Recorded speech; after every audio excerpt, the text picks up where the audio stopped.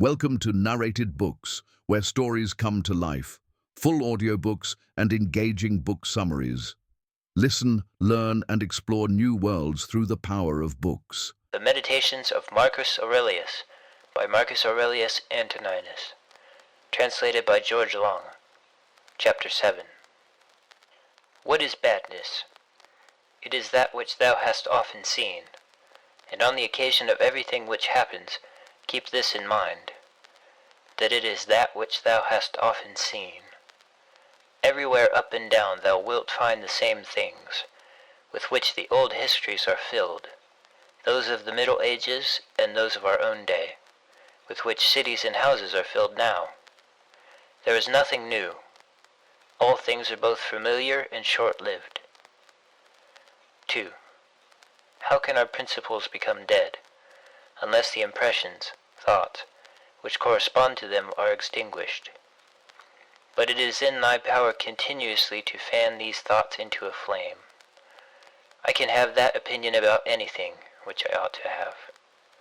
If I can, why am I disturbed? The things which are external to my mind have no relation at all to my mind. Let this be the state of thy effects, and thou standest erect. To recover thy life is in thy power. Look at things again as thou didst use to look at them, for in this consists the recovery of thy life. 3. The idle business of show, plays on the stage, flocks of sheep, herds, exercises with spears, a bone to cast to little dogs, a bit of bread into fish ponds, laborings of ants and burden carrying, runnings about of frightened little mice, puppets pulled by strings, all alike. It is thy duty then in the midst of such things to show good humor, and not a proud air, to understand, however, that every man is worth just so much as the things are worth about which he busies himself. 4. In discourse thou must attend to what is said, and in every movement thou must observe what is doing, and in the one thou shouldst see immediately to what end it refers, but in the other watch carefully what is the thing signified. 5. Is my understanding sufficient for this or not? If it is sufficient, I use it for the work as an instrument given by the universal nature. But if it is not sufficient, then either I retire from the work and give way to him who is able to do it better, unless there be some reason why I ought not to do so, or I do it as well as I can, taking to help me the man who, with the aid of my ruling principle, can do what is now fit and useful for the general good. For whatsoever, either by myself or with another, I can do, ought to be directed to this only, to that which is useful and well suited to society. 6. How many after being celebrated by fame have been given up to oblivion, and how many who have celebrated the fame of others have long been dead? 7. Be not ashamed to be helped, for it is thy business to do thy duty like a soldier in the assault on a town. How then, if being lame thou canst not mount up on the battlements alone, but with the help of another it is possible? 8. Let not future things disturb thee, for thou wilt come to them, if it shall be necessary, having with thee the same reason which now thou usest for present things. 9. All things are implicated with one another, and the bond is holy, and there is hardly anything unconnected with any other thing, for things have been coordinated, and they combine to form the same universe, order. For there is one universe made up of all things, and one God who pervades all things, and one substance, and one law, one common reason in all intelligent animals, and one truth. If indeed there is also one perfection for all animals, which are of the same stock, and participate in the same reason. 10. Everything material soon disappears in the substance of the whole, and everything formal, causal, is very soon taken back into the universal reason, and the memory of everything is very soon overwhelmed in time. 11. To the rational animal, the same act is according to nature and according to reason. 12. Be thou erect, or be made erect. 13. Just as it is with the members in those bodies which are united in one, so it is with rational beings which exist separate, for they have been constituted for one cooperation, and the perception of this will be more apparent to thee, if thou often sayest to thyself, that I am a member of the system of rational beings. But if thou sayest that thou art a part, thou dost not yet love men from thy heart. Beneficence does not yet delight thee for its own sake. Thou still doest it barely as a thing of propriety, and not yet as doing good to thyself. 14. Let there fall externally what will on the parts which can feel the effects of this fall, for those parts which have felt will complain, if they choose. But I, unless I think that what has happened is an evil, am not injured, and it is in my power not to think so. 15. Whatever anyone does or says, I must be good, just as if the gold, or the emerald, or the purple were always saying this, whatever anyone does or says, I must be emerald and keep my color. 16. The ruling faculty does not disturb itself. I mean, does not frighten itself or cause itself pain. But if anyone else can frighten or pain it, let him do so. For the faculty itself will not by its own opinion turn into such ways. Let the body itself take care, if it can, that it suffer nothing, and let it speak, if it suffers. But the soul itself, that which is subject to fear, to pain, which has completely the power of forming an opinion about these things, will suffer nothing, for it will never deviate into such a judgment. The leading principle in itself wants nothing, unless it makes a want for itself, and therefore it is both free from perturbation and unimpeded, if it does not disturb and impede itself. 17. Eudaimonia, happiness, is a good demon or a good thing. What then art thou doing here, O imagination? Go away, I entreat thee by the gods, as thou didst come, for I want thee not. But thou art come according to thy old fashion. I am not angry with thee, only go away. 18. Is any man afraid of change? Why, what can take place without change? What then is more pleasing or more suitable to the universal nature? And canst thou take a bath unless the wood undergoes a change? And canst thou be nourished unless the food undergoes a change? And can anything else that is useful be accomplished without change? Dost thou not see then that for thyself also to change is just the same, and equally necessary for the universal nature? 19. Through the universal substance, as through a furious torrent, all bodies are carried, being by their nature united with and cooperating with the whole, as the parts of our body with one another. How many a Chrysippus, how many a Socrates, how many an Epictetus has time already swallowed up? And let the same thought occur to thee with reference to every man and thing. 20. One thing only troubles me, lest I should do something which the constitution of man does not allow, or in the way which it does not allow, or what it does not allow now. 21. Near is thy forgetfulness of all things, and near the forgetfulness of thee by all. 22.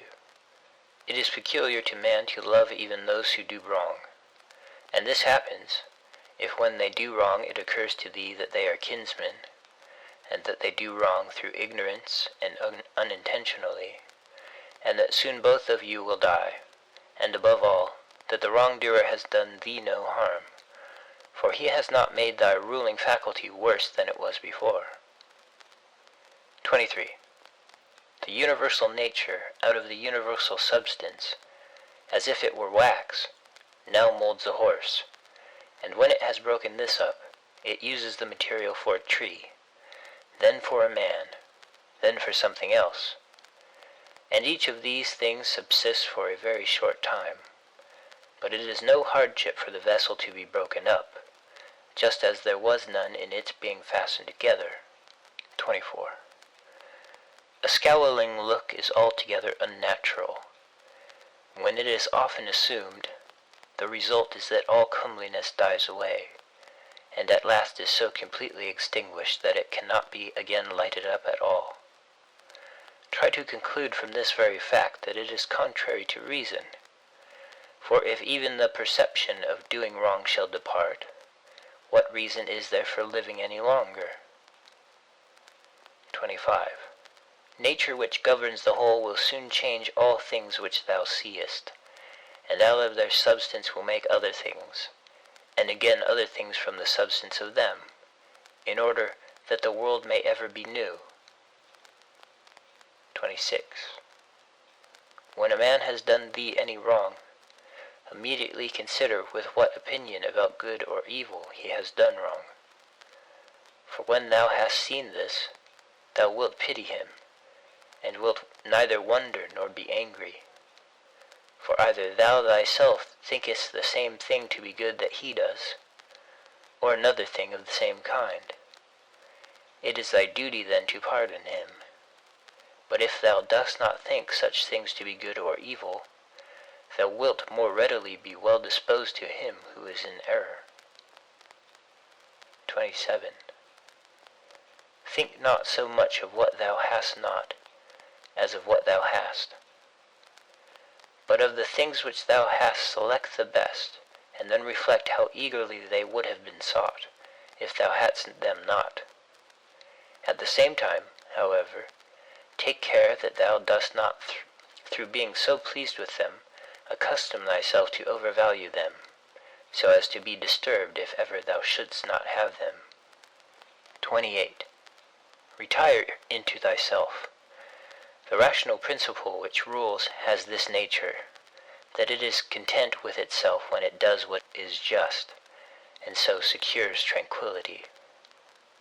29. Wipe out the imagination. Stop the pulling of the strings. Confine thyself to the present. Understand well what happens either to thee or to another.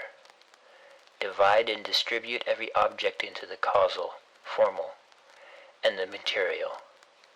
Think of thy last hour.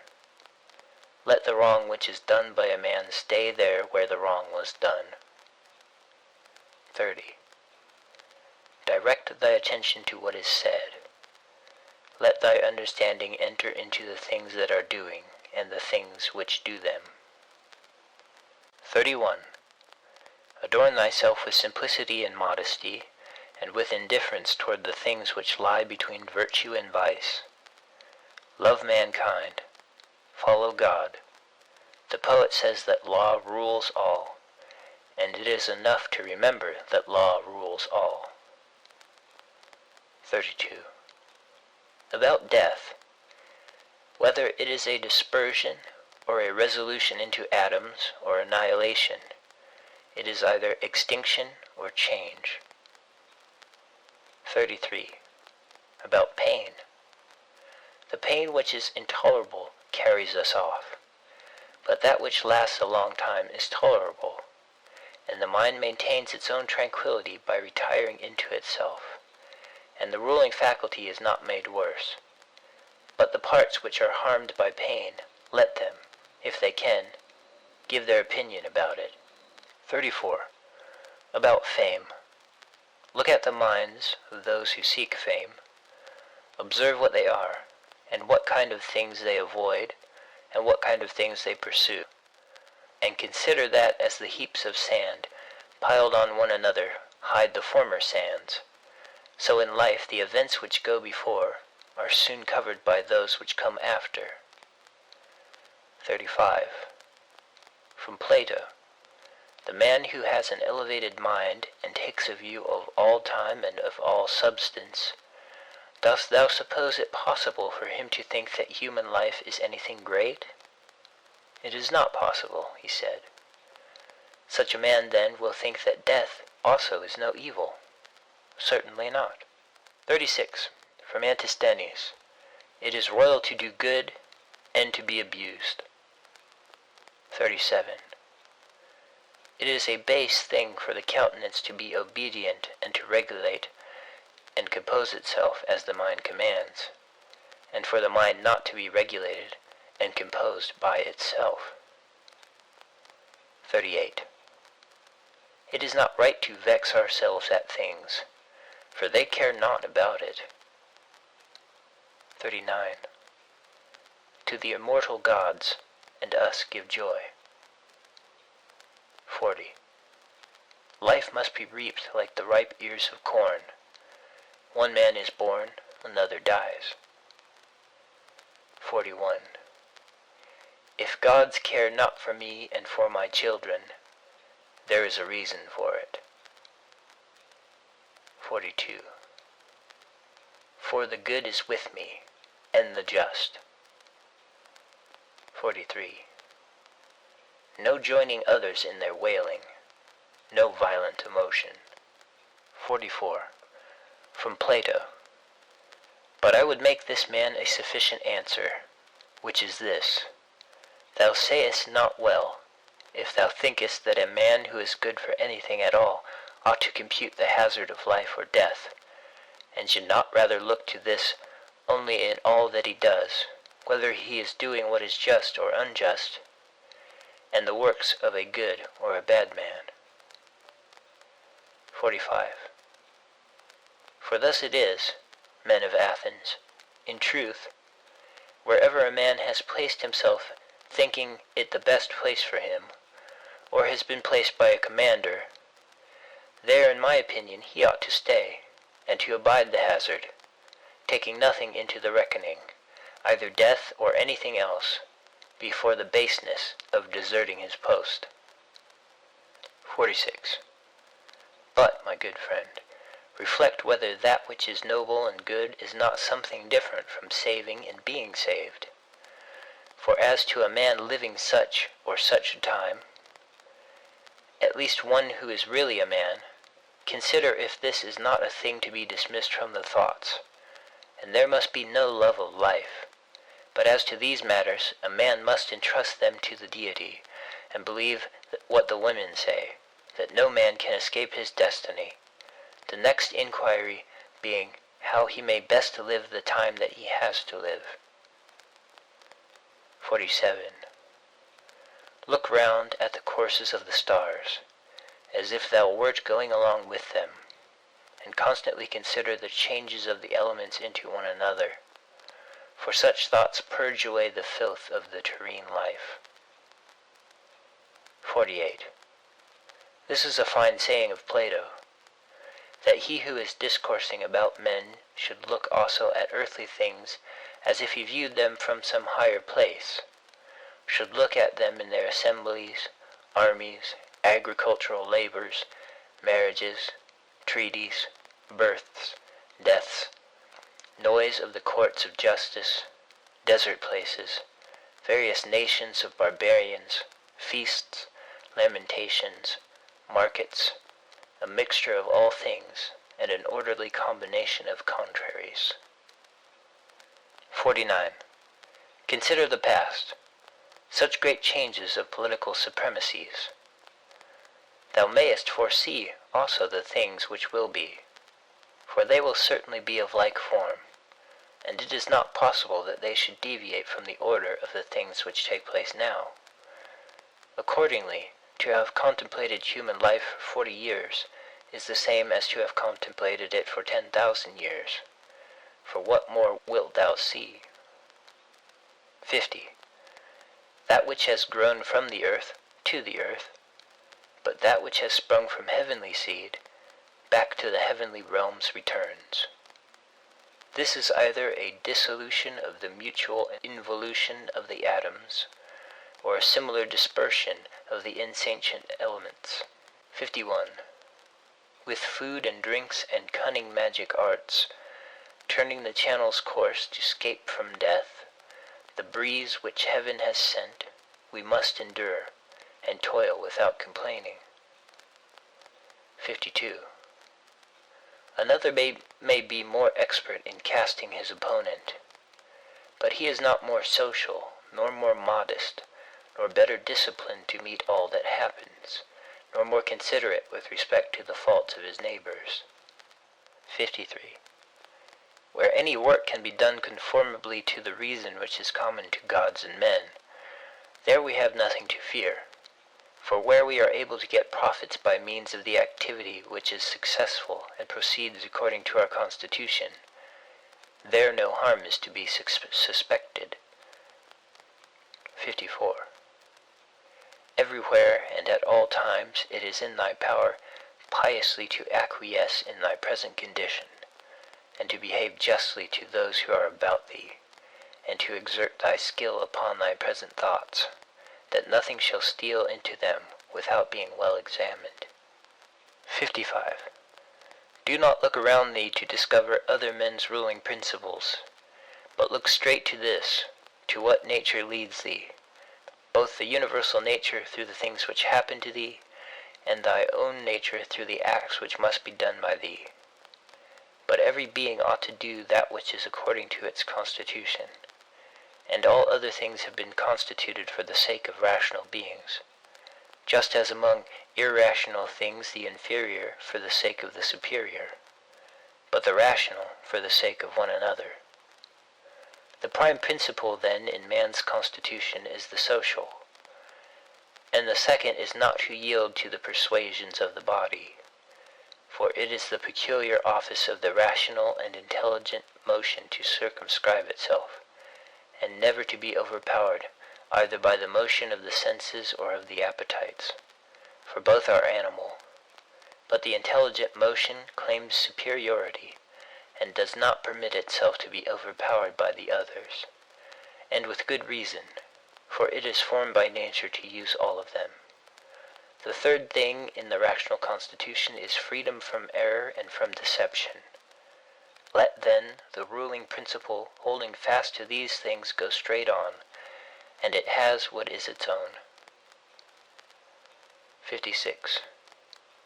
Consider thyself to be dead, and to have completed thy life up to the present time, and live according to nature the remainder which is allowed to thee.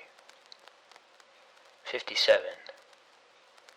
Love that only which happens to thee and is spun with the thread of thy destiny, for what is more suitable? 58. In everything which happens, keep before thy eyes those to whom the same things happened, and how they were vexed, and treated them as strange things, and found fault with them. And now where are they? Nowhere. Why then dost thou too choose to act in the same way? And why dost thou not leave these agitations which are foreign to nature, and those who cause them, and those who are moved by them? And why art thou not altogether intent upon the right way of making use of the things which happen to thee? For then thou wilt use them well, and they will be a material for thee to work on. Only attend to thyself, and resolve to be a good man in every act which thou doest, and remember. 59. Look within. Within is the fountain of good, and it will ever bubble up, if thou wilt ever dig. 60. The body ought to be compact, and to show no irregularity either in motion or attitude. For what the mind shows in the face by maintaining in it the expression of intelligence and propriety, that ought to be required also in the whole body. But all these things should be observed without affectation. 61. The art of life is more like the wrestler's art than the dancer's, in respect of this, that it should stand ready and firm to meet onsets which are sudden and unexpected. 62. Constantly observe who those are whose approbation thou wishest to have, and what ruling principles they possess. For then thou wilt neither blame those who offend involuntarily, nor wilt thou want their approbation, if thou lookest to the sources of their opinions and appetites. 63. Every soul, the philosopher says, is involuntarily deprived of truth. Consequently, in the same way, it is deprived of justice and temperance and benevolence and everything of the kind. It is most necessary to bear this constantly in mind, for thus thou wilt be more gentle towards all. 64. In every pain let this thought be present, that there is no dishonor in it, nor does it make the governing intelligence worse, for it does not damage the intelligence either so far as the intelligence is rational or so far as it is social. Indeed, in the case of most pains, let this remark of Epicurus aid thee, that pain is neither intolerable nor everlasting, if thou bearest in mind that it has limits, and if thou addest nothing to it in imagination. And remember this too, that we do not perceive that many things which are disagreeable to us are the same as pain, such as excessive drowsiness, and the being scorched by heat, and the having no appetite. When then thou art discontented about any of these things, say to thyself that thou art yielding to pain. 65. Take care not to feel towards the inhuman as they feel towards men. 66. How do we know if Teleologus was not superior in character to Socrates? For it is not enough that Socrates dies a more noble death, and disputed more skillfully with the sophists, and passed the night in the cold with more endurance, and that when he was bid to arrest Leon of Salamis, he considered it more noble to refuse, and that he walked in a swaggering way in the streets, though as to this fact one may have great doubts if it was true.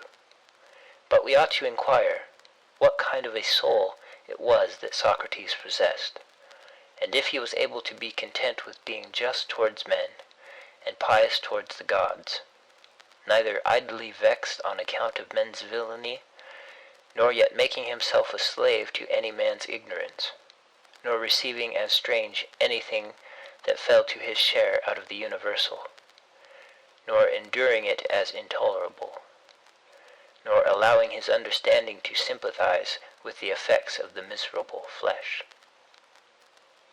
67. Nature has not so mingled the intelligence with the composition of the body, as not to have allowed thee the power of circumscribing thyself, and of bringing under subjection to thyself all that is thy own. For it is very possible to be a divine man, and to be recognized as such by no one. Always bear this in mind. And another thing too, that very little indeed is necessary for living a happy life, and because thou hast despaired of becoming a dialectician and skilled in the knowledge of nature, do not for this reason renounce the hope of being both free and modest, and social and obedient to God. 68. It is in thy power to live free from all compulsion in the greatest tranquility of mind, even if all the world cry out against thee as much as they choose, and even if wild beasts tear in pieces the members of this kneaded matter which has grown around thee. For what hinders the mind in the midst of all this from maintaining itself in tranquility, and in a just judgment of all surrounding things, and in a ready use of the objects which are presented to it, so that the judgment may say to the thing which falls under its observation, this thou art in substance, though in men's opinion thou mayest appear to be of a different kind. And the youth shall say to that which falls under the hand, thou art the thing that I was seeking. For to me that which presents itself is always a material for virtue, both rational and political, and, in a word, for the exercise of art, which belongs to man or God. For everything which happens has a relationship either to God or man, and is neither new nor difficult to handle, but usual and apt matter to work on. 69. The perfection of moral character consists in this, in passing every day as the last, and in being neither violently excited, nor torpid, nor playing the hypocrite. 70. The gods who are immortal are not vexed because during so long a time they must tolerate continually men as such as they are, and so many of them bad, and besides this, they also take care of them in all ways. But thou, who art destined to end so soon, art thou wearied of enduring the bad, and this too when thou art one of them? 71.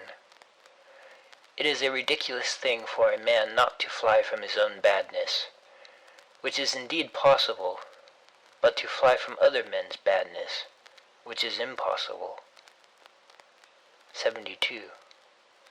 Whatever the rational and political faculty finds to be neither intelligent nor social, it properly judges to be inferior to itself. 73. When thou hast done a good act, and another hast received it, why dost thou still look for a third thing besides these, as fools do, either to have the reputation of having done a good act, or to obtain a return? 74. No man is tired of receiving what is useful, but it is useful to act according to nature. Do not then be tired of receiving what is useful by doing it to others. 75. The nature of the all moved to make the universe. But now either everything that takes place comes by way of consequence or continuity, or even the chief things towards which the ruling power of the universe directs its own movement are governed by no rational principle. If this is remembered, it will make thee more tranquil in many things. Note 1. The end of this section is unintelligible. End of chapter 7. Chapter 8.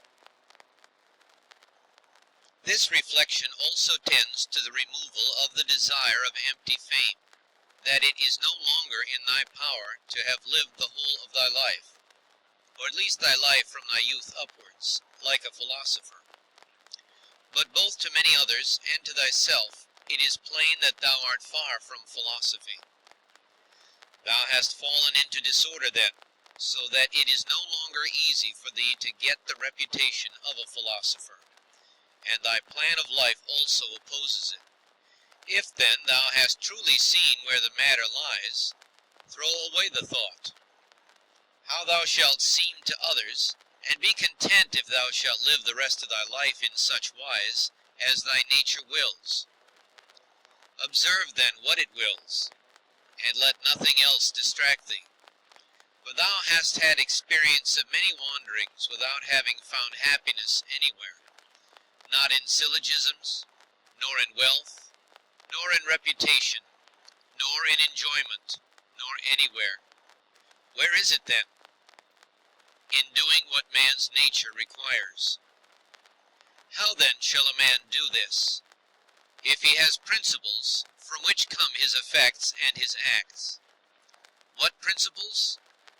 Those which relate to good and bad. The belief that there is nothing good for man which does not make him just, temperate, manly, free, and that there is nothing bad which does not do the contrary to what has been mentioned.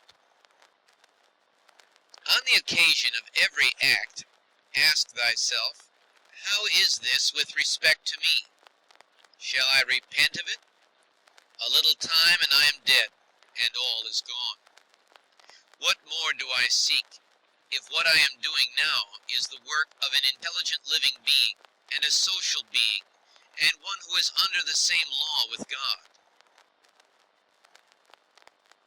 Alexander and Caius and Pompeius, what are they in comparison with Diogenes and Heraclitus and Socrates? For they were acquainted with things, and their causes, forms, and their matter and the ruling principles of these men were the same, or conformable to their pursuits. But as to the others, how many things had they to care for, and to how many things were they slaves?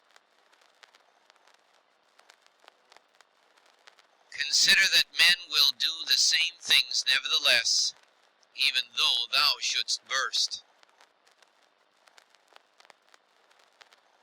This is the chief thing. Be not perturbed, for all things are according to the nature of the universal. And in a little time thou wilt be nobody and nowhere, like Hadrianus and Augustus. In the next place, having fixed thy eyes steadily on thy business, look at it.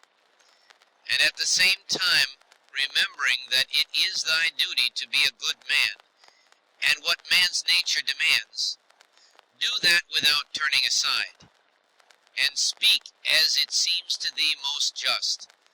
Only let it be with a good disposition, and with modesty, and without hypocrisy.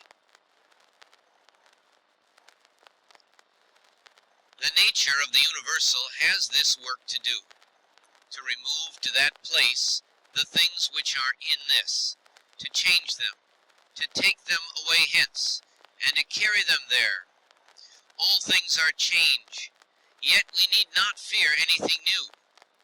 All things are familiar to us, but the distribution of them still remains the same. Every nature is contented with itself when it goes on its way well, and a rational nature goes on its way well when in its thoughts it assents to nothing false or uncertain, and when it directs its movements to social acts only, and when it confines its desires and aversions to the things which are in its power, and when it is satisfied with everything that is assigned to it by the common nature. For of this common nature every particular nature is a part, as the nature of the leaf is a part of the nature of the plant, except that in the plant the nature of the leaf is part of a nature which has not perception or reason, and is subject to be impeded.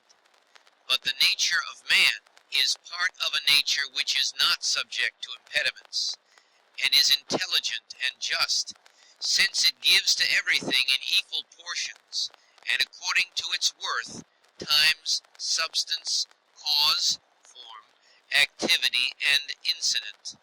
But examine, not to discover that any one thing compared with any other single thing is equal in all respects, but by taking all the parts together of one thing, and comparing them with all the parts together of another. Thou hast not leisure, or ability, to read, but thou hast leisure, or ability, to check arrogance. Thou hast leisure to be superior to pleasure and pain.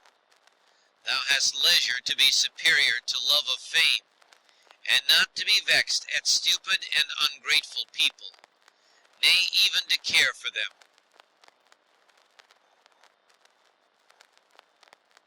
Let no man any longer hear thee finding fault with the court life or with thy own.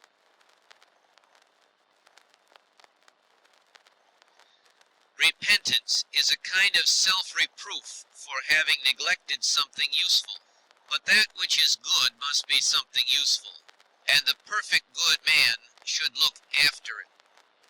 But no such man would ever repent of having refused any sensual pleasure. Pleasure then is neither good nor useful. This thing, what is it in itself, in its own constitution? What is its substance and material? And what its causal nature or form? And what is it doing in the world? And how long does it subsist? When thou risest from sleep with reluctance, remember that it is according to thy constitution and according to human nature to perform social acts. But sleeping is common also to irrational animals. But that which is according to each individual's nature, is also more peculiarly its own, and more suitable to its nature, and indeed also more agreeable. Constantly, and, if it be possible, on the occasion of every impression on the soul, apply to it the principles of physic, of ethic, of dialectic. Whatever man thou meetest with, immediately say to thyself, what opinions has this man about good and bad? For it with respect to pleasure and pain and the causes of each, and with respect to famine and ignominy, death and life, he has such and such opinions. It will seem nothing wonderful or strange to me if he does such and such things, and I shall bear in mind that he is compelled to do so. Remember that as it is a shame to be surprised if the fig tree produces figs, so it is to be surprised if the world produces such and such things of which it is productive. And for the physician and the helmsman, it is a shame to be surprised if a man has a fever, or if the wind, if unfavorable. Remember that to change thy opinion and to follow him who corrects thy error is as consistent with freedom as it is to persist in thy error. For it is thy own, the activity which is exerted according to thy own movement and judgment, and indeed according to thy own understanding too. If a thing is in thy own power, why dost thou do it? But if it is in the power of another, whom dost thou blame? The atoms, chance, or the gods? Both are foolish. Thou must blame nobody. For if thou canst correct what is the cause, but if thou canst not do this, correct at least the thing itself. But if thou canst not do even this, of what use it to thee to find fault? For nothing should be done without a purpose. That which has died falls not out of the universe. If it stays here, it also changes here, and is dissolved into its proper parts, which are elements of the universe and of thyself. And these too change, and they murmur not. Everything exists for some end. A horse, a vine. Why dost thou wonder? Even the sun will say, I am for some purpose. And the rest of the gods will say the same. For what purpose then art thou? To enjoy pleasure? See if common sense allows this. Nature has had regard in everything no less to the end than to the beginning, and the continuance, just like the man who throws up a ball. What good is it then for the ball to be thrown up, or harm for it to come down, or even to have fallen? And what good is it to the bubble while it holds together, or what harm when it is burst? The same may be said of a light also. Turn it, the body, inside out, and see what kind of thing it is, and when it has grown old, what kind of thing it becomes, and when it is diseased. Short-lived are both the praiser and the praised, and the rememberer and the remembered. And all this in a nook of this part of the world, and not even here do all agree, no, not any one with himself, and the whole earth too is a point. Attend to the matter which is before thee, whether it is an opinion or an act or a word. Thou sufferest this justly, for thou choosest rather to become good tomorrow than to be good today. Am I doing anything? I do it with reference to the good of mankind. Does anything happen to me? I receive it and refer it to the gods, and the source of all things, from which all that happens is derived. Such as bathing appears to thee, oil, sweat, dirt, filthy water, all things disgusting, so is every part of life and everything. Lucilla saw Verus die, and then Lucilla died. Secunda saw Maximus die, and then Secunda died. Epitechanus saw Diotimus die, and then Epitechanus died. Antoninus saw Faustina die, and then Antoninus died. Such is everything. Caelor saw Hadrianus die, and then Caelor died. And those sharp-witted men, either seers or men inflated with pride, where are they? For instance, the sharp-witted men, Charax and Demetrius, the Platonist, and Eudaimon, and anyone else like them, all ephemeral, dead long ago. Some indeed have not been remembered even for a short time, and others have become the heroes of fables, and again others have disappeared even from fables.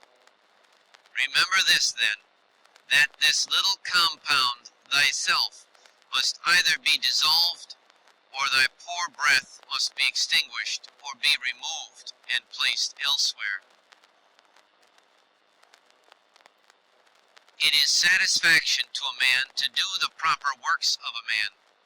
Now it is a proper work of a man to be benevolent to his own kind, to despise the movements of the senses, to form a just judgment of plausible appearances, and to take a survey of the nature of the universe and of the things which happen in it. There are three relations between thee and other things, the one to the body which surrounds thee, the other to the divine cause from which all things come to all, and the third to those who live with thee. Pain is either an evil to the body, then let the body say what it thinks of it, or to the soul. But it is in the power of the soul to maintain its own serenity and tranquility, and not to think that pain is an evil. For every judgment and movement and desire and aversion is within, and no evil ascends so high. Wipe out thy imaginations by often saying to thyself, now it is in my power to let no badness be in this soul, nor desire, nor any perturbation at all. But looking at all things, I see what is their nature, and I use each according to its value. Remember this power which thou hast from nature. Speak both in the Senate and to every man, whoever he may be, appropriately, not with any affectation. Use plain discourse. Augustus' court, wife, daughter, descendants, ancestors, sister, Agrippa, kinsmen, intimates, friends, Arius, Maecenas, physicians, and sacrificing priests. The whole court is dead. Then turn to the rest, not considering the death of a single man, but of a whole race, as of the Pompei, and that which is inscribed on the tombs, the last of his race. Then consider what trouble those before them have had, that they might leave a successor, and then that of necessity someone must be the last. Again, here consider the death of a whole race. It is thy duty to order thy life well in every single act, and if every act does its duty as far as is possible, be content, and no one is able to hinder thee, so that each act shall not do its duty. But something external will stand in the way. Nothing will stand in the way of thy acting justly and soberly and considerately, but perhaps some other active power will be hindered. Well, but by acquiescing in the hindrance, and by being content to transfer thy efforts to that which is allowed, another opportunity of action is immediately put before thee, in place of that which was hindered, and one will adapt itself to this ordering of which we are speaking. Receive wealth or prosperity without arrogance, and be ready to let it go. If thou didst ever see a hand cut off, or a foot, or a head, lying anywhere apart from the rest of the body, which does a man make himself, as far as he can, who is not content with what happens, and separates himself from others, or does anything unsocial? Suppose that thou hast detached thyself from the natural unity, for thou wast made by nature apart, but now thou hast cut thyself off. Yet here there is this beautiful provision, that it is in thy power again to unite thyself. God has allowed this to no other part, after it has been separated and cut asunder, to come together again. But consider the kindness by which he has distinguished man, for he has put it in his power not to be separated at all from the universal, and when he has been separated, he has allowed him to return and to be united, and to resume his place as a part. As the nature of the universal has given to every rational being all the other powers that it has, so we have received from it this power also.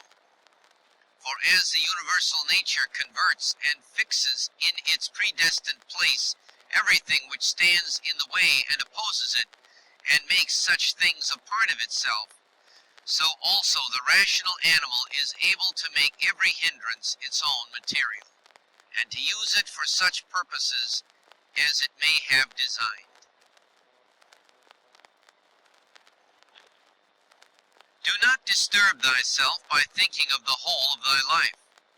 Let not thy thoughts at once embrace all the various troubles which thou mayest expect to befall thee, but on every occasion ask thyself, what is there in this which is intolerable and past bearing? For thou wilt be ashamed to confess. In the next place, remember that neither the future nor the past pains thee, but only the present. But this is reduced to a very little, if thou only circumscribest it, and chidest thy mind, if it is unable to hold out against even this. Does Panthea or Pergamus now sit by the tomb of Varus? Does Chaurius or Diometus sit by the tomb of Hadrianus? That would be ridiculous. Well, suppose they did sit there. Would the dead be conscious of it? And if the dead were conscious, would they be pleased? And if they were pleased, would that make them immortal? Was it not in the order of destiny that these persons should first become old women and old men, and then die? What then would those do after these were dead? All this is foul smell and blood in a bag. If thou canst see sharp, look and judge wisely, says the philosopher. In the constitution of the rational animal, I see no virtue which is opposed to justice, but I see a virtue which is opposed to love of pleasure, and that is temperance. If thou takest away thy opinion about that which appears to give thee pain, thou thyself standest in perfect security. Who is this self? The reason. But I am not reason. Be it so. Let then the reason itself not trouble itself. But if any other part of thee suffers, let it have its own opinion about itself. Hindrance to the perceptions of sense is an evil to the animal nature. Hindrance to the movements, desires, is equally an evil to the animal nature, and something else also is equally an impediment and evil to the constitution of plants. So then, that which is a hindrance to the intelligence is an evil to the intelligent nature. Apply all these things to thyself. Does pain or sensuous pleasure affect thee? The senses will look to that. Has any obstacle opposed thee in thy efforts toward an object? If indeed thou wast making this effort absolutely, unconditionally, or without any reservation, certainly this obstacle is an evil to thee, considered as a rational animal. But if thou takest into consideration the usual course of things, thou hast not yet been injured or even impeded. The things, however, which are proper to the understanding, no other man is used to impede. For neither fire, nor iron, nor tyrant, nor purse touches it in any way. When it has been made a sphere, it continues a sphere.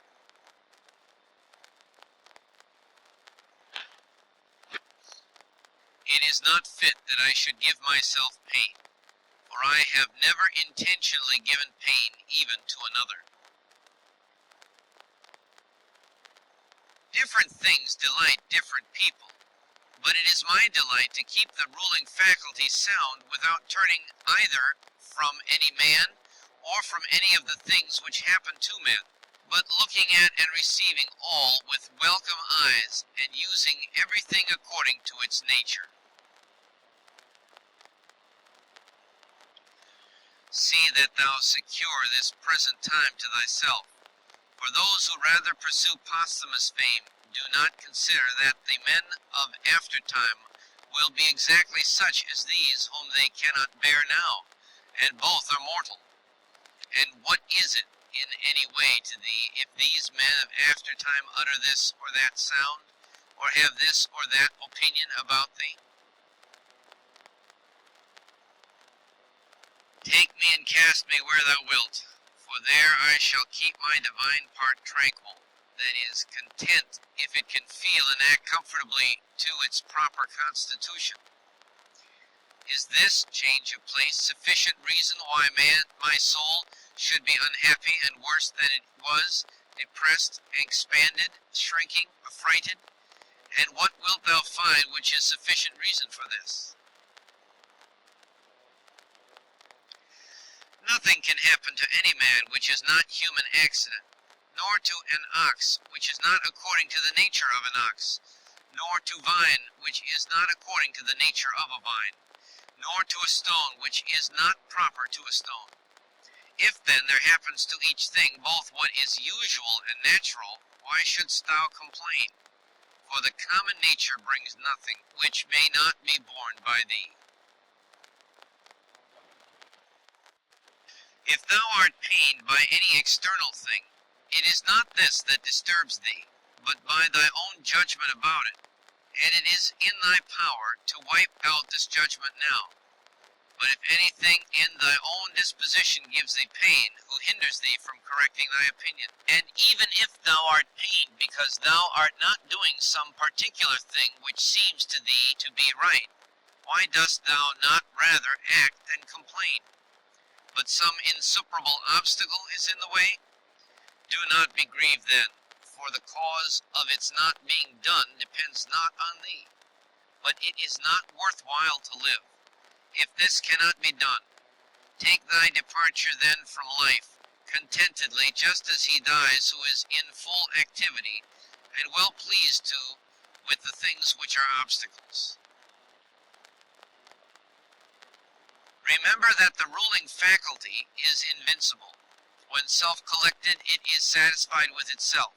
If it does nothing which it does not choose to do, even if it resist from mere obstinacy, what then will it be when it forms a judgment about anything aided by reason and deliberately? Therefore, the mind which is freedom from passions is a citadel. For man has nothing more secure to which he can fly for refuge, and for the future to be inexpugnable.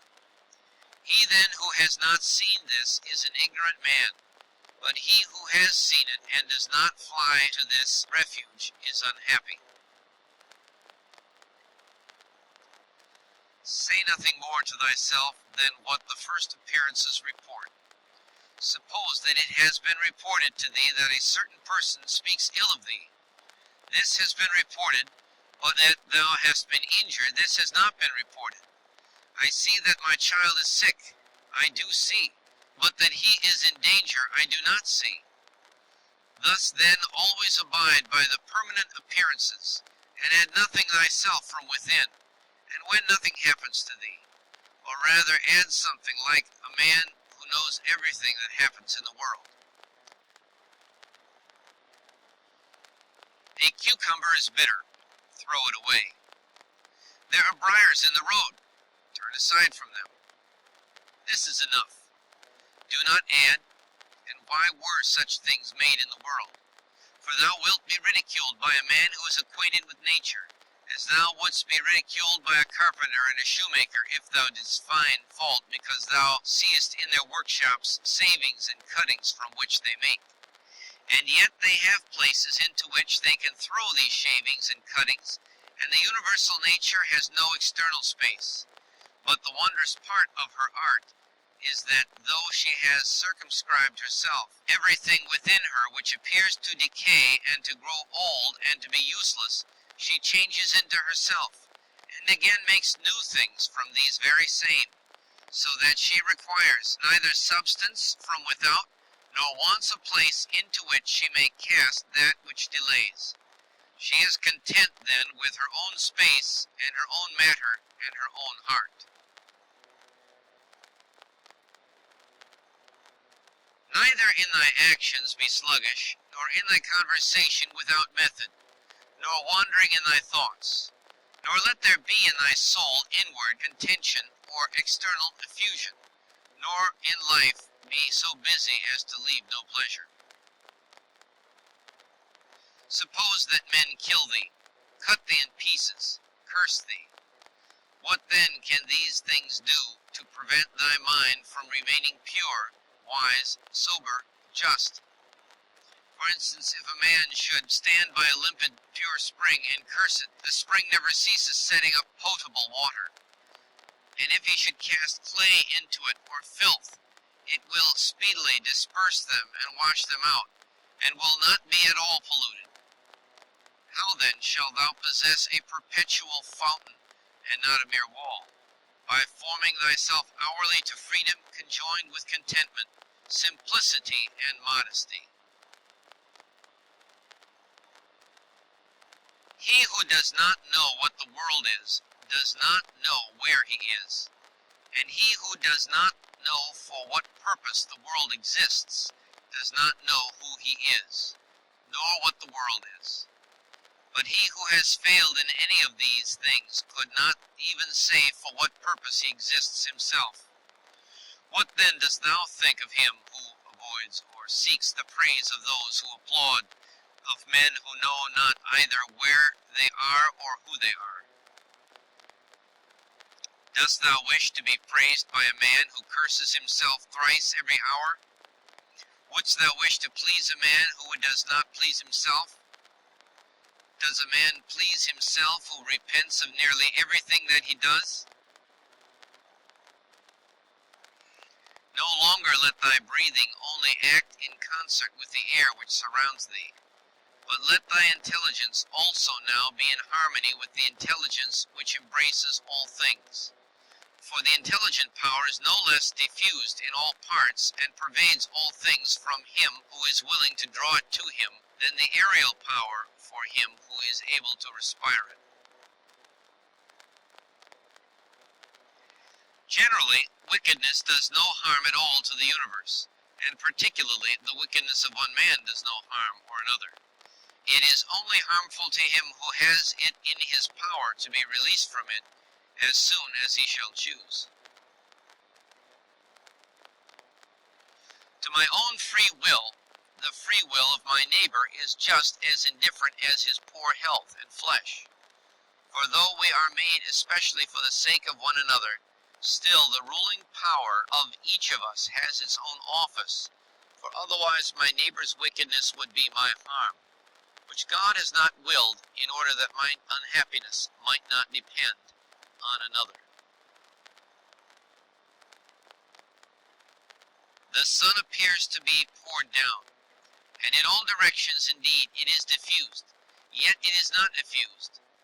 For this diffusion is extension. Accordingly, its rays are called extensions, Greek, because they are extended, Greek. But one may judge what kind of a thing a ray is if he looks at the night's light passing through a narrow opening into a darkened room. For it is extended in a right line, and as it were is divided when it meets with any solid body which stands in the way and intercepts the air beyond. But there the light remains fixed and does not glide or fall. Such then ought to be the outpouring and affection of the understanding, and it should in no way be an effusion, but an extension, and it should make no violent or impetuous collision with the obstacles which are in its way, nor yet fall down, but be fixed and enlighten that which receives it. For a body will deprive itself of the illumination if it does not admit it. He who fears death either fears the loss of sensation or a different kind of sensation. But if thou shalt have no sensation, neither wilt thou feel any harm. And if thou shalt acquire another kind of sensation, thou wilt be a kind of living being who will not cease. Men exist for the sake of one another. Teach them then, or bear with them. In one way an arrow moves, in another way the mind. The mind indeed, both when it exercises caution, and when it is employed about iniquity, moves straight onward not the less, and to its object. Enter into every man's ruling faculty, and also let every other man enter into thine. End of chapter 8. Chapter 9. He who acts unjustly acts impiously. For since the universal nature has made rational animals for the sake of one another, to help one another according to their deserts, but in no way to injure one another, he who transgresses her will is clearly guilty of impiety towards the highest divinity. And he too who lies is guilty of impiety to the same divinity. For the universal nature is the nature of things that are, and things that are have a relation to all things that come into existence. And further, this universal nature is named truth, and is the prime cause of all things that are true. He then who lies intentionally is guilty of impiety, inasmuch as he acts unjustly by deceiving.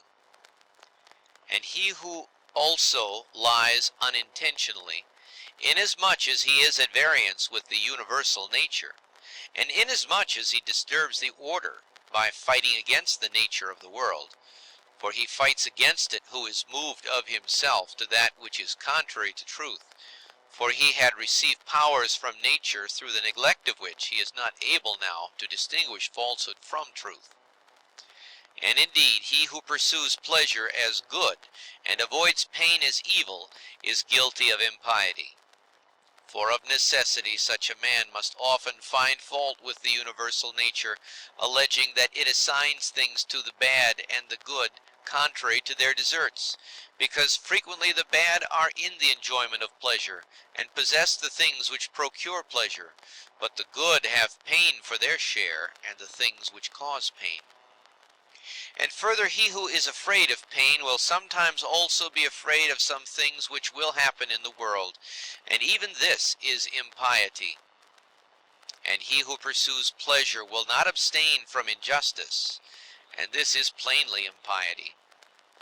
Now with respect to the things toward which the universal nature is equally affected, for it would not have made both unless it was equally affected towards both, Towards these, they who wish to follow nature should be of the same mind with it, and equally affected. With respect to pain, then, and pleasure, or death and life, or honor and dishonor, which the universal nature employs equally, whoever is not equally affected is manifestly acting impiously. And I say that the universal nature employs them equally, instead of saying that they happen alike to those who are produced in continuous series, and to those who come after them by virtue of a certain original movement of providence, according to which it moved from a certain being to this ordering of things, having conceived certain principles of the things which were to be, and having determined powers productive of beings and of changes, and of such like successions. It would be a man's happiest lot to depart from mankind without having had any taste of lying and hypocrisy and luxury and pride. However, to breathe out one's life when a man has had enough of these things is the next best voyage, as the saying is. Hast thou determined to abide with vice, and has not experience yet induced thee to fly from this pestilence? For the destruction of the understanding is a pestilence, much more indeed than any such corruption and change of this atmosphere which surrounds us. For this corruption is a pestilence of animals, so far as they are animals, but the other is a pestilence of men, so far as they are men. Do not despise death, but be well content with it, since this too is one of those things which nature wills. For such as it is to be young and to grow old, and to increase and to reach maturity, and to have teeth and beard and gray hairs, and to beget and be pregnant, and to bring forth, and all the other natural operations which the seasons of thy life bring, such also is dissolution. This then is consistent with the character of a reflecting man, to be neither careless nor impatient, nor contemptuous with respect to death, but to wait for it as one of the operations of nature.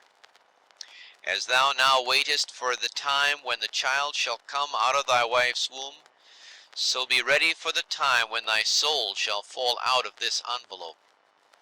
But if thou requirest also a vulgar kind of comfort which shall reach thy heart, thou wilt be made best reconciled to death by observing the objects from which thou art going to be removed, and the morals of those with whom thy soul will no longer be mingled. For it is no way right to be offended with men, but it is thy duty to care for them and to bear with them gently, and yet to remember that thy departure will be not from men who have the same principles as thyself. For this is the only thing, if there be any, which could draw us the contrary way and attach us to life, to be permitted to live with those who have the same principles as ourselves. But now thou seest how great is the trouble arising from the discordance of those who live together, so that thou mayest say, Come quick, O death, lest perchance I too should forget myself. He who does wrong against himself. He who acts unjustly to himself, because he makes himself bad. He often acts unjustly who does not do a certain thing, not only he who does a certain thing. Thy present opinion, founded on understanding, and thy present conduct, directed to social good, and thy present disposition of contentment with everything which happens, that is enough. Wipe out imagination. Check desire. Extinguish appetite. Keep the ruling faculty in its own power. Among the animals which have not reason, one life is distributed. But among reasonable animals, one intelligent soul is distributed, just as there is one earth of all things which are of an earthly nature, and we see by one light and breathe one air, all of us that have the faculty of vision, and all that have life.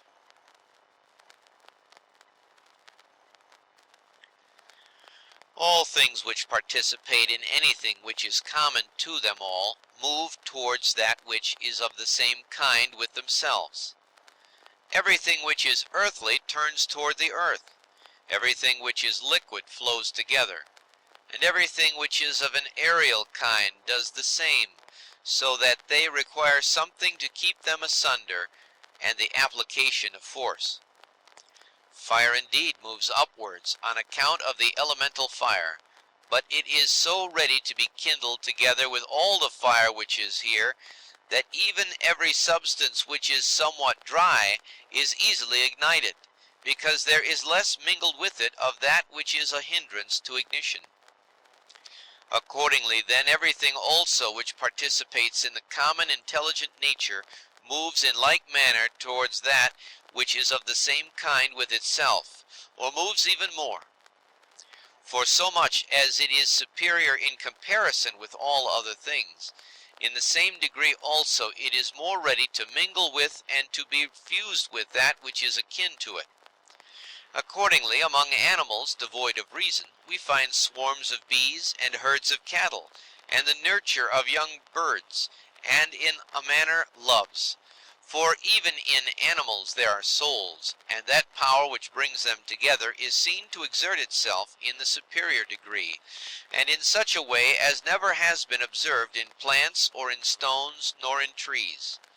But in rational animals there are political communities and friendships, and families and meetings of people, and in wars, treaties, and armistices. But in the things which are still superior, even though they are separated from one another, unity in a manner exists, as in the stars. Thus the ascent to the higher degree is able to produce a sympathy even in things which are separated. See then what now takes place. For only intelligent animals have now forgotten this mutual desire and inclination, and in them alone the property of flowing together is not seen. But still, though men strive to avoid this union, they are caught and held by it, for their nature is too strong for them, and thou wilt see what I say, if thou only observest. Sooner then will one find anything earthy which comes in contact with no earthy thing, than a man altogether separated from other men. Both man and God and the universe produce fruit. At the proper seasons each produces it. But if usage has especially fixed these terms to the vine and like things, this is nothing. Reason produces fruit both for all and for itself, and there are produced from it other things of the same kind as reason itself. If thou art able, correct by teaching those who do wrong. But if thou canst not, remember that indulgence is given to thee for this purpose, and the gods too are indulgent to such persons. And for some purposes they even help them to get health, wealth, reputation, so kind they are. And it is in thy power also. Or say, who hinders thee? Labor not as one who is wretched, nor yet as one who would be pitied or admired, but direct thy will to one thing only, to put thyself in motion and to check thyself, as the social reason requires. Today I have got out of all trouble, or rather I have cast out all trouble, for it was not outside, but within, and in my opinions. All things are the same, familiar in experience, and ephemeral in time, and worthless in the matter. Everything now is just as it was in the time of those whom we have buried. Things stand outside of us, themselves by themselves, neither knowing aught of themselves, nor expressing any judgment. What is it, then, which does judge about them? The ruling faculty. Not in passivity, but in activity, lie the evil and the good of the rational social animal, just as his virtue and his vice lie not in passivity, but in activity.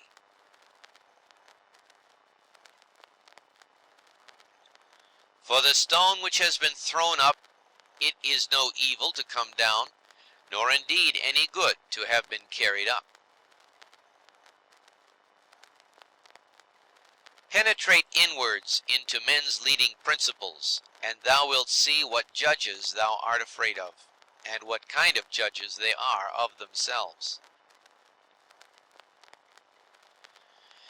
All things are changing, and thou thyself art in continuous mutation, and in a manner in continuous destruction, and the whole universe too. It is thy duty to leave another man's wrongful act there where it is. Termination of activity, cessation from movement and opinion, and in a sense their death, is no evil. Turn thy thoughts now to the consideration of thy life as a child, as a youth, thy manhood, thy old age. For in these also every change was a death. Is anything to fear? Turn thy thoughts now to thy life under thy grandfather, then to thy life under thy mother, then to thy life under thy father, as thou findest many other differences and changes and terminations. Ask thyself, is this anything to fear? In like manner, then, neither are the termination and cessation and change of thy whole life a thing to be afraid of. Hasten to examine thy own ruling faculty, and that of the universe, and that of thy neighbor. Thy own, that thou mayest make it just, and that of the universe, that thou mayest remember of what thou art a part, and that of thy neighbor, that thou mayest know whether he has acted ignorantly or with knowledge, and that thou mayest also consider that his ruling faculty is akin to thine.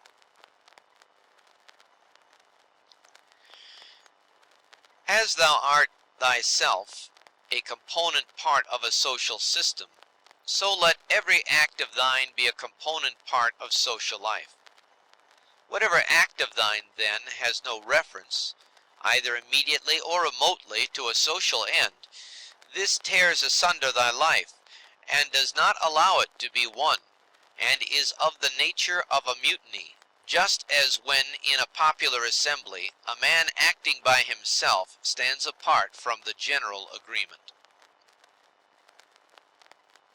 Quarrels of little children and their sports, and poor spirits carrying about dead bodies, such is everything.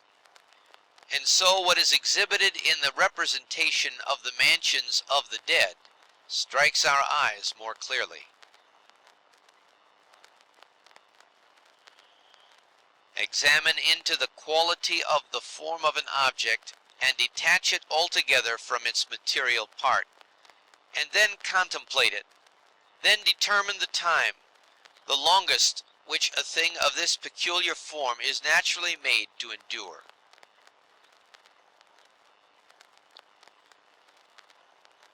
Thou hast endured infinite troubles through not being contented with thy ruling faculty, when it does the things which it is constituted by nature to do. But enough of this.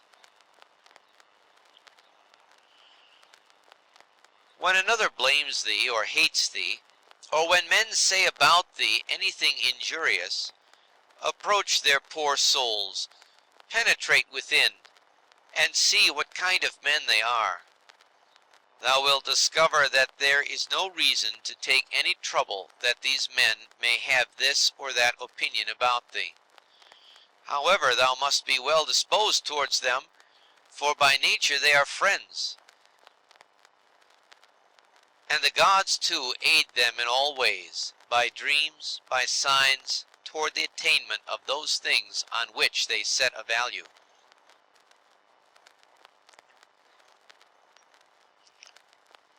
The periodic movements of the universe are the same up and down from age to age, and either the universal intelligence puts itself in motion for every separate effect, and if this is so, be thou content with that which is the result of its activity, or it puts itself in motion once, and everything else comes by way of sequence in a manner, or indivisible elements are the origin of all things. In a word, if there is a God, all is well, and if chance rules, do not thou also be governed by it.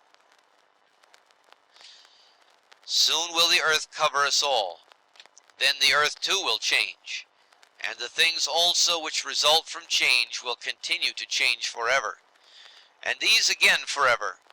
For if a man reflects on the changes and transformations which follow one another like wave after wave, and their rapidity, he will despise everything which is perishable.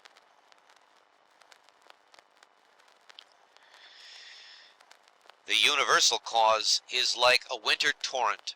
It carries everything along with it. But how worthless are all these poor people who are engaged in matters political, and, as they suppose, are playing the philosopher. All are drivellers. Well then, man, do what nature now requires. Set thyself in motion, if it is in thy power, and do not look about thee to see if anyone will observe it, nor yet expect Plato's Republic. But be content if the smallest thing goes on well, and consider such an event to be no small matter. For who can change men's opinions?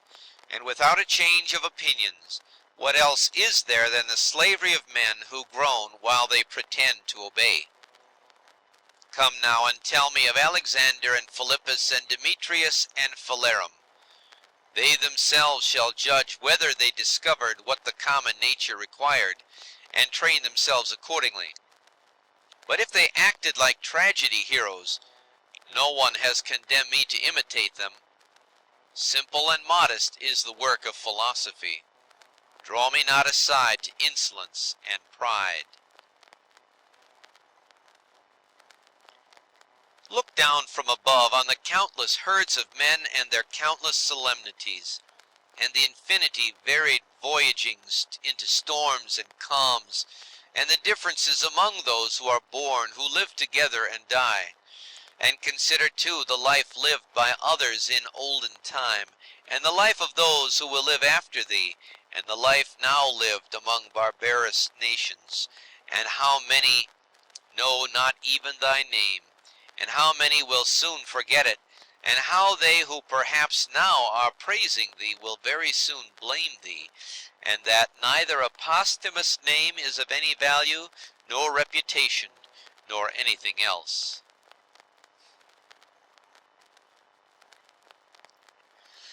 Let there be freedom from perturbations with respect to the things which come from the external cause. And let there be justice in the things done by virtue of the internal cause. That is, let there be movement and action terminating in this, in social acts, for this is according to thy nature.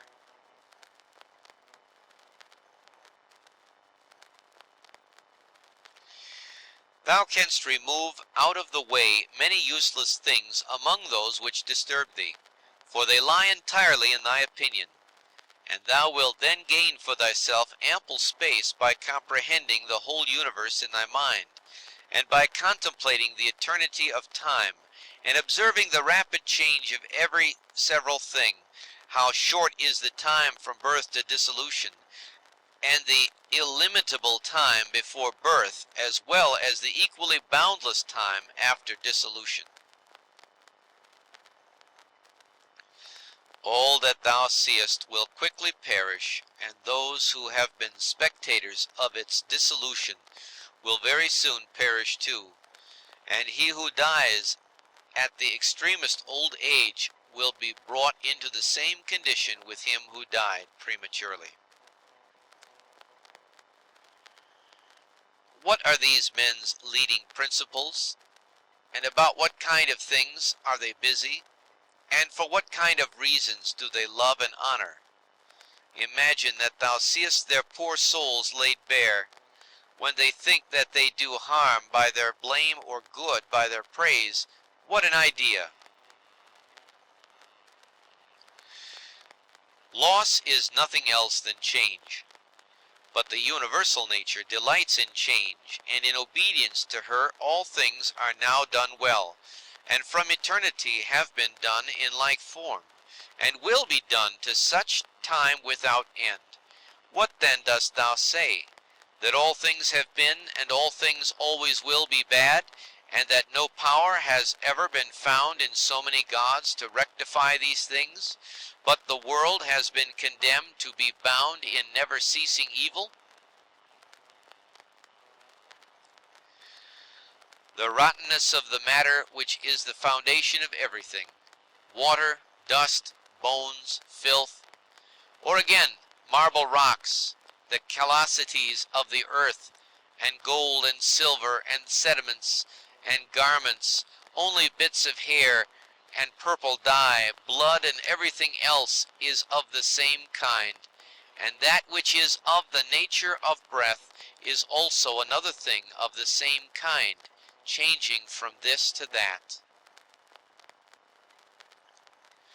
Enough of this wretched life, and murmurings, and apish tricks. Why art thou disturbed? What is there new in this? What unsettles thee?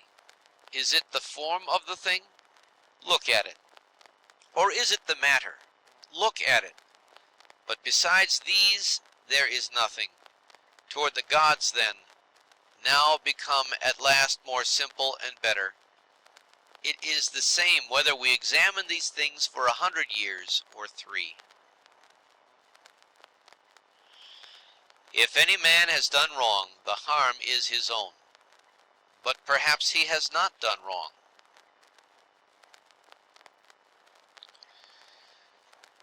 Either all things proceed from one intelligent source, and come together as in one body, and the part ought not to find fault with what is done for the benefit of the whole, or there are only atoms, and nothing else than mixture and dispersion. Why then art thou disturbed? Say to the ruling faculty, art thou dead?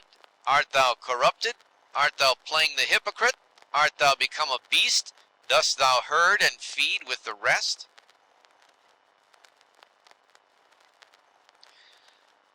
Either the gods have no power, or they have power.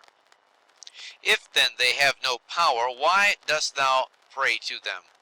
But if they have power, why dost thou not pray for them to give thee the faculty of not fearing any of the things which thou fearest, or of not desiring any of the things which thou desirest, or not being pained at anything, rather than pray that any of these things should not happen or happen? For certainly if they can cooperate with men, they can cooperate for these purposes. But perhaps thou wilt say the gods have placed them in thy power. Well then, is it not better to use what is in thy power like a free man than to desire in a slavish and abject way what is not in thy power?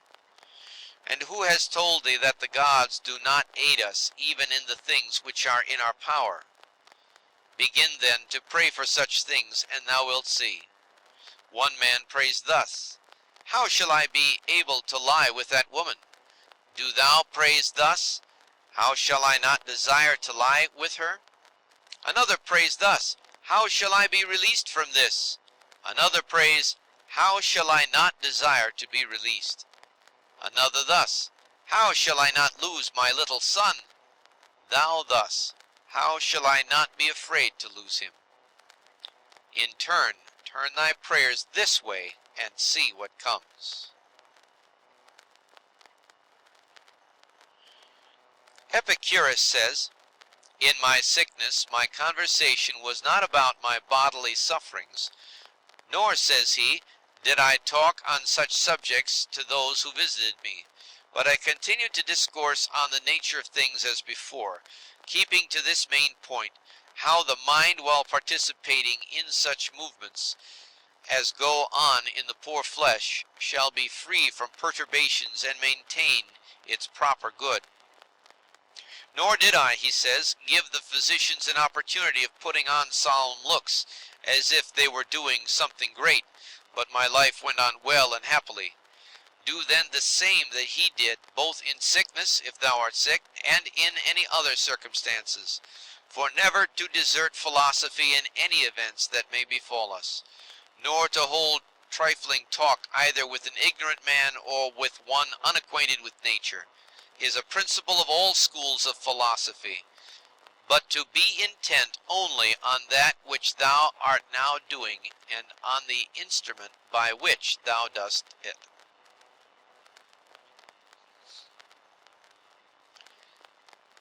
When thou art offended with any man's shameless conduct, immediately ask thyself, is it possible then that shameless men should not be in the world? It is not possible. Do then require what is impossible, for this man also is one of those shameless men who must of necessity be in the world. Let the same considerations be present to thy mind in the case of the knave and the faithless man, and of every man who does wrong in any way.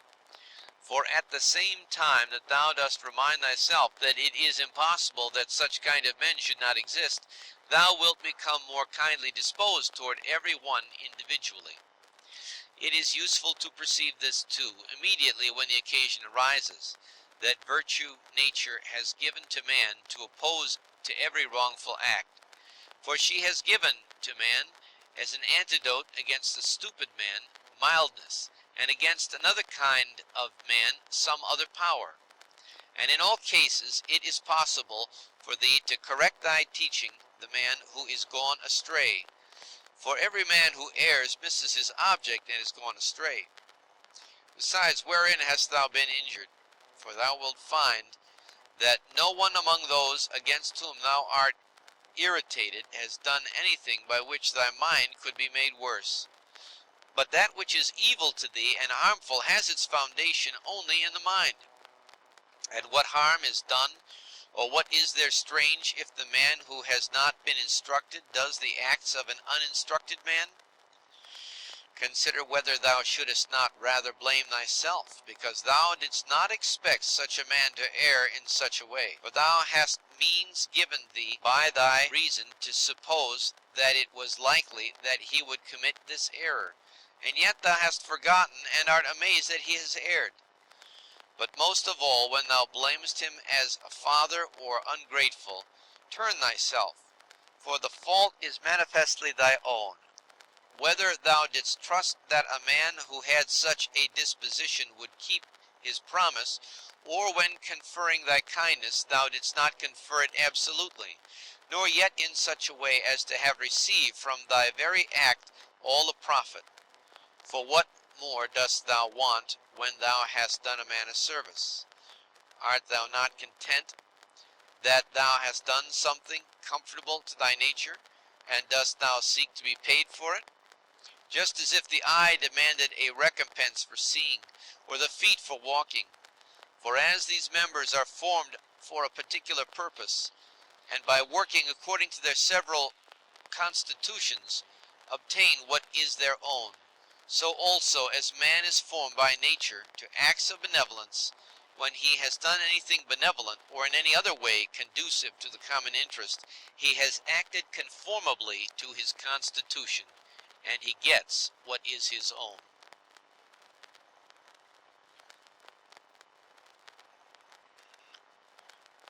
End of chapter 9. Section 10. Wilt thou then, my soul, never be good and simple, and one and naked, more manifest than the body which surrounds thee? Wilt thou never enjoy an affectionate and contented disposition? Wilt thou never be full and without a want of any kind, longing for nothing more, nor desiring anything, either animate or inanimate, for the enjoyment of pleasures, nor yet desiring time wherein thou shalt have longer enjoyment, or place, or pleasant climate, or society of men with whom thou mayest live in harmony?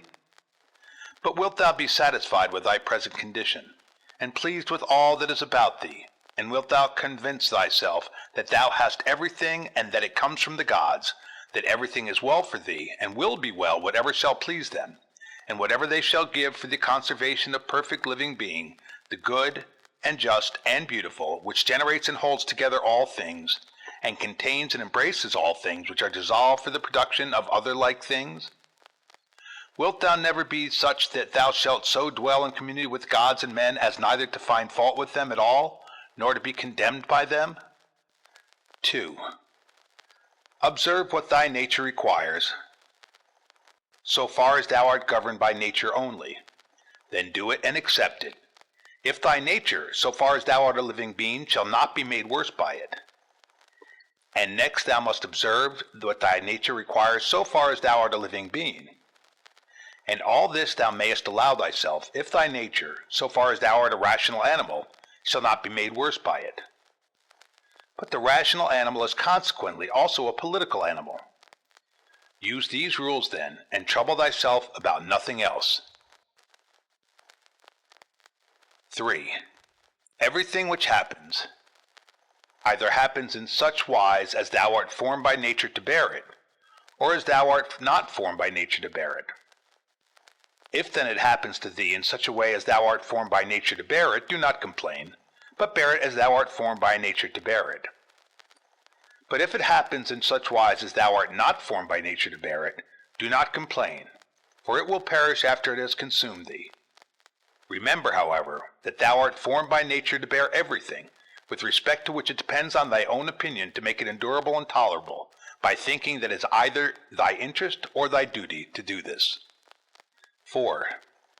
If a man is mistaken, instruct him kindly and show him his error. But if thou art not able, blame thyself, or blame not even thyself. 5. Whatever may happen to thee, it was prepared for thee from all eternity, and the implication of causes was from eternity spinning the thread of thy being, and of that which is incident to it. 6. Whether the universe is a concourse of atoms, or nature is a system, let this first be established, that I am part of the whole which is governed by nature. Next, I am in a manner intimately related to the parts which are of the same kind with myself.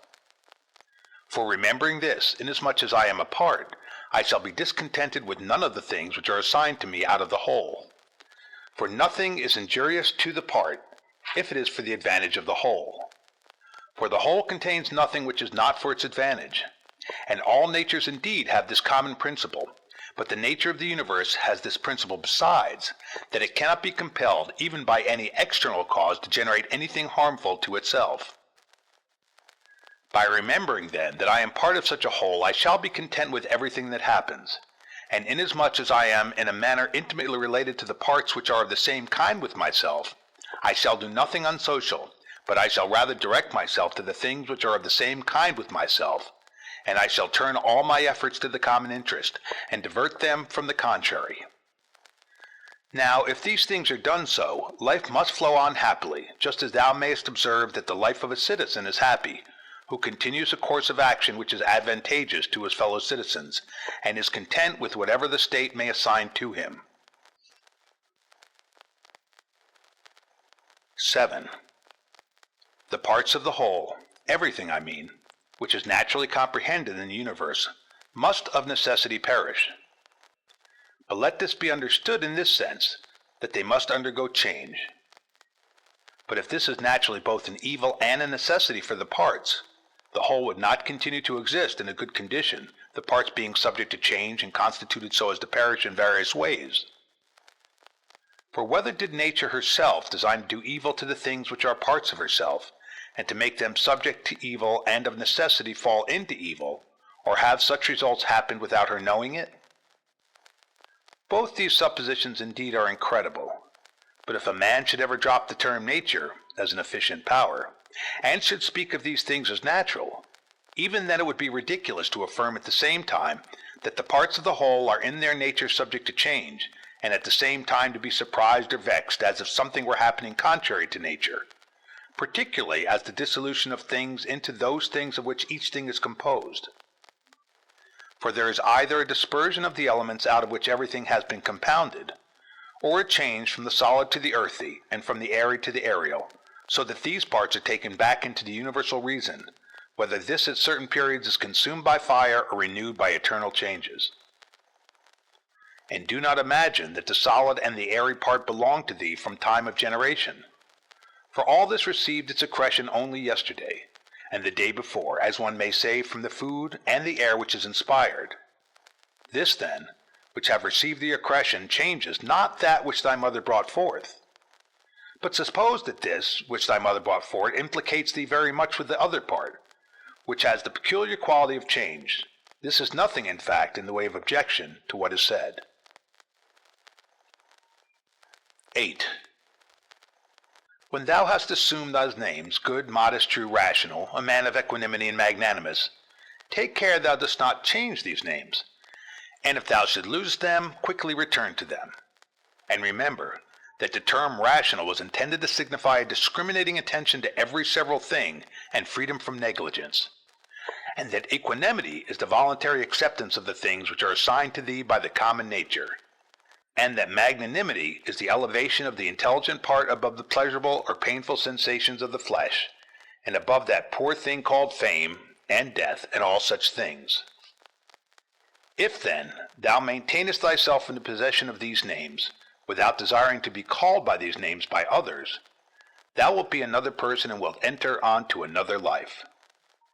For to continue to be such as thou hast hitherto been, and to be torn in pieces and defiled in such a life, is the character of a very stupid man, and one over fond of his life, and like those half-devoured fighters with wild beasts, who though covered with wounds and gore still entreat to be kept to the following day, though they will be exposed in the same state to the same claws and bites.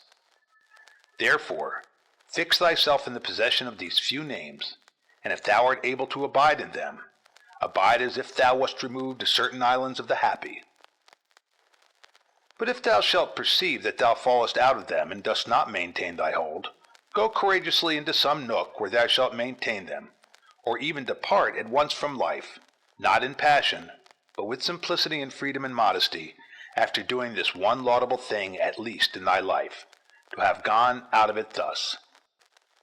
In order, however, to the remembrance of these names, it will greatly help thee if thou rememberest the gods, and that they wish not to be flattered, but wish all reasonable beings to be made like themselves. And if thou rememberest that which does the work of a fig tree is a fig tree, and that which does the work of a dog is a dog, and that which does the work of a bee is a bee, and that which does the work of man is a man. 9. Mimi, war, astonishment, torpor, slavery will daily wipe out those holy principles of thine. How many things without studying nature dost thou imagine, and how many dost thou neglect?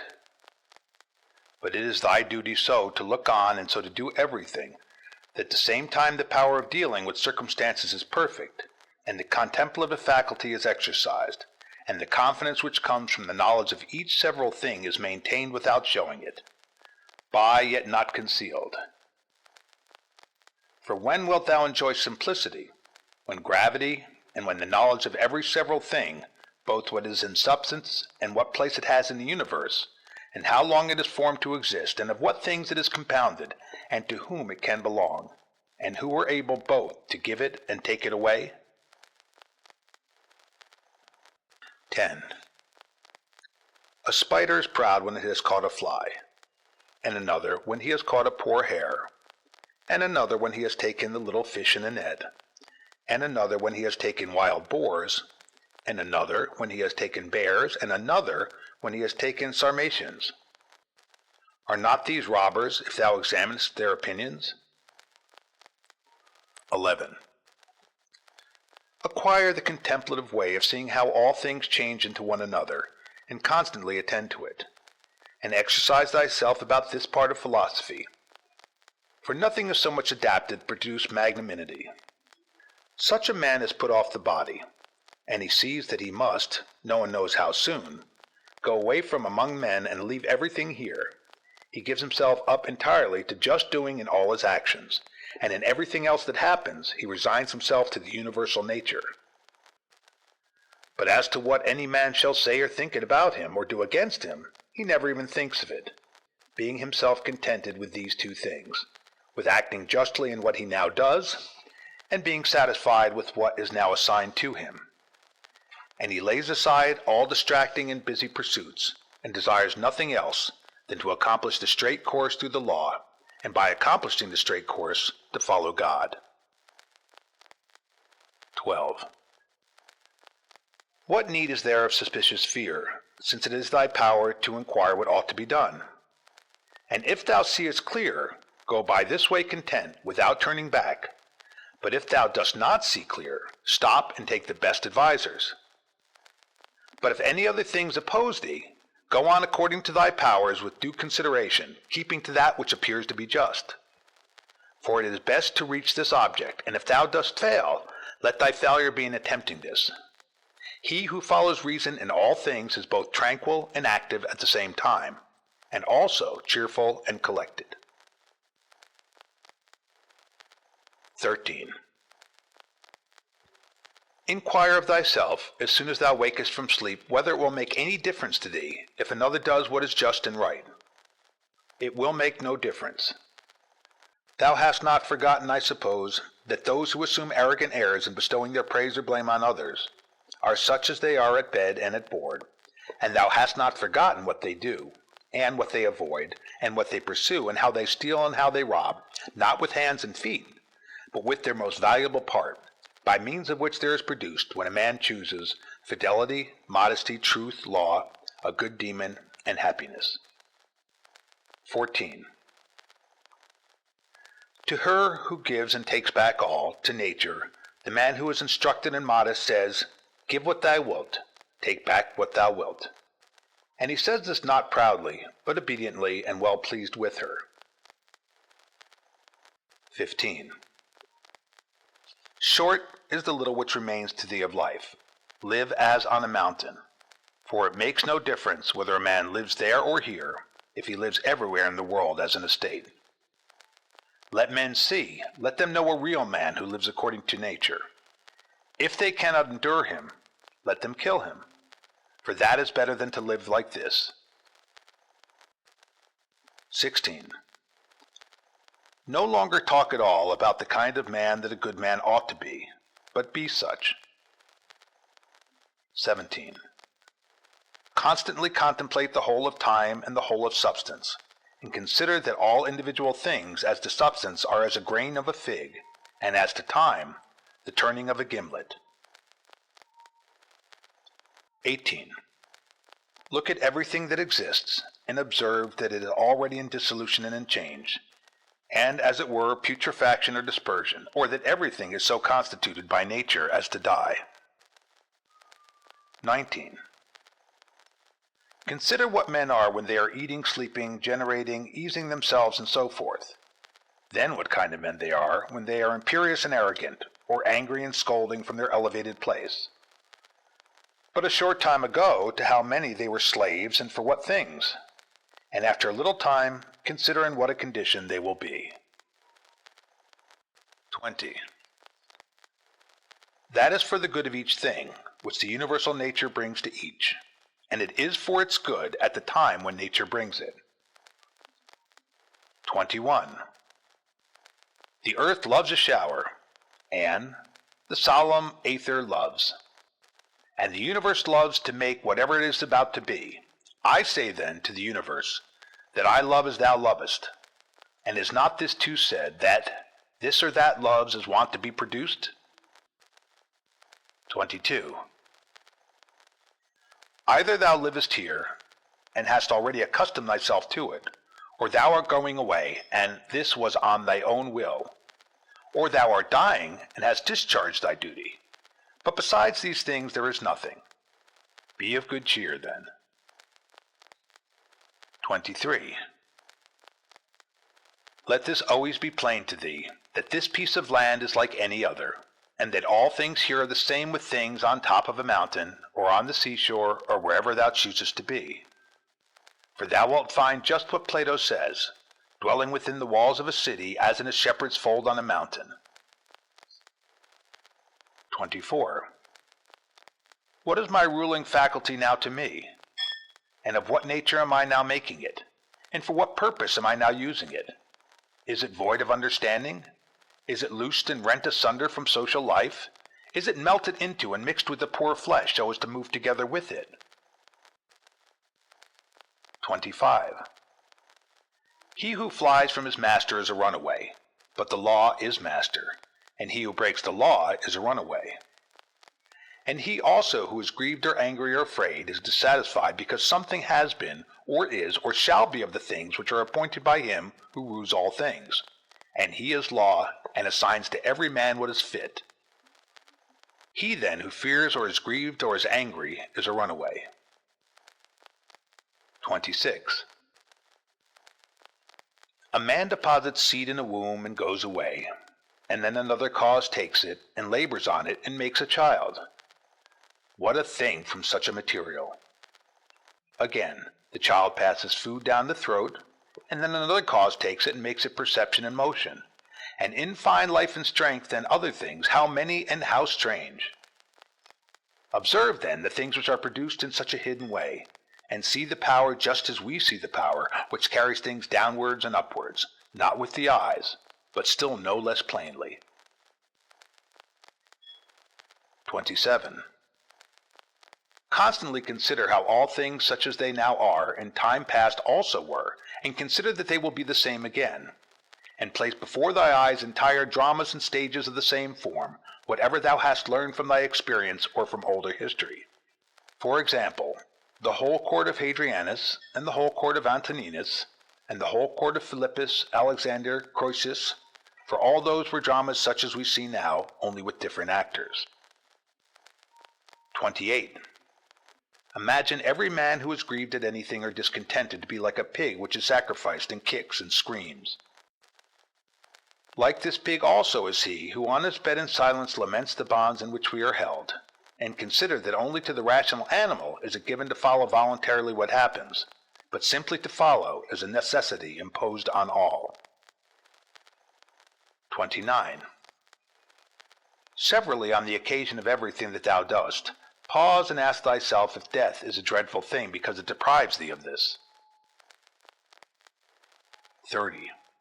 When thou art offended at any man's fault, forthwith turn to thyself and reflect in what like manner thou dost err thyself, for example in thinking that money is a good thing, or pleasure, or a bit of reputation and the like.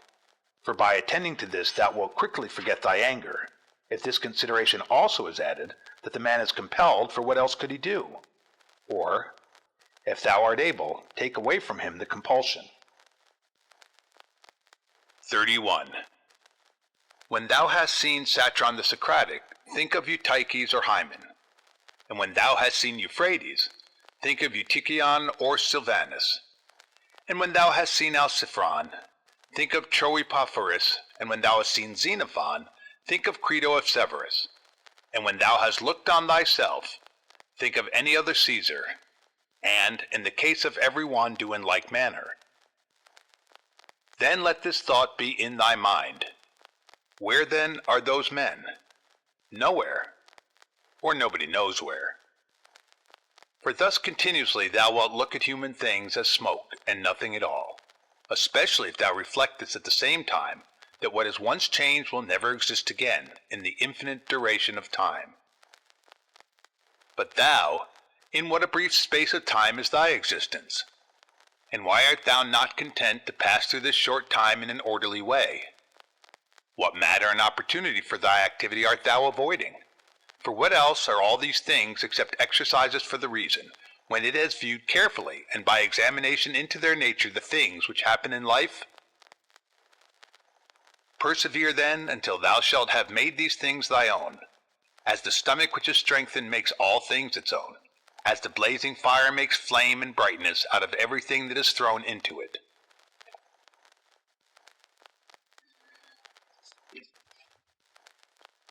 32. Let it not be in any man's power to say truly of thee that thou art not simple, or that thou art not good.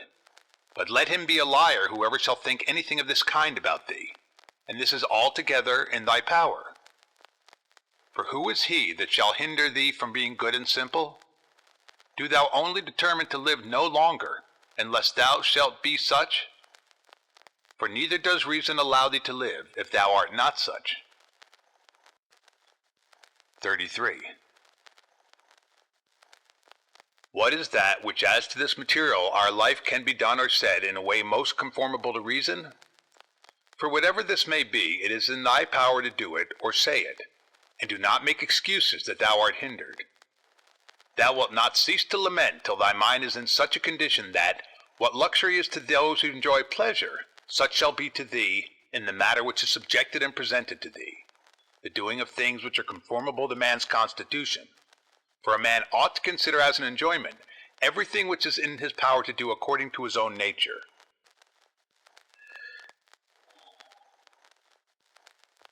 And it is in his power everywhere.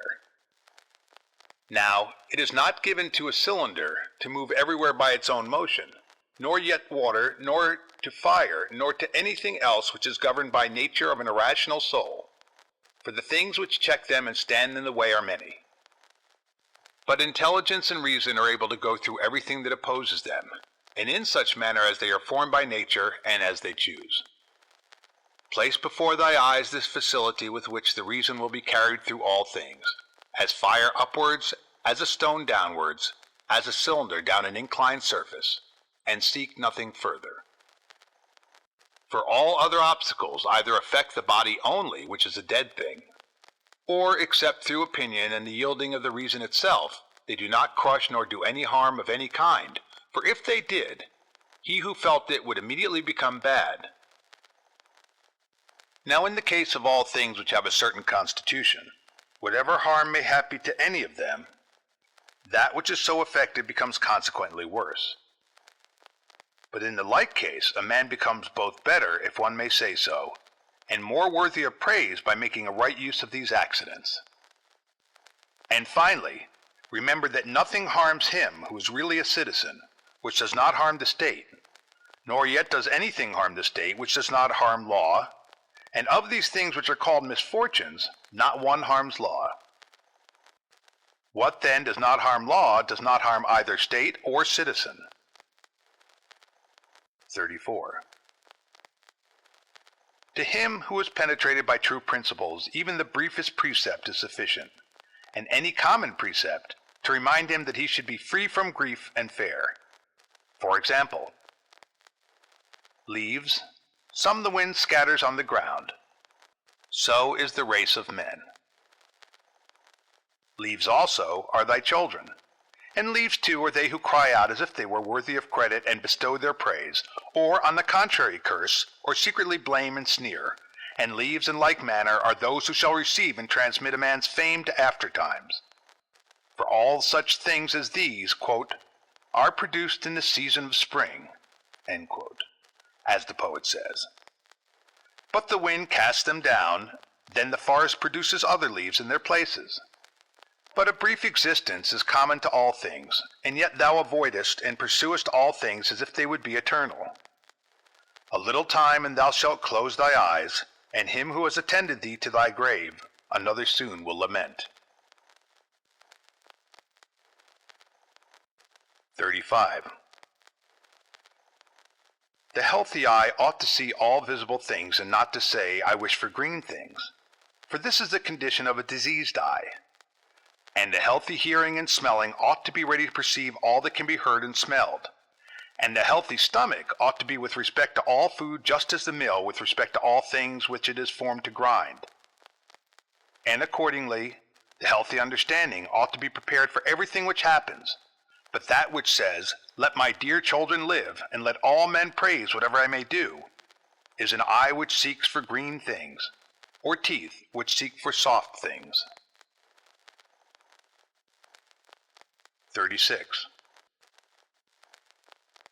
There is no man so fortunate that there shall not be by him when he is dying some who are pleased with what is going to happen.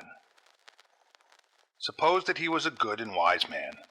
Will there not be at last someone to say to himself, let us at last breathe freely, being relieved from this schoolmaster? It is true that he was harsh to none of us, but I perceive that he tacitly condemns us. This is what is said of a good man.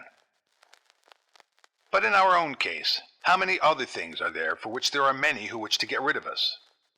Thou wilt consider this then when thou art dying, and thou wilt depart more contentedly by reflecting thus: I am going away from such a life, in which even my associates, in behalf of whom I have striven so much, prayed and cared, themselves wish me to depart, hoping perchance to get some little advantage by it.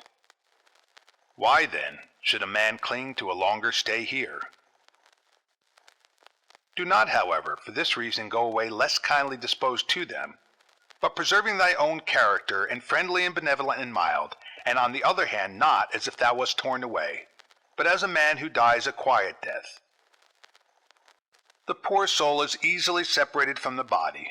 Such also ought thy departure from men to be, for nature united thee to them and associated thee. But does she now dissolve the union? Well, I am separated as from kinsmen, not, however, dragged resisting, but without compulsion, for this too is one of the things according to nature.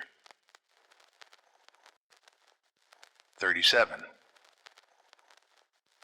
Accustom thyself as much as possible on the occasion of anything being done by any person to inquire with thyself, for what object is this man doing this? But begin with thyself and examine thyself first. 38. Remember that this which pulls the strings is the thing which is hidden within. This is the power of persuasion. This is life. This, if one may say so, is man. In contemplating thyself, never include the vessel which surrounds thee, and these instruments were attached about it. For they are like to an axe, differing only in this, that they grow to the body. For indeed there is no more use in these parts, without the cause which moves and checks them, than in the weaver's shuttle, and the writer's pen, and the driver's whip. End of section 10. Chapter 11. These are the properties of the rational soul. It sees itself, analyzes itself, and makes itself such as it chooses. The fruit which it bears itself enjoys, for the fruit of plants and that in animals which corresponds to fruits others enjoy. It obtains its own end, wherever the limit of life may be fixed. Not as in a dance and in a play and in such like things, where the whole action is incomplete, if anything cuts it short, but in every part and wherever it may be stopped, it makes what has been set before it full and complete, so that it can say, I have what is my own. And further, it traverses the whole universe and the surrounding vacuum, and surveys its form, and it extends itself into the infinity of time, and embraces and comprehends the periodical renovation of all things. And it comprehends that those who come after us will see nothing new, nor have those before us seen anything more. But in a manner he who is 40 years old, if he has any understanding at all, has seen by virtue of the uniformity that prevails, all things which have been, and all that will be. This too is a property of the rational soul, love of one's neighbor, and truth, and modesty, and to value nothing more than itself, which is also the property of law. Thus then right reason differs not at all from the reason of justice. Thou wilt set little value on pleasing song and dancing and the pancratium, if thou wilt distribute the melody of the voice into its several sounds, and ask thyself as to each, if thou art mastered by this. For thou wilt be prevented by shame from confessing it. And in the matter of dancing, if at each movement and attitude thou wilt do the same, and the like also in the matter of the pancratium. In all things then, except virtue and the acts of virtue, remember to apply thyself to their several parts, and by this division to come to value them little, and apply this rule also to thy whole life. What a soul that is which is ready, if at any moment it must be separated from the body, and ready to be extinguished, or dispersed, or continue to exist. but so that this readiness comes from a man's own judgment, not from mere obstinacy, as with the Christians, but considerately and with dignity, and in a way to persuade another, without tragic show. Have I done something for the general interest? Well then, I have had my reward. Let this always be present to thy mind, and never stop doing such good. What is thy art? To be good. And how is this accomplished well, except by general principles, some about the nature of the universe, and others about the proper constitution of man? At first, tragedies were brought on the stage as means of reminding men of the things which happen to them, and that it is according to nature for things to happen so, and that if you are delighted with what is shown on the stage, you should not be troubled with that which takes place on the larger stage. For you see that these things must be accomplished thus, and that even they bear them who cry out, O Satheiron. And indeed some things are said well by the dramatic writers, of which kind is the following especially. Me and my children, if the gods neglect, this has its reason too. And again, we must not chafe and fret at that which happens. And life's harvest reap like the wheat's fruitful ear, and other things of the same kind. After tragedy, the old comedy was introduced, which had a magisterial freedom of speech, and by its very plainness of speaking was useful in reminding men to beware of insolence, and for this purpose too Diogenes used to take from these writers. But as to the middle comedy which came next, observe what it was, and again, for what object the new comedy was introduced, which gradually sunk down into a mere mimic artifice. That some good things are said even by these writers, everybody knows. But the whole plan of such poetry and dramaturgy, to what end does it look? How plain does it appear that there is not another condition of life so well suited for philosophizing as this in which thou now happenest to be. A branch cut off from the adjacent branch must of necessity be cut off from the whole tree also. So too a man, when he is separated from another man, has fallen off from the whole social community. Now as to a branch, another cuts it off, but a man by his own act separates himself from his neighbor when he hates him and turns away from him, and he does not know that he has at the same time cut himself off from the whole social system. Yet he has this privilege certainly from Zeus who framed society. For it is in our power to grow again to that which is near to us, and again to become a part which helps us to make up the whole. However, if it often happens, this kind of separation, it makes it difficult for that which detaches itself to be brought to unity, and to be restored to its former condition. Finally, the branch, which from the first grew together with the tree, and has continued to have one life with it, is not like that which after being cut off is then ingrafted, for this is something like what the gardeners mean when they say that it grows with the rest of the tree, but that it has not the same mind with it.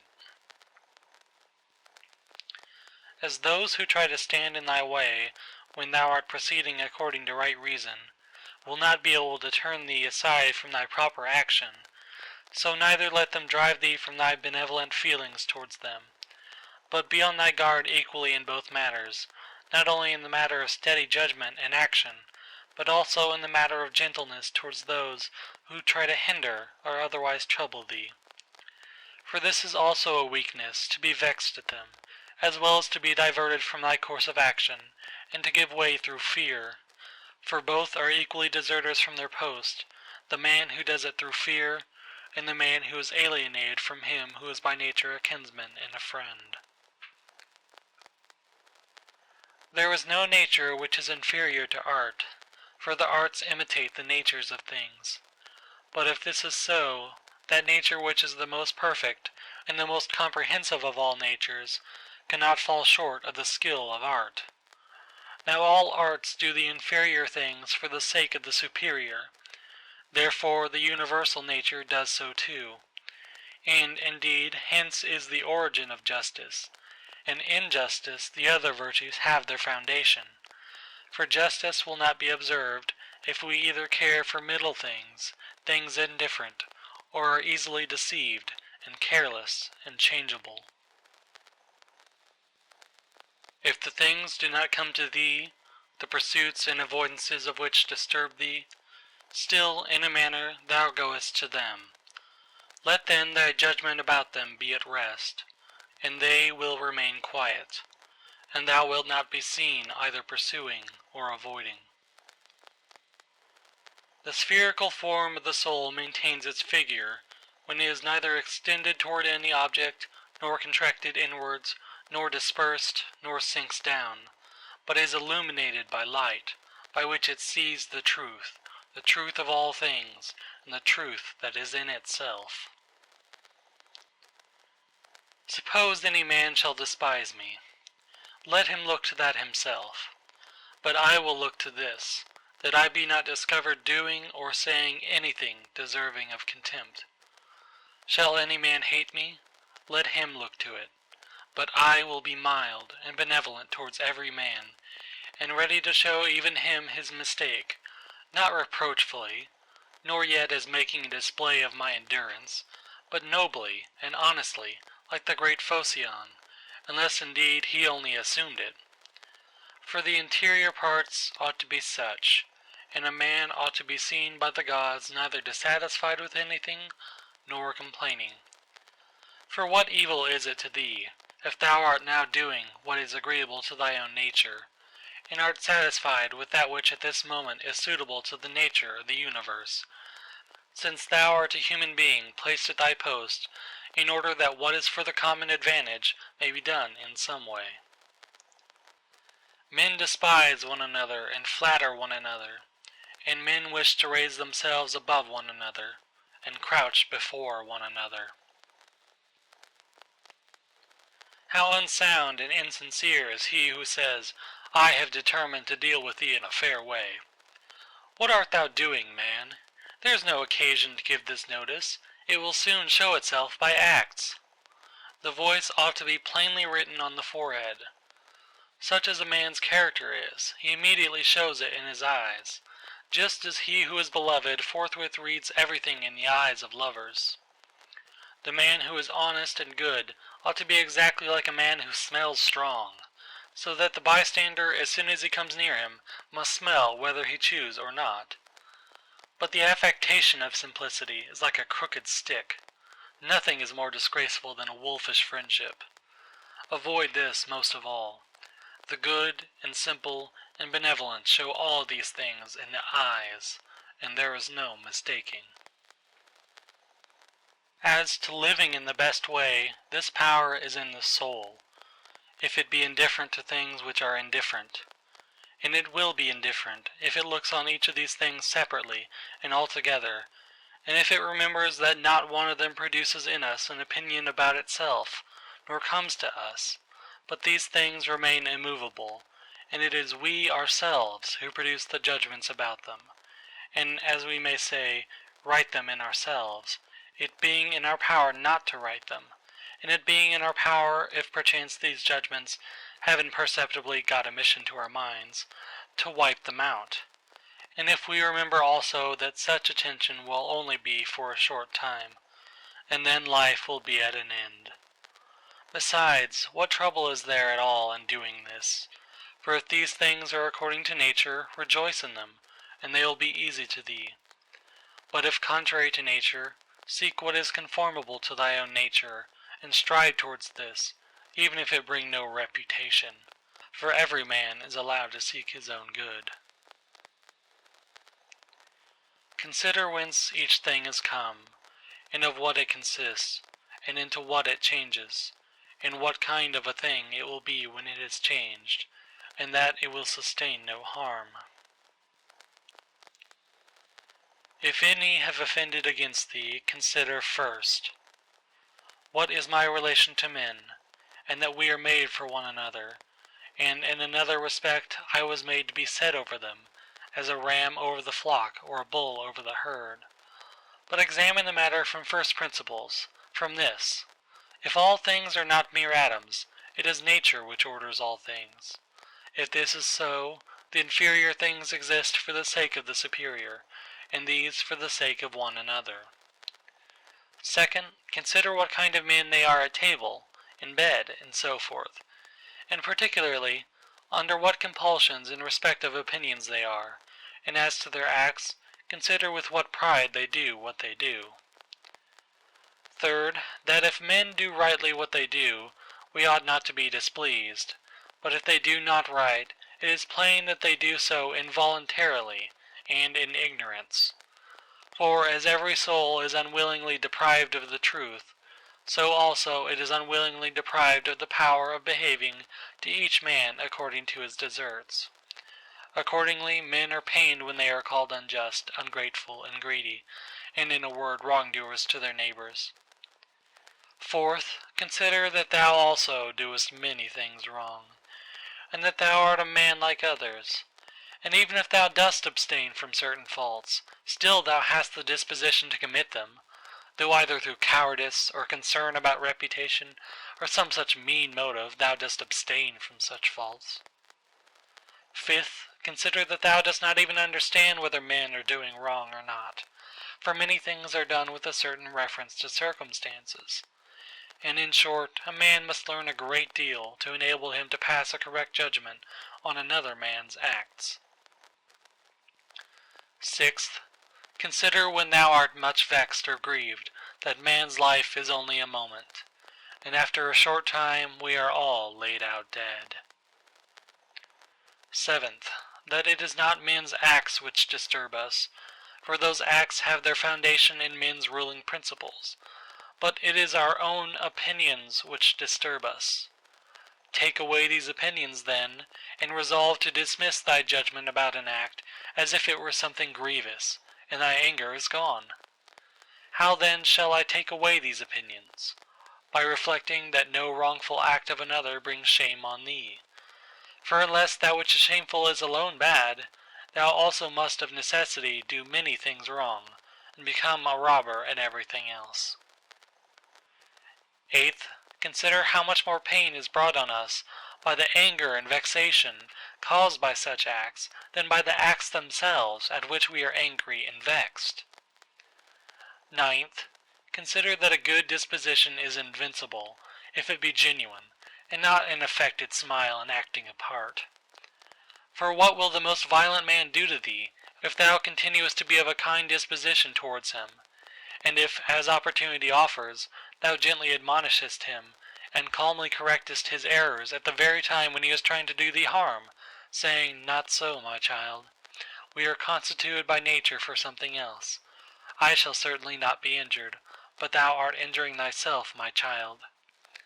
And show him with gentle tact and by general principles that this is so, and that even bees do not do as he does, nor any animals which are formed by nature to be gregarious.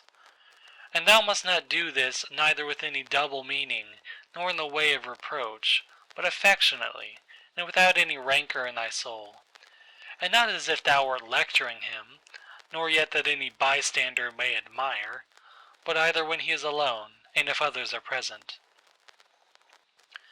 Remember these 9 rules, as if thou hadst received them as a gift from the Muses, and begin at last to be a man while thou livest. But thou must equally avoid flattering men and being vexed at them, for both are unsocial and lead to harm. And let this truth be present to thee in the excitement of anger, that to be moved by passion is not manly, but that mildness and gentleness, as they are more agreeable to human nature, so also are they more manly. And he who possesses these qualities possesses strength, nerves, and courage, and not the man who is subject to fits of passion and discontent. For in the same degree in which a man's mind is nearer to freedom from all passion, in the same degree also is it nearer to strength. And as the sense of pain is a characteristic of weakness, so also is anger. For he who yields to pain, and he who yields to anger, both are wounded, and both submit. But if thou wilt, receive also a 10th present from the leader of the Muses, Apollo, and it is this: that to expect bad men not to do wrong is madness, for he who expects this desires an impossibility. But to allow men to behave so to others, and to expect them not to do thee any wrong, is irrational and tyrannical. There are 4 principal aberrations of the superior faculty, against which thou shouldst be constantly on thy guard, and when thou hast detected them, thou shouldst wipe them out, and say on each occasion thus: This thought is not necessary. This tends to destroy social union. This which thou art going to say comes not from the real thoughts. For thou shouldst consider it among the most absurd of things, for a man not to speak from his real thoughts. But the 4th is when thou shalt reproach thyself for anything. For this is an evidence of the diviner part within thee being overpowered, and yielding to the less honorable, and to the perishable part, the body, and to its gross pleasures. Thy aerial part and all the fiery parts which are mingled in thee, though by nature they have an upward tendency, still in obedience to the disposition of the universe they are overpowered here in the compound mass, the body. And also the whole of the earthy part in thee, and the watery, though their tendency is downwards, still are raised up, and occupy a position which is not their natural one. In this manner then the elemental parts obey the universal, for when they have been fixed in any place perforce they remain there, until again the universal shall sound the signal for dissolution. Is it not then strange that thy intelligent part only should be disobedient, and discontented with its own place? And yet no force is imposed on it, but only those things which are conformable to its nature. Still it does not submit, but is carried in the opposite direction. For the movement toward injustice and intemperance, and to anger and grief and fear, is nothing else than the act of one who deviates from nature. And also when the ruling faculty is discontented with anything that happens, then too it deserts its post, for it is constituted for piety and reverence toward the gods, no less than for justice.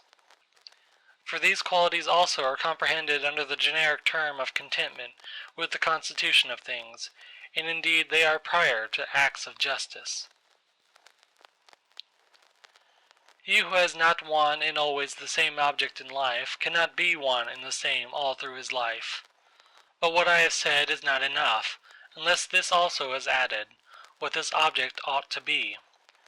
For as there is not the same opinion about all the things which in some way or other are considered by the majority to be good, but only about some certain things, that is, things which concern the common interest, so also we ought to propose to ourselves an object which shall be of a common kind, social and political.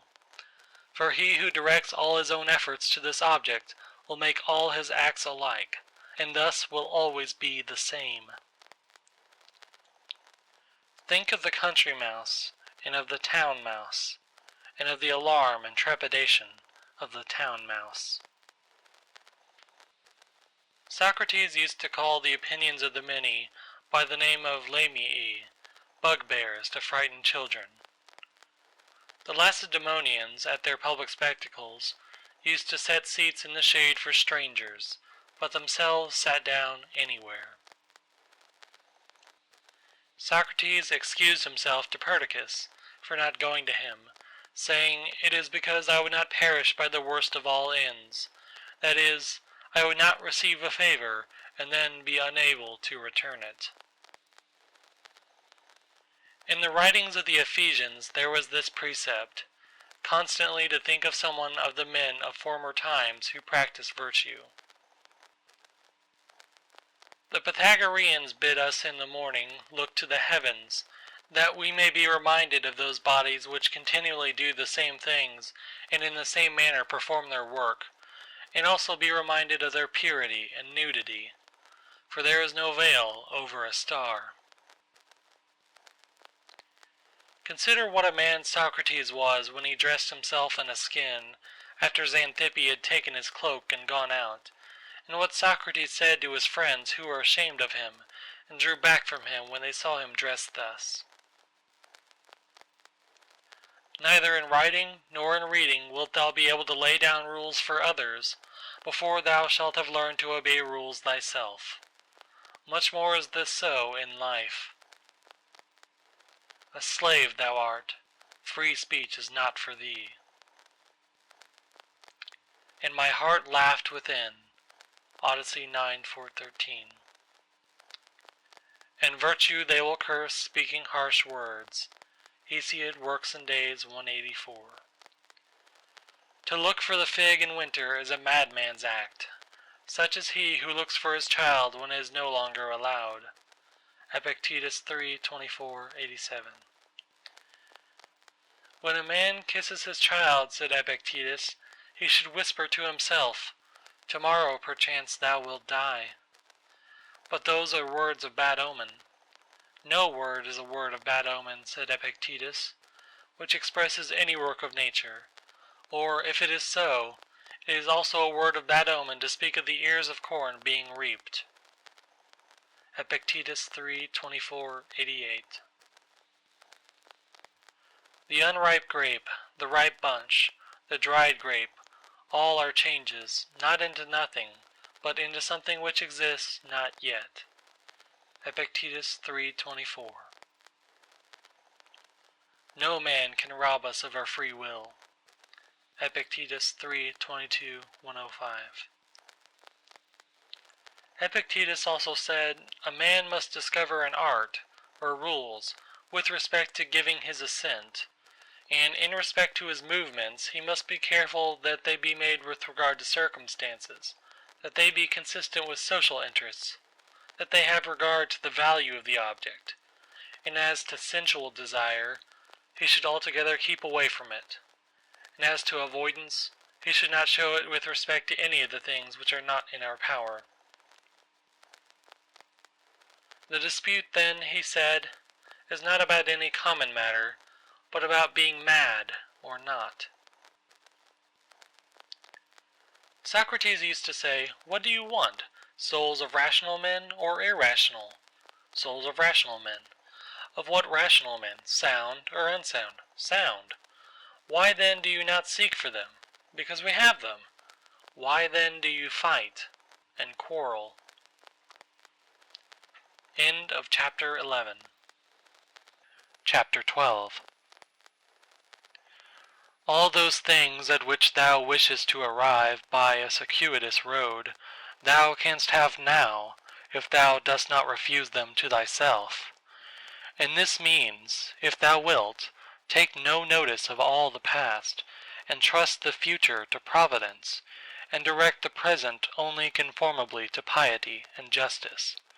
Conformably to piety, that thou mayest be content with the lot which is assigned to thee, for nature designed it for thee, and thee for it.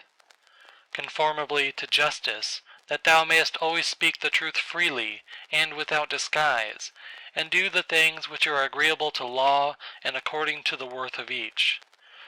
And let neither another man's wickedness hinder thee, nor opinion, nor voice, nor yet the sensations of the poor flesh which has grown about thee, for the passive part will look to this.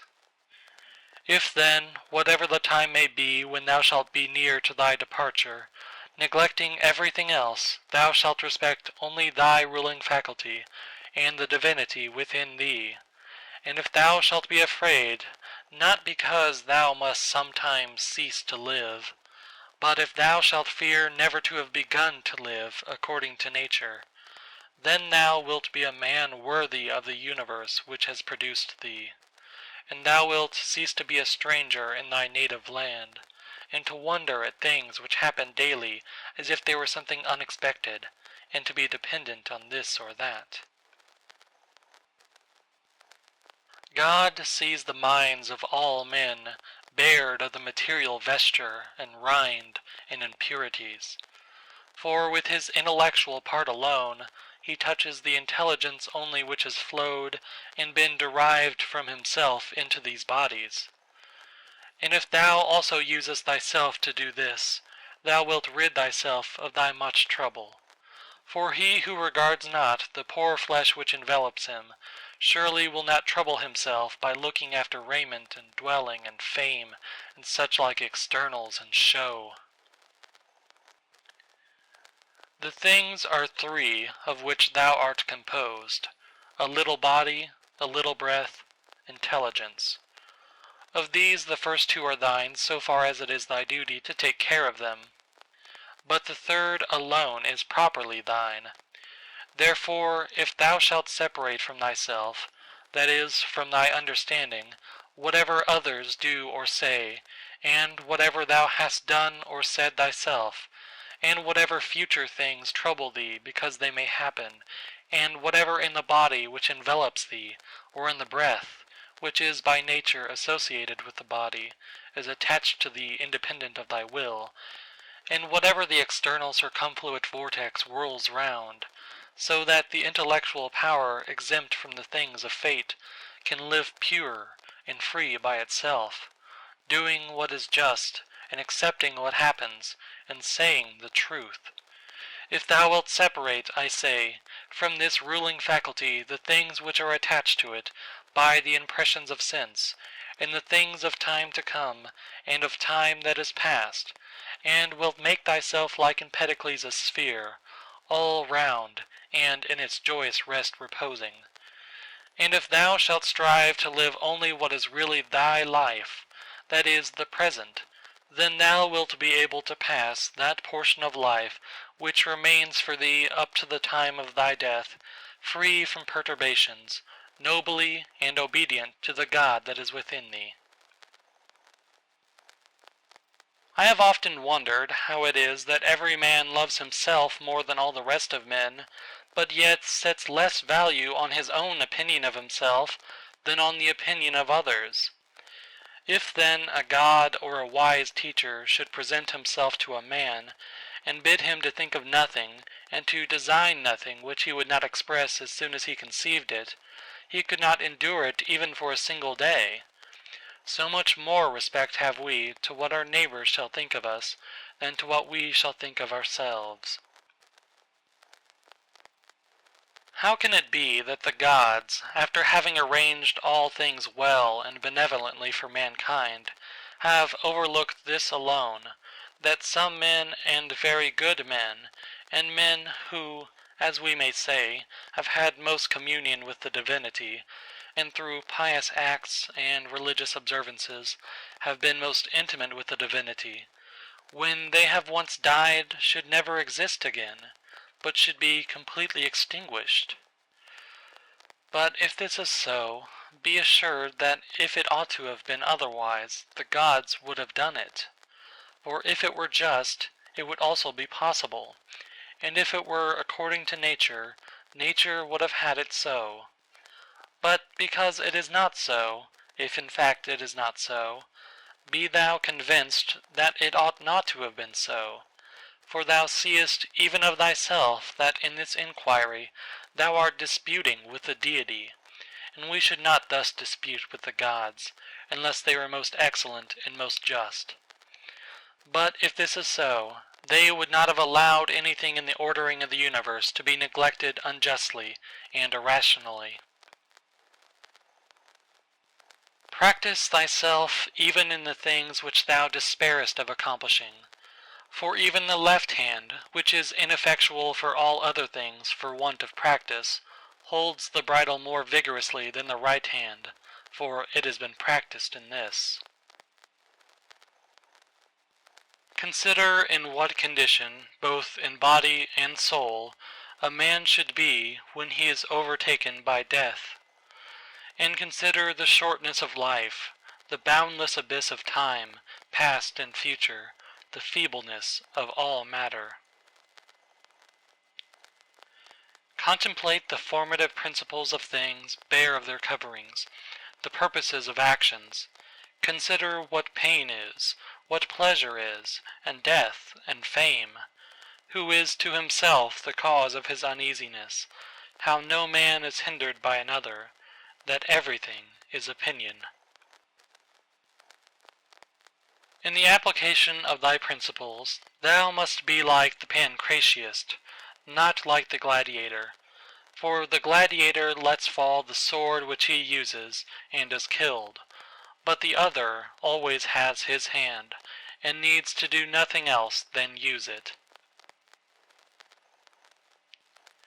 See what things are in themselves, dividing them into matter, form, and purpose. What a power man has to do nothing except what God will approve, and to accept all that God may give him.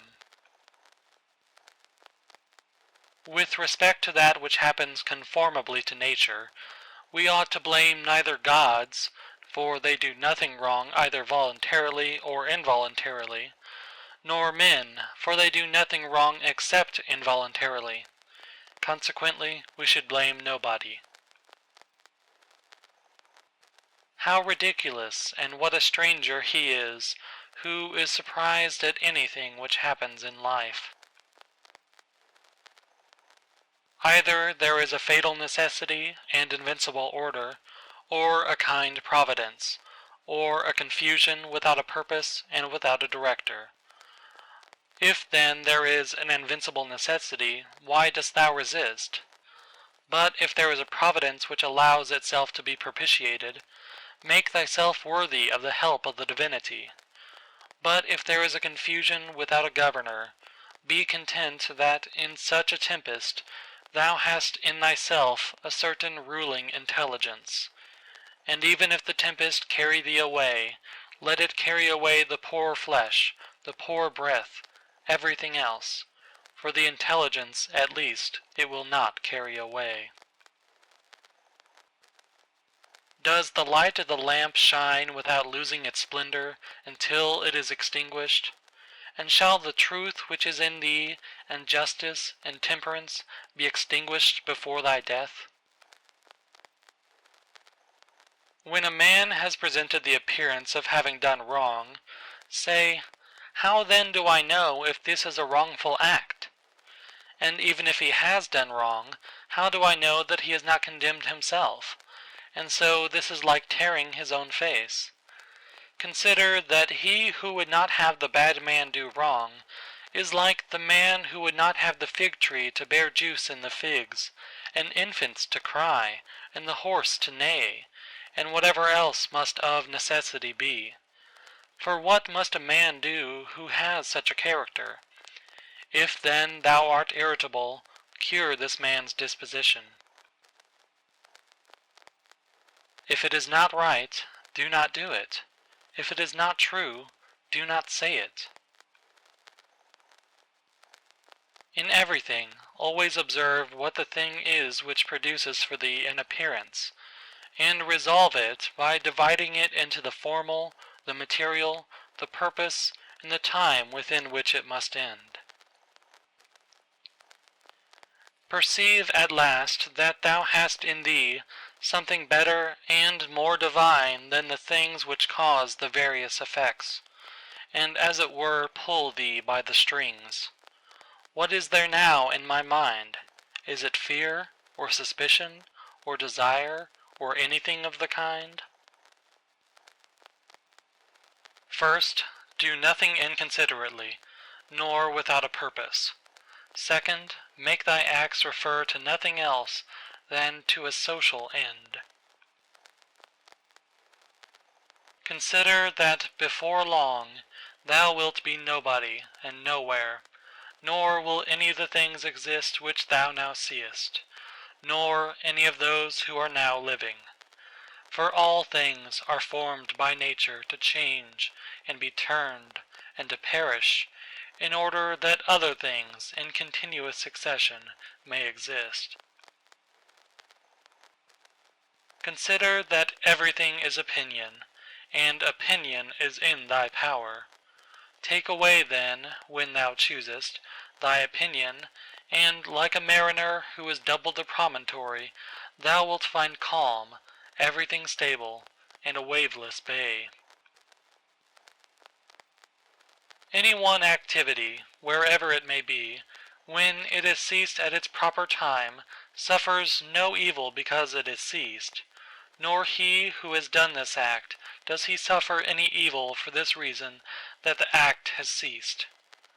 In like manner, then, the whole which consists of all the acts which is our life, if it cease at its proper time, suffers no evil for this reason that it has ceased, Nor he who has terminated this series at the proper time has he been ill dealt with.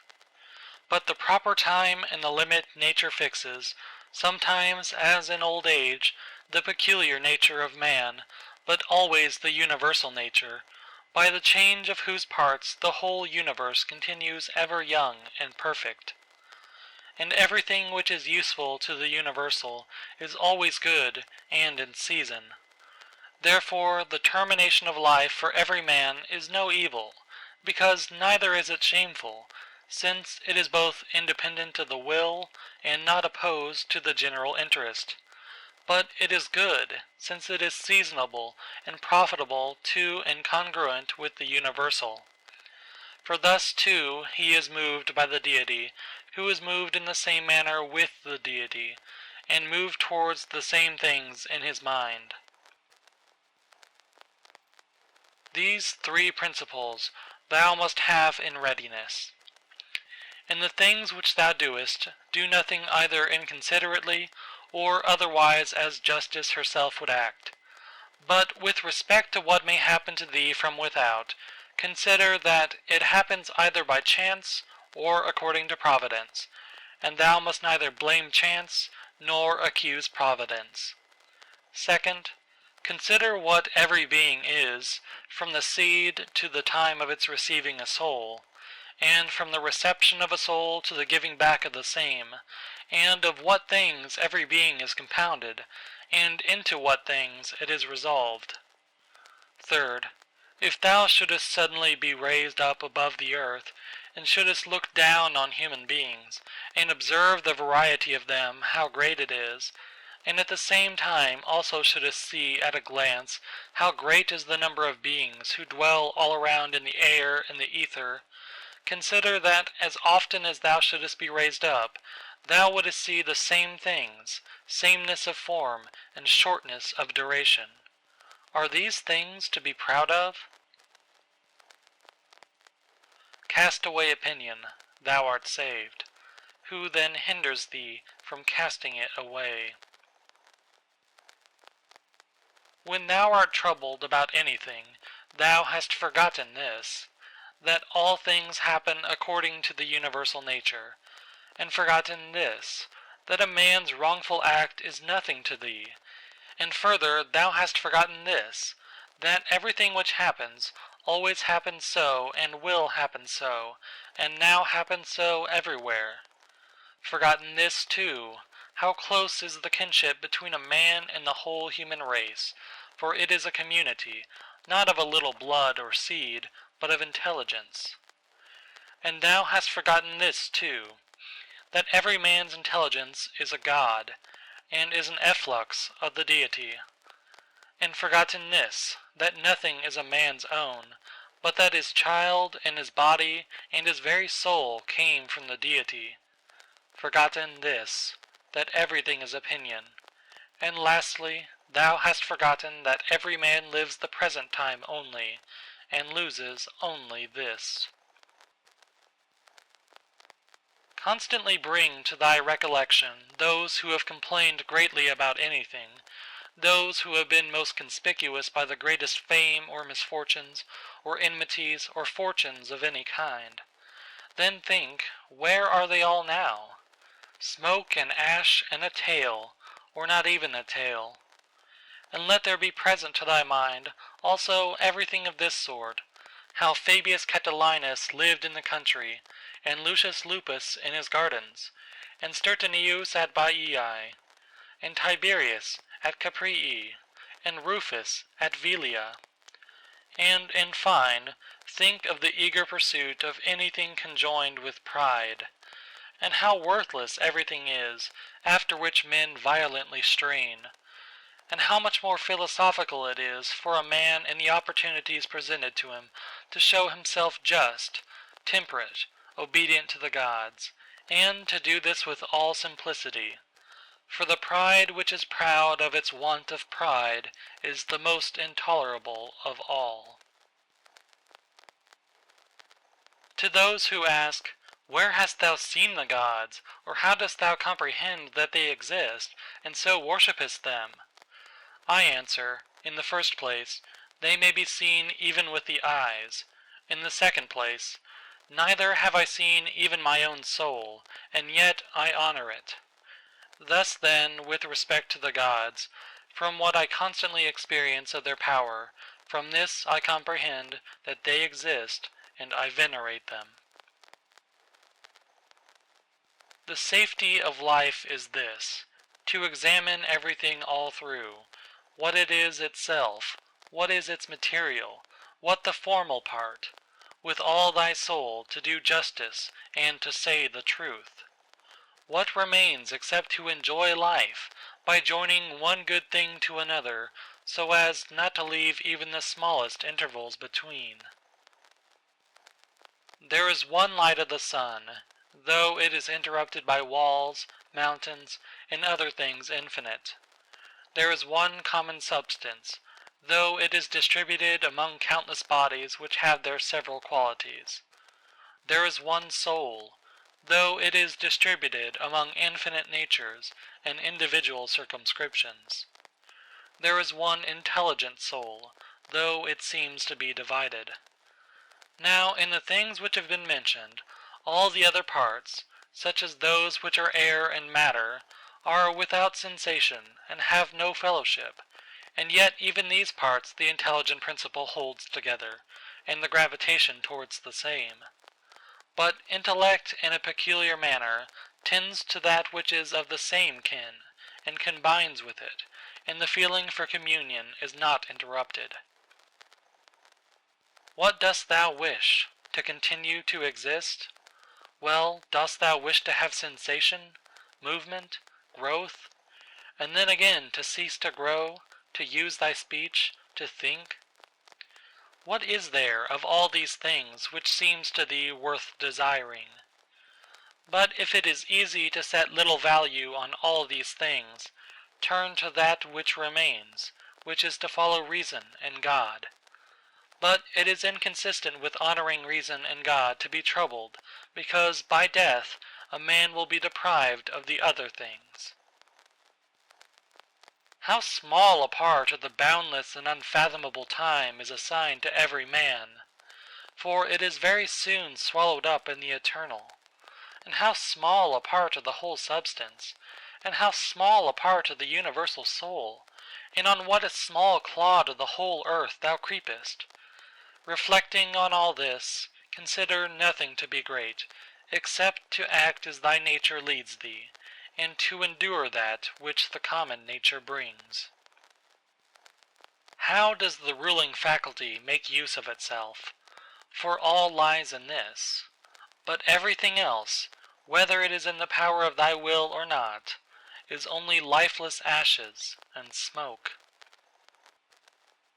This reflection is most adapted to move us to contempt of death, that even those who think pleasure to be a good, and pain an evil, still have despised it. The man to whom that only is good which comes in due season, and to whom it is the same thing whether he has done more or fewer acts conformable to right reason, and to whom it makes no difference whether he contemplates the world for a longer or a shorter time, for this man neither is death a terrible thing. Man, thou hast been a citizen in this great state, the world. What difference does it make to thee, whether for 5 years or 3? For that which is conformable to the laws is just for all. Where is the hardship then, if no tyrant, nor yet an unjust judge, sends thee away from the state, but nature who brought thee into it? The same as if a praetor who has employed an actor dismisses him from the stage. But I have not finished the 5 acts, but only 3 of them. Thou sayest well, but in life the 3 acts are the whole drama. For what shall be a complete drama is determined by him who was once the cause of its composition, and now of its dissolution. But thou art the cause of neither. Depart then, satisfied, for he also who releases thee is satisfied.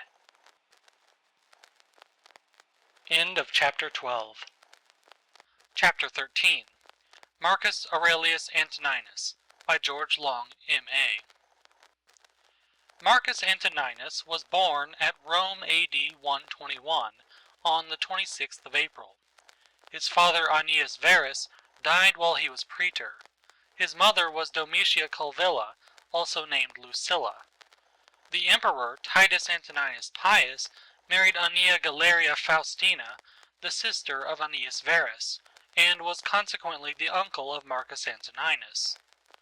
When Hadrian adopted Antoninus Pius and declared him his successor in the empire, Antoninus Pius adopted both Lucius Saonius Commodus, the son of Aelius Caesar, and Marcus Antoninus, whose original name was Marcus Aeneas Verus. Antoninus then took the name of Marcus Aelius Aurelius Verus, to which was added the title of Caesar in AD 139. The name Aelius belonged to Hadrian's family, and Aurelius was the name of Antoninus Pius.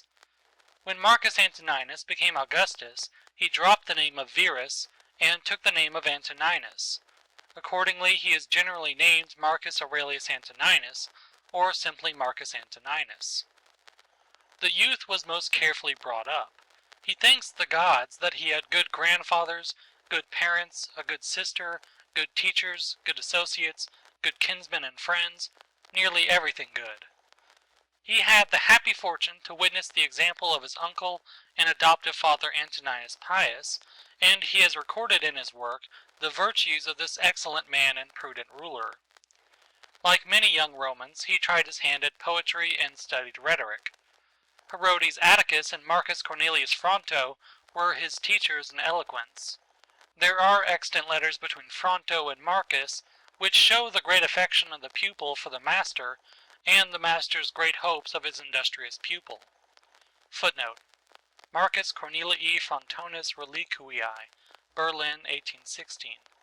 There are a few letters between Fronto and Antoninus Pius. End footnote. Marcus Antoninus mentions Fronto among those to whom he was indebted for his education.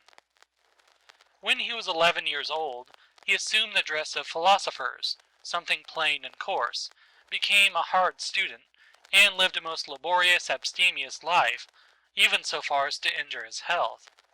Finally, he abandoned poetry and rhetoric for philosophy, and he attached himself to the sect of the Stoics. But he did not neglect the study of law, which was a useful preparation for the high place which he was designed to fill.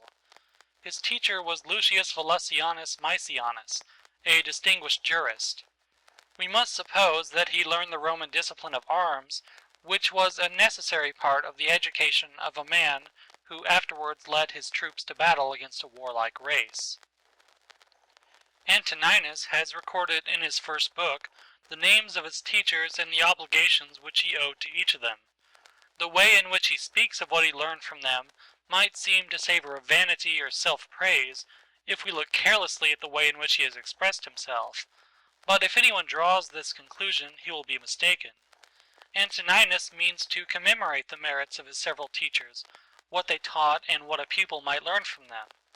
Besides, this book, like the 11 other books, was for his own use, and if we may trust the note at the end of the first book, it was written during one of Marcus Antoninus's campaigns against the Quadi, at a time when the commemoration of the virtues of his illustrious teachers might remind him of their lessons and the practical uses which he might derive from them. Among his teachers of philosophy was Sextus of Chaeronea, a grandson of Plutarch. What he learned from this excellent man is told by himself. His favorite teacher was Quintus Junius Rusticus, a philosopher and also a man of practical good sense in public affairs. Rusticus was the advisor of Antoninus after he became emperor. Young men who are destined for high places are not often fortunate in those who are about them, their companions and teachers, and I do not know any example of a young prince having had an education which can be compared with that of Marcus Antoninus. Such a body of teachers, distinguished by their acquirements and their character, will hardly be collected again, and as to the pupil, we have not had one like him since. Hadrian died in July, AD 138, and was succeeded by Antoninus Pius. Marcus Antoninus married Faustina, his cousin, the daughter of Pius, probably about AD 146, for he had a daughter born in 147. He received from his adoptive father the title of Caesar, and was associated with him in the administration of the state. The father and the adopted son lived together in perfect friendship and confidence. Antoninus was a dutiful son, and the Emperor Pius loved and esteemed him. Antoninus Pius died in March AD 161. The Senate, it is said, urged Marcus Antoninus to take the sole administration of the empire, but he associated with himself the other adopted son of Pius, Lucius Saeanius Commodus, who is generally called Lucius Verus. Thus Rome for the first time had two emperors. Verus was an indolent man of pleasure and unworthy of his station. Antoninus, however, bore with him, and it is said that Verus had enough sense to pay his colleague the respect due to his character. A virtuous emperor and a loose partner lived together in peace, and their alliance was strengthened by Antoninus giving to Verus for wife his daughter Lucilla. The reign of Antoninus was first troubled by a Parthian war, in which Verus was sent to command, but he did nothing, and the success that was obtained by the Romans in Armenia and on the Euphrates and Tigris was due to his generals. This Parthian war ended in AD 165. Aurelius and Verus had a triumph, AD 166, for the victories in the east. A pestilence followed which carried off great numbers in Rome and Italy, and spread to the west of Europe. The north of Italy was also threatened by the rude people beyond the Alps from the borders of Gallia to the eastern side of the Hadriatic. These barbarians attempted to break into Italy, as the Germanic nations had attempted near 300 years before, and the rest of the life of Antoninus, with some intervals, was employed in driving back the invaders. In 169 Verus suddenly died, and Antoninus administered the state alone. During the German wars, Antoninus resided for 3 years on the Danube at Carnuntum. The Marcomanni were driven out of Pannonia and almost destroyed in their retreat across the Danube, and in AD 174 the emperor gained a great victory over the Quadi. In AD 175, Avidius Cassius, a brave and skillful Roman commander who was at the head of the troops in Asia, revolted and declared himself Augustus. But Cassius was assassinated by some of his officers, and so the rebellion came to an end. Antoninus showed his humanity by his treatment of the family and the partisans of Cassius, and his letter to the Senate in which he recommends mercy is extant. Antoninus set out for the east on hearing of Cassius's revolt. Though he appears to have returned to Rome in AD 174, he went back to prosecute the war against the Germans, and it is probable that he marched direct to the east from the German war. His wife, Faustina, who accompanied him into Asia, died suddenly at the foot of the Taurus, to the great grief of her husband. Capitolinus, who has written the life of Antoninus, and also Dion Cassius, accused the empress of scandalous infidelity to her husband and of abominable lewdness. But Capitolinus says that Antoninus either knew it not or pretended not to know it. Nothing is so common as such malicious reports in all ages, and the history of imperial Rome is full of them. Antoninus loved his wife, and he says that she was obedient, affectionate, and simple. The same scandal had been spread about Faustina's mother, the wife of Antoninus Pius, and yet he too was perfectly satisfied with his wife. Antoninus Pius says after her death in a letter to Fronto that he would rather have lived in exile with his wife than in his palace at Rome without her. There are not many men who would give their wives a better character than these two emperors. Capitolinus wrote in the time of Diocletian. He may have intended to tell the truth, but he is a poor, feeble biographer. Dion Cassius, the most malignant of historians, always reports, and perhaps he believed, any scandal against anybody. Antoninus continued his journey to Syria and Egypt, and on his return to Italy through Athens, he was initiated into the Eleusinian mysteries. It was the practice of the emperor to conform to the established rites of the age, and to perform religious ceremonies with due solemnity. We cannot conclude from this that he was a superstitious man, though we might perhaps do so if his book did not show that he was not. but this is only one among many instances that a ruler's public acts do not always prove his real opinions. A prudent governor will not roughly oppose even the superstitions of his people, and though he may wish that they were wiser, he will know that he cannot make them so by offending their prejudices.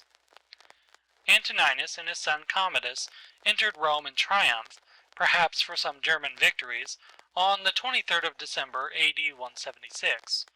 In the following year, Commodus was associated with his father in the empire and took the name of Augustus. This year, AD 177, is memorable in ecclesiastical history. Attalus and others were put to death at Lyon for their adherence to the Christian religion. The evidence of this persecution is a letter preserved by Eusebius. The letter is from the Christians of Vienna and Lugdunum in Gallia, Vienne and Lyon, to their Christian brethren in Asia and Phrygia, and it is preserved perhaps nearly entire. It contains a very particular description of the tortures inflicted on the Christians in Gallia, and it states that while the persecution was going on, Attalus, a Christian and a Roman citizen, was loudly demanded by the populace and brought into the amphitheater, but the governor ordered him to be reserved with the rest who were in prison, until he had received instructions from the emperor. Many had been tortured before the governor thought of applying to Antoninus. The imperial rescript, says the letter, was that the Christians should be punished, but if they would deny their faith they must be released. On this the work began again. The Christians who were Roman citizens were beheaded, the rest exposed to the wild beasts in the amphitheater. Some modern writers in ecclesiastical history, when they use this letter, say nothing of the wonderful stories of the martyrs' sufferings. Sanctus, as the letter says, was burnt with plates of hot iron, till his body was one sore, and he had lost all human form, but on being put to the rack, he recovered his former appearance under the torture, which was thus a cure instead of a punishment. He was afterwards torn by beasts, and placed on an iron chair and roasted. He died at last. The letter is one piece of evidence. The writer, whoever he was that wrote in the name of the Gallic Christians, is our evidence both for the ordinary and the extraordinary circumstances of the story, and we cannot accept his evidence for one part and reject the other. We often receive small evidence as a proof of a thing which we believe to be within the limits of probability or possibility, and we reject exactly the same evidence when the thing to which it refers appears very improbable or impossible. But this is a false method of inquiry, though it is followed by some modern writers, who select what they like from a story and reject the rest of the evidence, or if they do not reject it, they dishonestly suppress it. A man can only act consistently by accepting all this letter or rejecting it all, and we cannot blame him for either. But he who rejects it may still admit that such a letter may be founded on real facts, and he would make this admission as the most probable way of accounting for the existence of the letter. But if, as he would suppose, the writer has stated some things falsely, he cannot tell what part of his story is worthy of credit. The war on the northern frontier appears to have been uninterrupted during the visit of Antoninus to the east, and on his return the emperor again left Rome to oppose the barbarians. The Germanic people were defeated in a great battle, AD 179. During this campaign the emperor was seized with some contagious malady, of which he died in the camp at Sirmium, Mitrovitz, on the Sava in Lower Pannonia, but at Vindobona, Vienna, according to other authorities, on the 17th March, AD 180, in the 59th year of his age. His son Commodus was with him. The body or the ashes probably of the emperor were carried to Rome, and he received the honor of deification. Those who could afford it had his statue or bust, and when Capitolinus wrote, many people still had statues of Antoninus among the Dea Penates, or household deities. He was in a manner made a saint. Commodus erected to the memory of his father the Antonine column, which is now in the Piazza Colonna at Rome.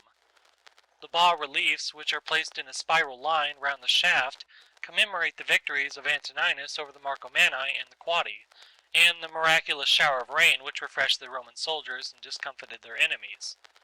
The statue of Antoninus was placed on the capital of the column, but it was removed at some time unknown, and a bronze statue of St. Paul was put in the place by Pope Sixtus V. The historical evidence for the times of Antoninus is very defective, and some of that which remains is not credible. The most curious is the story about the miracle which happened in AD 174 during the war with the Quadi.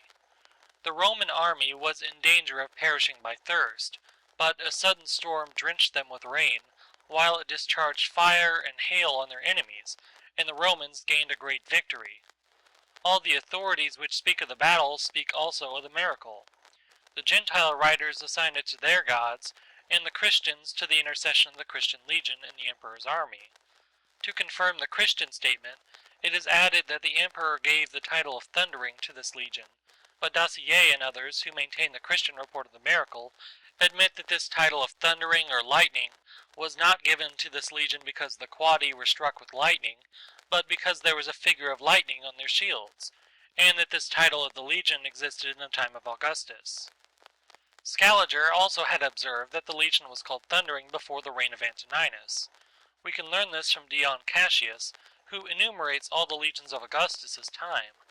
The name Thundering or Lightning also occurs on an inscription of the reign of Trajan, which was found at Trieste. Eusebius, when he relates the miracle, quotes Apollinarius, bishop of Hierapolis, as authority for this name being given to the legion Melitini by the emperor in consequence of the success which he had obtained through their prayers, from which we may estimate the value of Apollinarius' testimony. Eusebius does not say in what book of Apollinarius the statement occurs. Dion says that the Thundering Legion was stationed in Cappadocia in the time of Augustus. Valesius also observes that in the Notitia of the Imperium Romanum, there is mentioned under the commander of Armenia the Prefectura of the 12th Legion, named Thundering Melitini, and this position in Armenia will agree with what Dion says of its position in Cappadocia. Accordingly, Valesius concludes that Melitini was not the name of the legion, but of the town in which it was stationed. Melitini was also the name of the district in which this town was situated. The legions did not, he says, take their name from the place where they were on duty, but from the country in which they were raised, and therefore what Eusebius says about the Melitini does not seem probable to him. Yet Valesius, on the authority of Apollinarius and Tertullian, believed that the miracle was worked through the prayers of the Christian soldiers in the emperor's army. Rufinus does not give the name of Melitini to this legion, says Valesius, and probably he purposely omitted it, because he knew that Melitini was the name of a town in Armenia Minor, where the legion was stationed in his time. The emperor, it is said, made a report of his victory to the Senate, which we may believe, for such was the practice, but we do not know what he said in his letter, for it is not extant. Dacier assumes that the emperor's letter was purposely destroyed by the Senate, or the enemies of Christianity, that so honorable a testimony to the Christians and their religion might not be perpetuated. The critic has, however, not seen that he contradicts when he tells us purport of the letter, for he says that it was destroyed, and even Eusebius could not find it. But there does exist a letter in Greek addressed by Antoninus to the Roman people and the Sacred Senate after this memorable victory. It is sometimes printed after Justin's first apology, but is totally unconnected with the apologies. This letter is one of the most stupid forgeries of the many which exist, and it cannot be possibly founded even on the genuine report of Antoninus to the Senate. If it were genuine, it would free the emperor from the charge of persecuting men because they were Christians.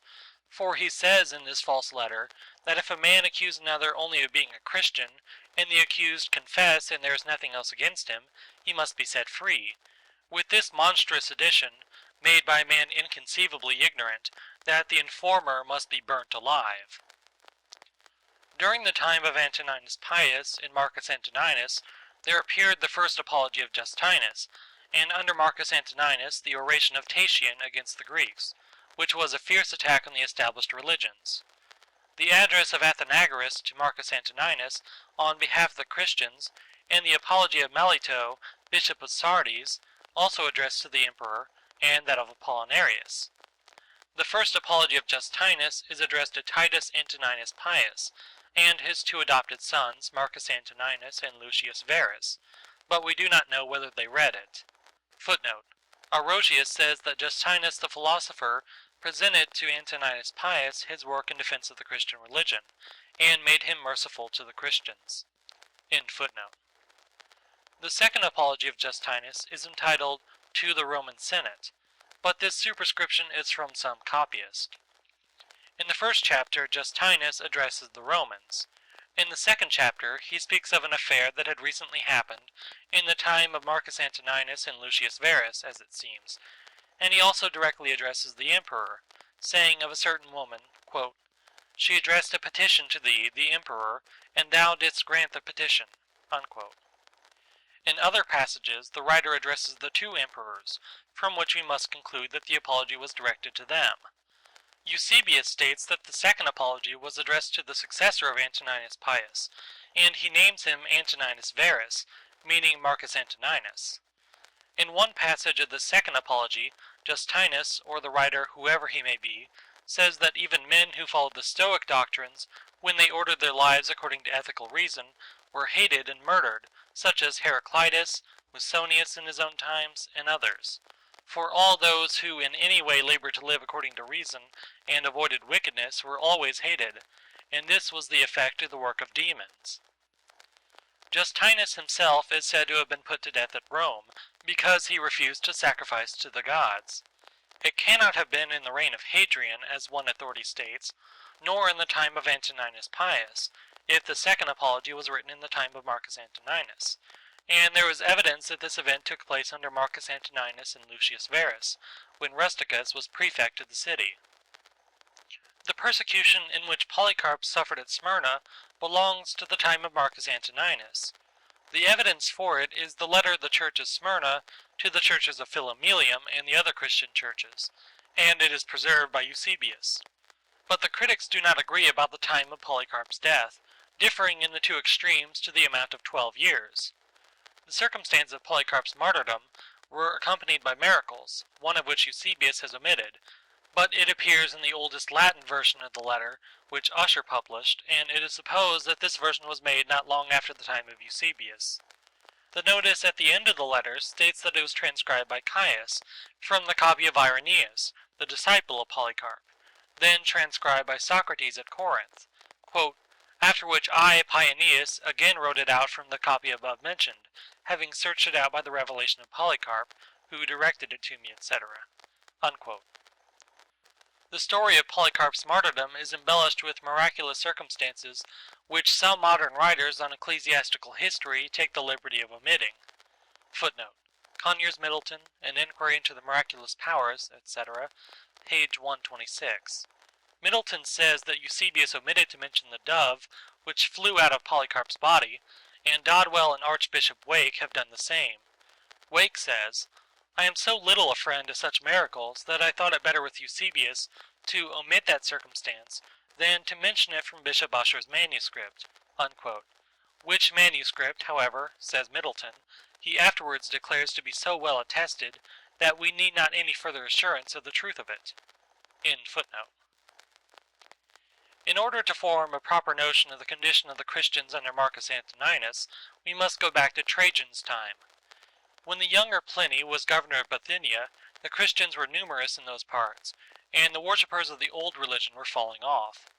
The temples were deserted, the festivals neglected, and there were no purchasers of victims for sacrifice. Those who were interested in the maintenance of the old religion thus found that their profits were in danger. Christians of both sexes and of all ages were brought before the governor, who did not know what to do with them. He could come to no other conclusion than this, that those who confessed to be Christians and persevered in their religion ought to be punished, if for nothing else for their invincible obstinacy. He found no crimes proved against the Christians, and he could only characterize their religion as a depraved and extravagant superstition, which might be stopped if the people were allowed the opportunity of recanting. Pliny wrote this in a letter to Trajan. Footnote: The Martyrium Ignatii, first published in Latin by Archbishop Ussher, is the chief evidence for the circumstances of Ignatius's death. End footnote. In the time of Hadrian, it was no longer possible for the Roman government to overlook the great increase of the Christians and the hostility of the common sort to them. If the governors in the provinces were willing to let them alone, they could not resist the fanaticism of the heathen community, who looked on the Christians as atheists. The Jews, too, who were settled all over the Roman Empire, were as hostile to the Christians as the Gentiles were. Footnote: We have the evidence of Justinus to this effect. Quote, "The Christians are attacked by the Jews as if they were men of a different race, and are persecuted by the Greeks, and those who hate them cannot give the reason of their enmity." Unquote. End footnote. With the time of Hadrian began the Christian apologies, which show plainly what the popular feeling towards the Christians then was. A rescript of Hadrian to Minucius Fundanus, the proconsul of Asia, which stands at the end of Justin's first apology, instructs the governor that innocent people must not be troubled and false accusers must not be allowed to extort money from them. The charges against the Christians must be made in due form, and no attention must be paid to popular clamors. When Christians were regularly prosecuted and convicted of illegal acts, they must be punished according to their deserts, and false accusers also must be punished. Footnote. And in Eusebius, Aurelius says that Hadrian sent this rescript to Minucius Fundanus, proconsul of Asia, after being instructed in books written on the Christian religion by Quadratus, a disciple of the apostles, and Aristides, an Athenian, an honest and wise man, and Cyrenus Granius. In the Greek text of Hadrian's rescript, there is mentioned Cyrenus Granianus, the predecessor of Minucius Fundanus, in the government of Asia. This rescript of Hadrian has clearly been added to the apology by some editor. End footnote. Antoninus Pius is said to have published rescripts to the same effect. The terms of Hadrian's rescript seem very favorable to the Christians, but if we understand it in this sense, that they are only to be punished like other people for illegal acts, it would have no meaning, for that could have been done without asking the emperor's advice. The real purpose of the rescript is that Christians must be punished if they persisted in their belief, and would not prove their renunciation of it by acknowledging the heathen religion. This was Trajan's rule, and we have no reason for supposing that Hadrian granted more to the Christians than Trajan did. There is also printed at the end of Justin's first apology a rescript of Antoninus Pius to the commune of Asia, and it is also in Eusebius. The date of the rescript is the third consulship of Antoninus Pius. The rescript declares that the Christians, for they are meant, though the name Christians does not occur in the rescript, were not to be disturbed unless they were attempting something against the Roman rule, and no man was to be punished simply for being a Christian. But this rescript is spurious. Any man moderately acquainted with Roman history will see by the style and tenor that it is a clumsy forgery. In the time of Marcus Antoninus, the opposition between the old and the new belief was still stronger, and the adherents of the heathen religion urged those in authority to a more regular resistance to the invasions of the Christian faith. Melito, in his apology to Marcus Antoninus, represents the Christians of Asia as persecuted under new imperial orders.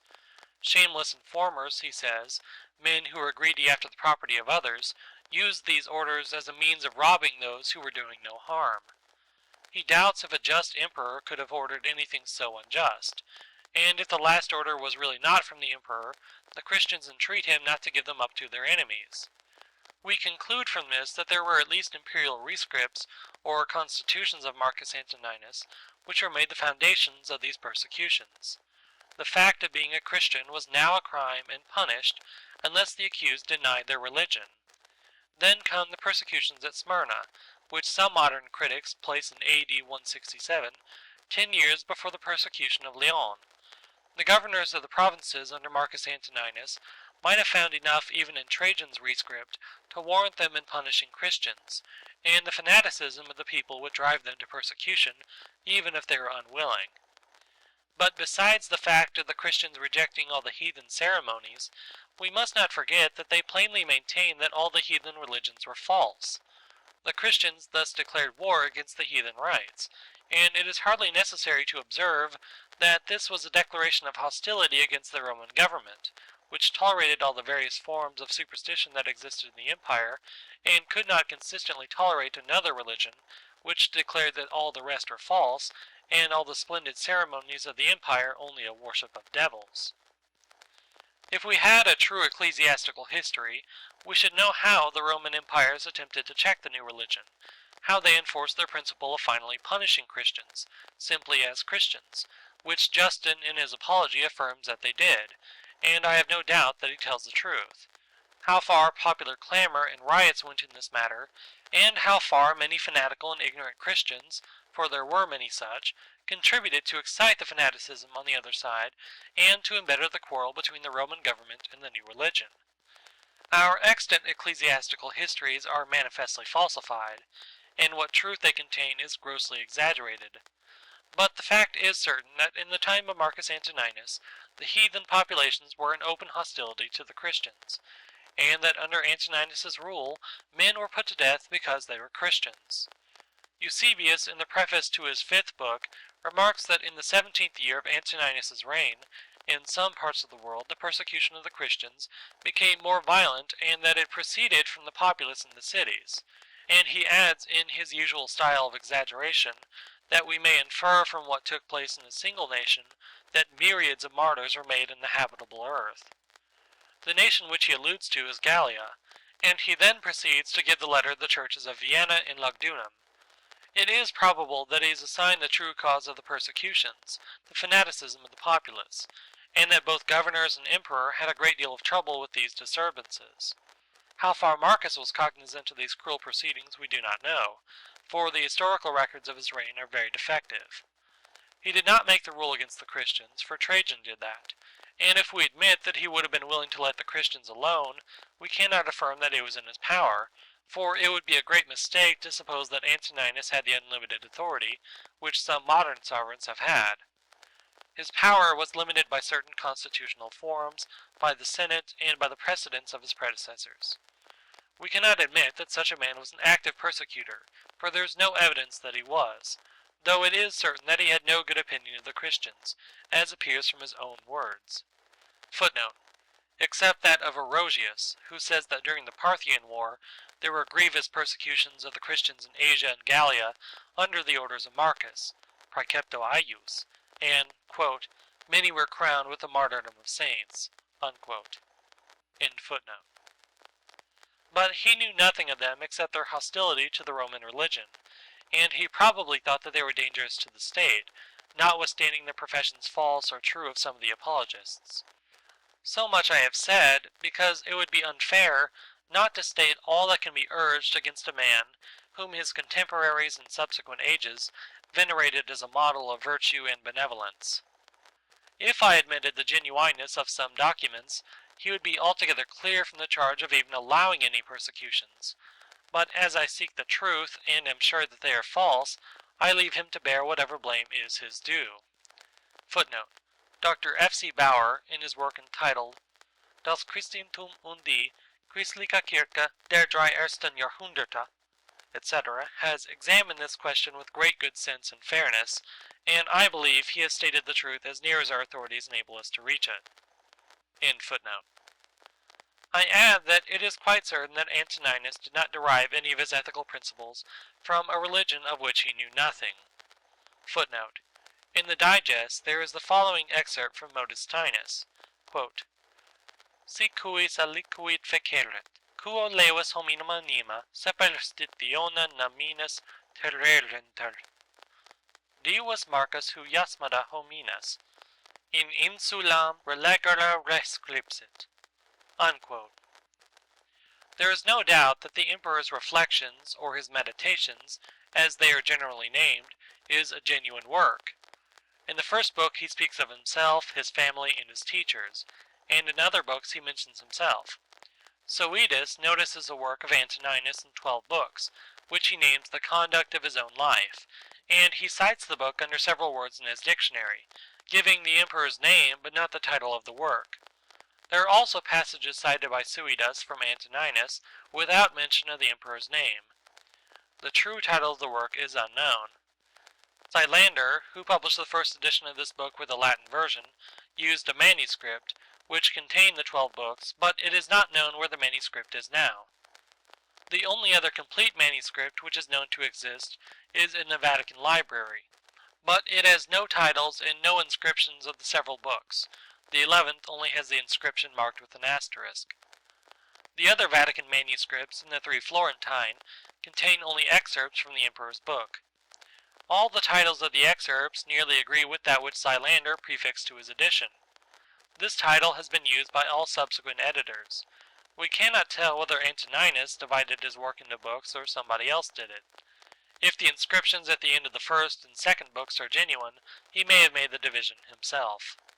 It is plain that the emperor wrote down his thoughts or reflections as the occasions arose, and since they were intended for his own use, it is no improbable conjecture that he left a complete copy behind him, written with his own hand, for it is not likely that so diligent a man would use the labor of a transcriber for such a purpose, and expose his most secret thoughts to any other eye.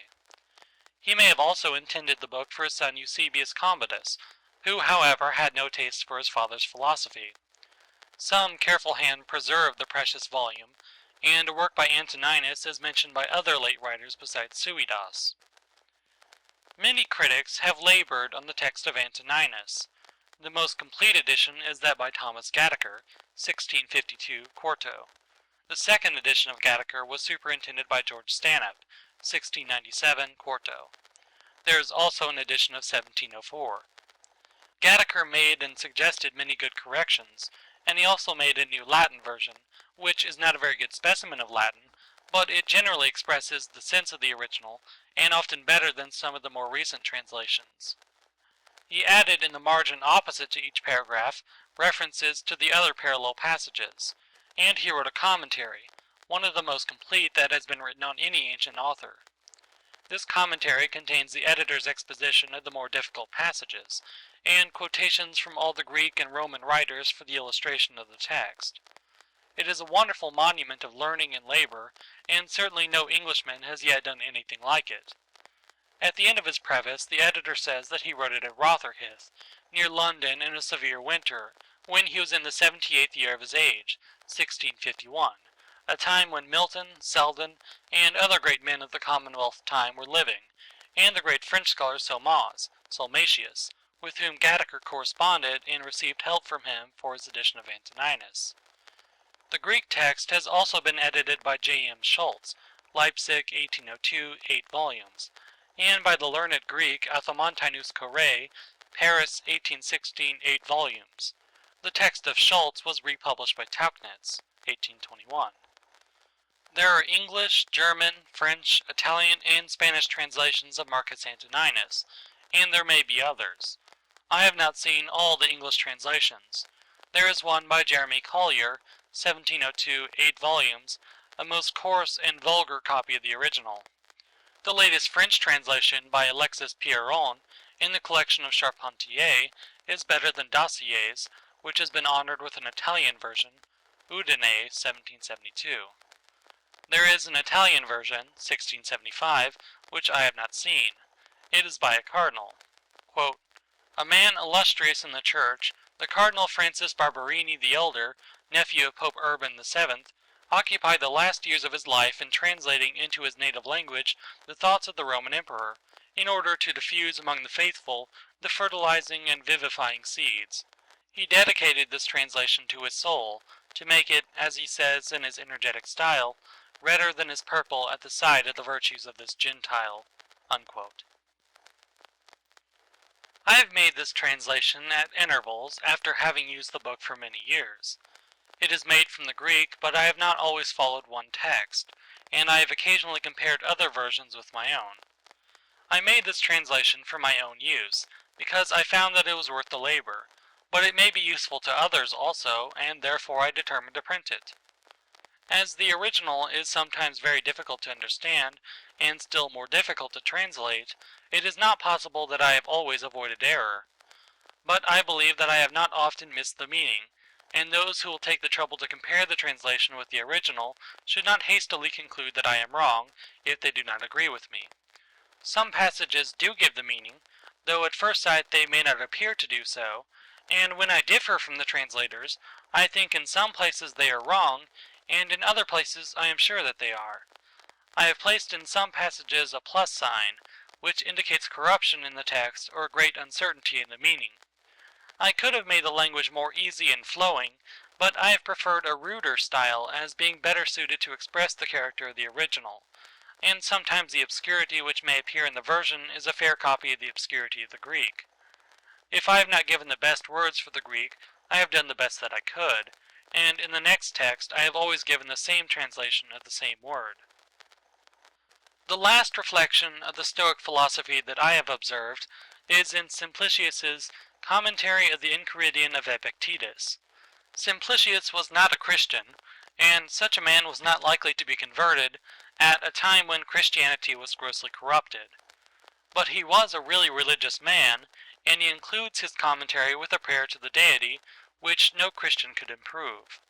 From the time of Zeno to Simplicius, a period of about 900 years, the Stoic philosophy formed the characters of some of the best and greatest men.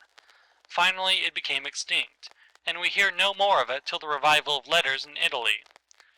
Angelo Poliziano met with two very inaccurate and incomplete manuscripts of Epictetus's Enchiridion, which he translated into Latin and dedicated to his great patron Lorenzo de' Medici, in whose collection he had found the book.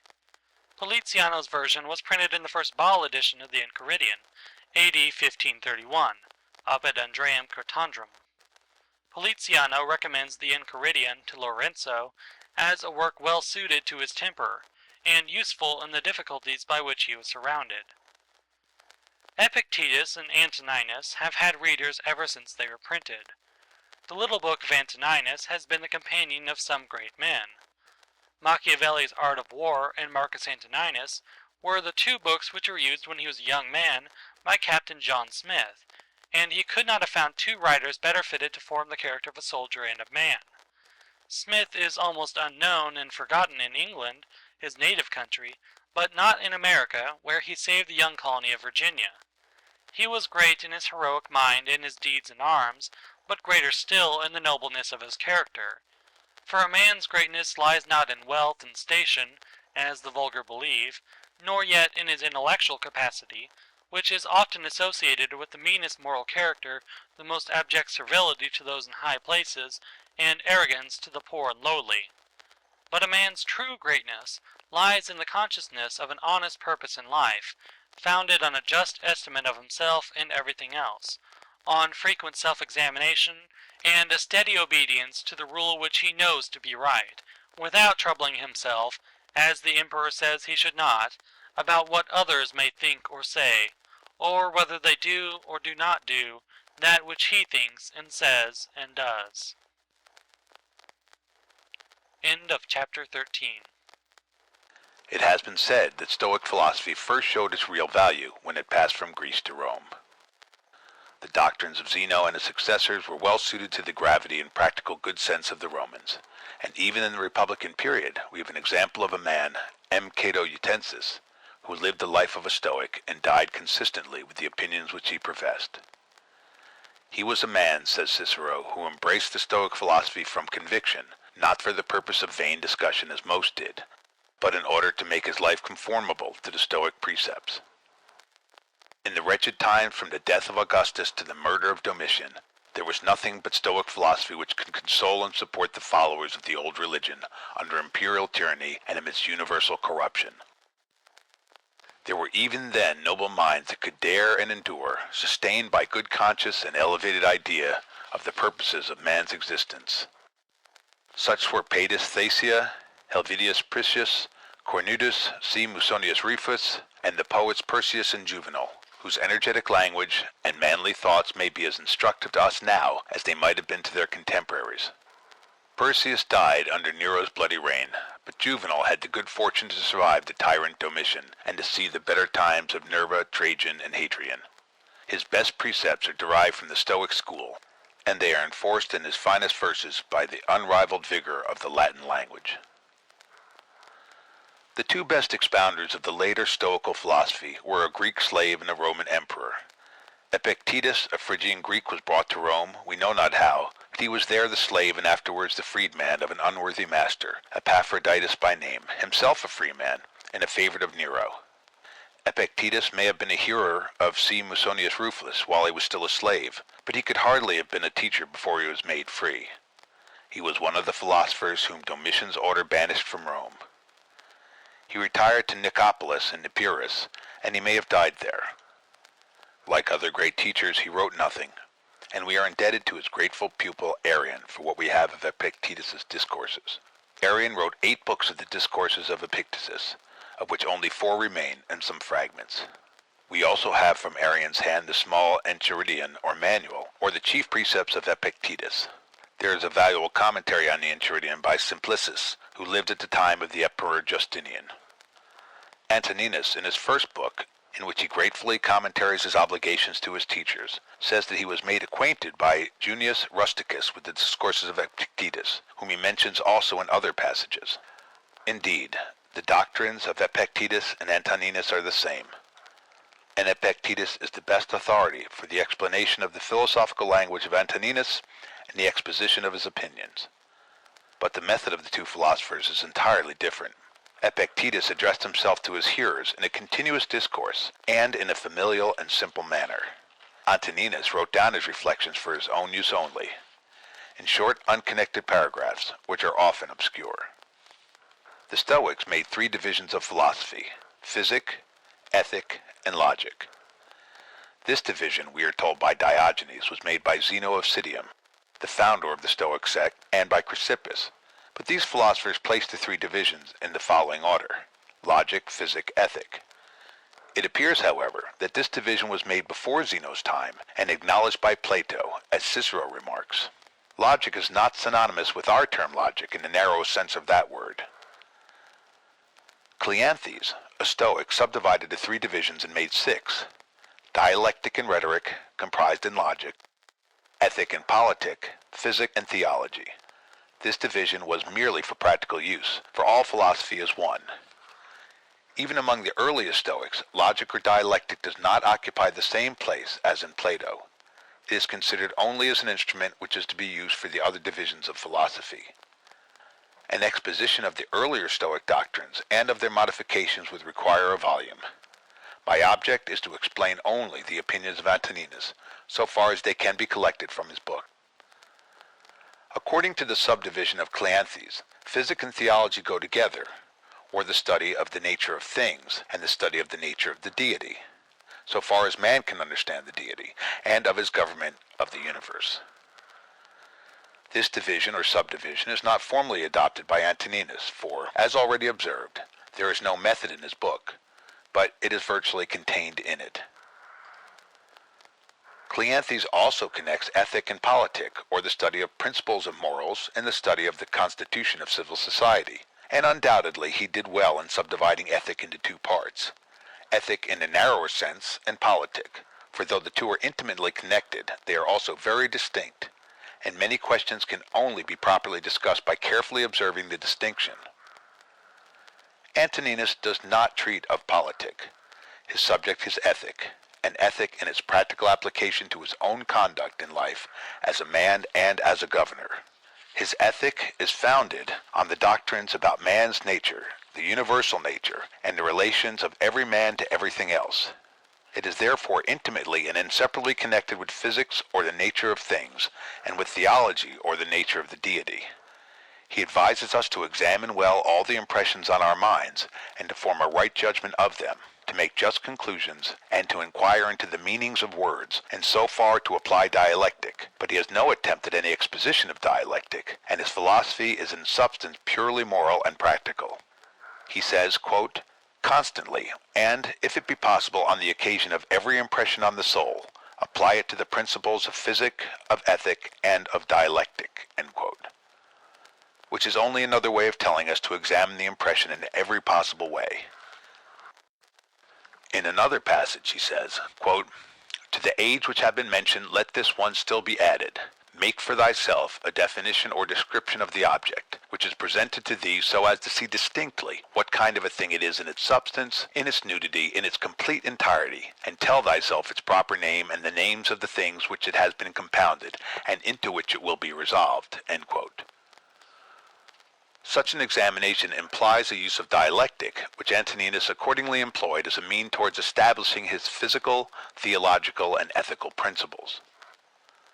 There are several expositions of the physical, theological, and ethical principles which are contained in the work of Antoninus, and more expositions than I have read.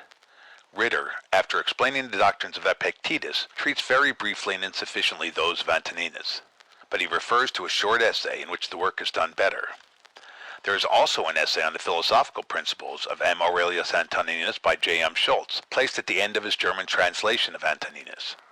With the assistance of these two useful essays and his own diligent study, a man may form a sufficient notion of the principles of Antoninus, but he will find it more difficult to expound them to others. Besides the want of arrangement in the original and of connection among the numerous paragraphs, the corruption of the text, the obscurity of the language and the style, and sometimes perhaps the confusion in the writer's own ideas, besides all this there is occasionally an apparent contradiction in the emperor's thoughts, as if his principles were sometimes unsettled, as if doubt sometimes clouded his mind. A man who leads a life of tranquility and reflection, who is not disturbed at home, and meddles not with the affairs of the world, may keep his mind at ease and his thoughts in one even course. But such a man has not been tried. All his ethical philosophy and his passive virtue might turn out to be idle words if he were once exposed to the rude realities of human existence. Fine thoughts and moral dissertations from men who have not worked and suffered may be read, but they will be forgotten. No religion, no ethical philosophy is worth anything if the teacher has not lived the, quote, life of an apostle, end quote, and has been ready to die, quote, the death of a martyr, end quote. Quote, not in passivity, the passive affects, but in activity lie the evil and the good of the rational social animal, just as his virtue and his vice lie not in passivity, but in activity, end quote. Section 9, paragraph 16. The Emperor Antoninus was a practical moralist. From his youth, he followed a laborious discipline, and though his high station placed him above all want or the fear of it, he lived as frugally and as temperately as the poorest philosopher. Epictetus wanted little, and it seems that he always had the little that he wanted, and he was content with it, as he had been with his servile station. But Antoninus, after his accession to the empire, sat on an uneasy seat.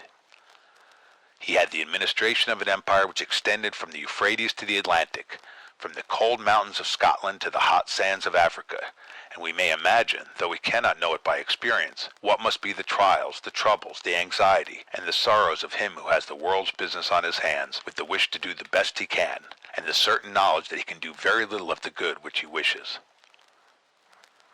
In the midst of war, pestilence, conspiracy, general corruption, and with the weight of so unwieldy an empire upon him, we may easily comprehend that Antoninus often had need of all his fortitude to support him. The best and bravest men have moments of doubt and of weakness, but if they are the best and the bravest, they rise again from their depression by recurring to first principles, as Antoninus does.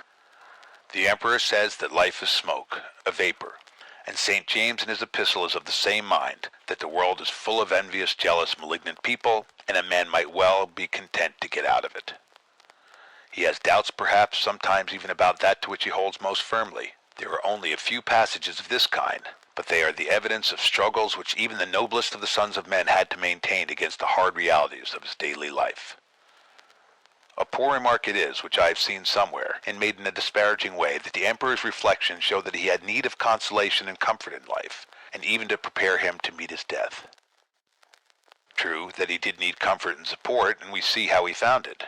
He constantly recurs to his fundamental principle that the universe is wisely ordered, that every man is a part of it and must conform to that order which he cannot change, that whatever the deed he has done is good, that all mankind are a man's brethren, that he must love and cherish them and try to make them better, even those who would do him harm. This is his conclusion. Quote, what then is that which is able to conduct a man? One thing and only one, philosophy. But this consists in keeping the divinity within a man free from violence and unharmed, superior to pains and pleasures, doing nothing without a purpose, nor yet falsely and with hypocrisy, not feeling the need of another man's doing, or not doing anything, and besides accepting all that happens and all that is allotted, as coming from thence, wherever it is, from whence he himself came, and finally, waiting for death with a cheerful mind as being nothing else than a dissolution of the elements of which every living being is compounded.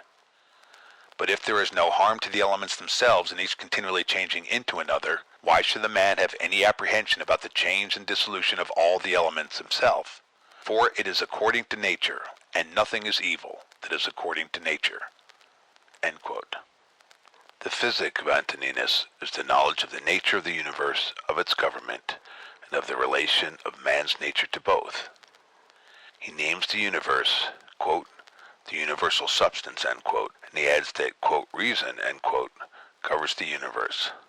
He also uses the term, quote, universal nature, end quote, or, quote, nature of the universe, end quote. He calls the universe, quote, the one and all, which we name cosmos or order, end quote. If he ever seems to use these general terms as significant of all that man can in any way conceive to exist, he still on other occasions plainly distinguishes between matter, material things, and cause, origin, reason. This is conformable to Zeno's doctrine that there are two original principles of all things, that which acts and that which is acted upon. That which is acted on is the formless matter. That which acts is the reason, God, who is eternal and operates through all matter and produces all things. So Antoninus speaks of the reason which pervades all substance and through all time by fixed periods, revolutions, administers the universe. God is eternal and matter is eternal. It is God who gives form to matter, but he is not said to have created matter. According to this view, which is as old as Anaxagoras, God and matter exist independently, but God governs matter. This doctrine is simply the expression of the fact of the existence both of matter and of God. The Stoics did not perplex themselves with the insoluble question of the origin and nature of matter. Antoninus also assumes a beginning of things, as we now know them, but his language is sometimes very obscure. I have endeavored to explain the meaning of one difficult passage. Matter consists of elemental parts, of which all material objects are made, but nothing is permanent in form. The nature of the universe, according to Antoninus' expression, quote, loves nothing so much as to change the things which are, and to make new things like them. For everything that exists is in a manner the seed of that which will be. But thou art thinking only of seeds which are cast into the earth or into a womb. But this is a very vulgar notion, end quote. All things, then, are in a constant flux and change. Some things are dissolved into the elements, others come in their places, and so, quote, the whole universe continues ever young and perfect, end quote. Antoninus has some obscure expressions about what he calls, quote, seminal principles, end quote.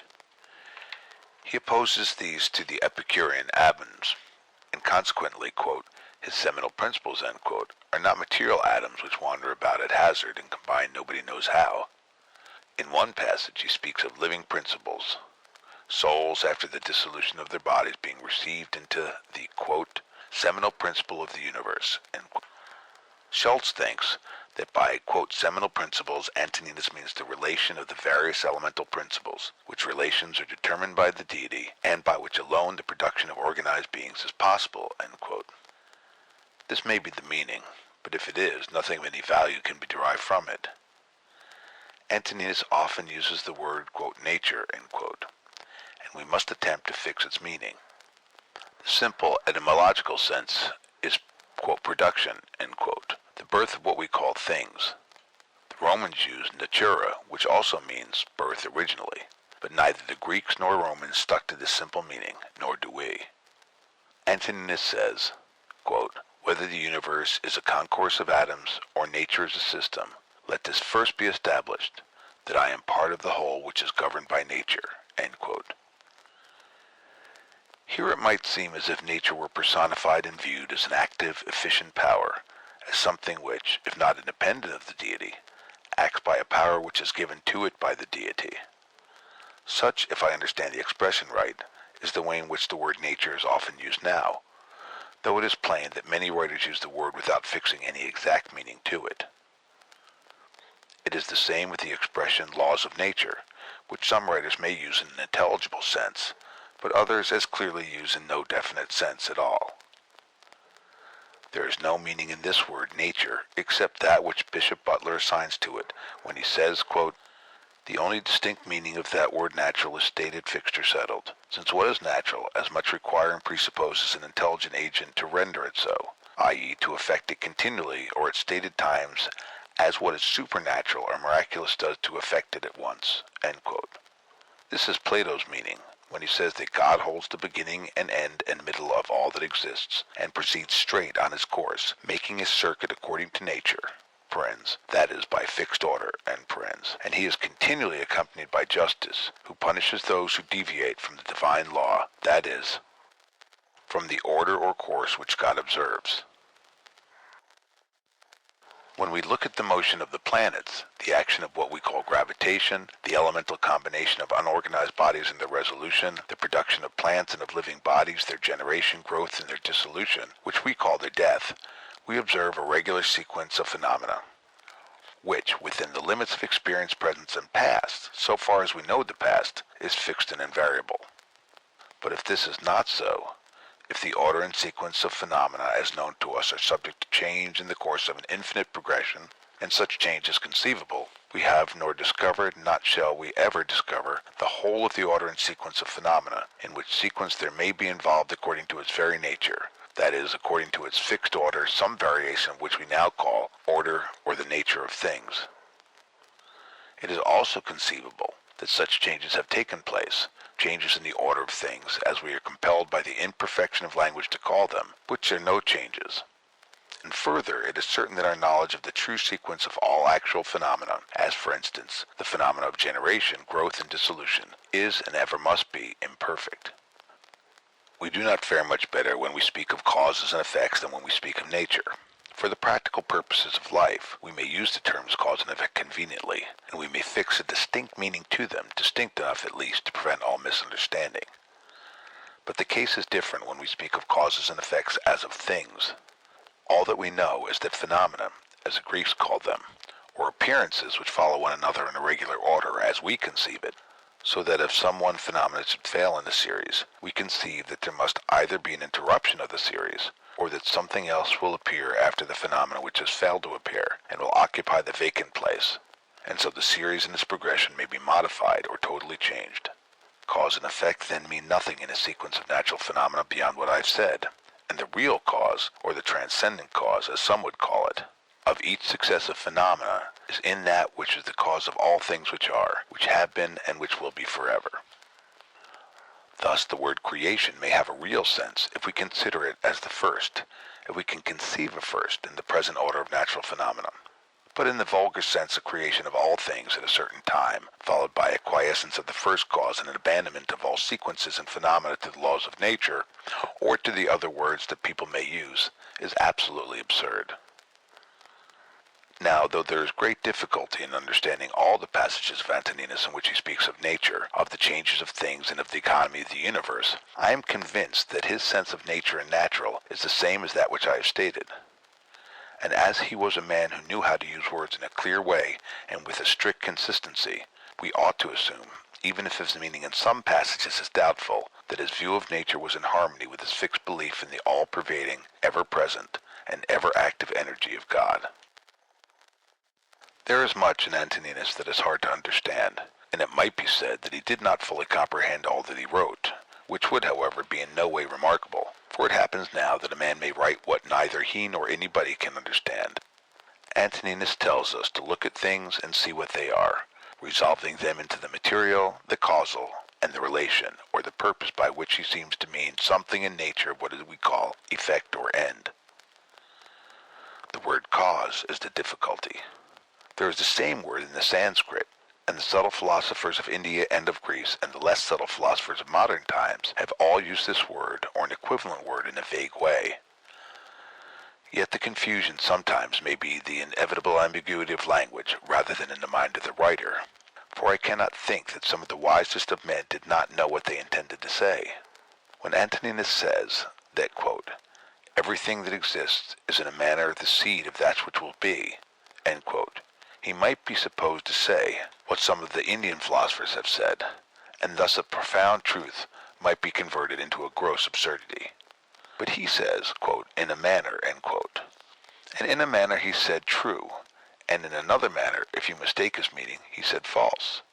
When Plato said, quote, nothing ever is, but is always becoming, end quote, he delivered a text out of which we may derive something, for he destroys by it not all practical, but all speculative notions of cause and effect.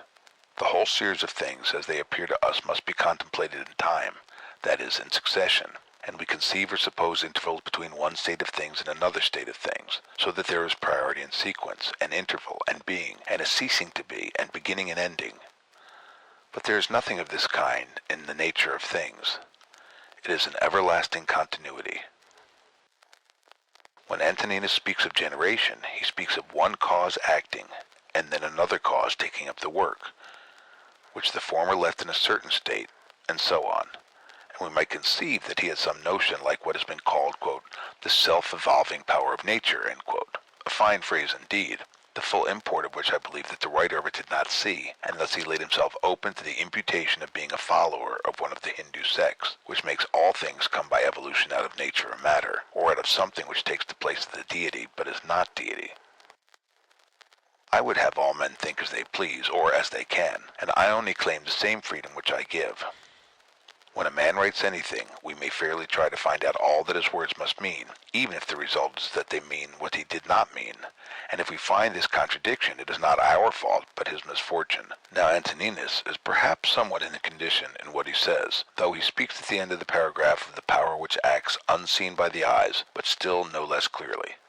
But whether in this passage he means the power is conceived to be in different successive causes, or in something else, nobody can tell.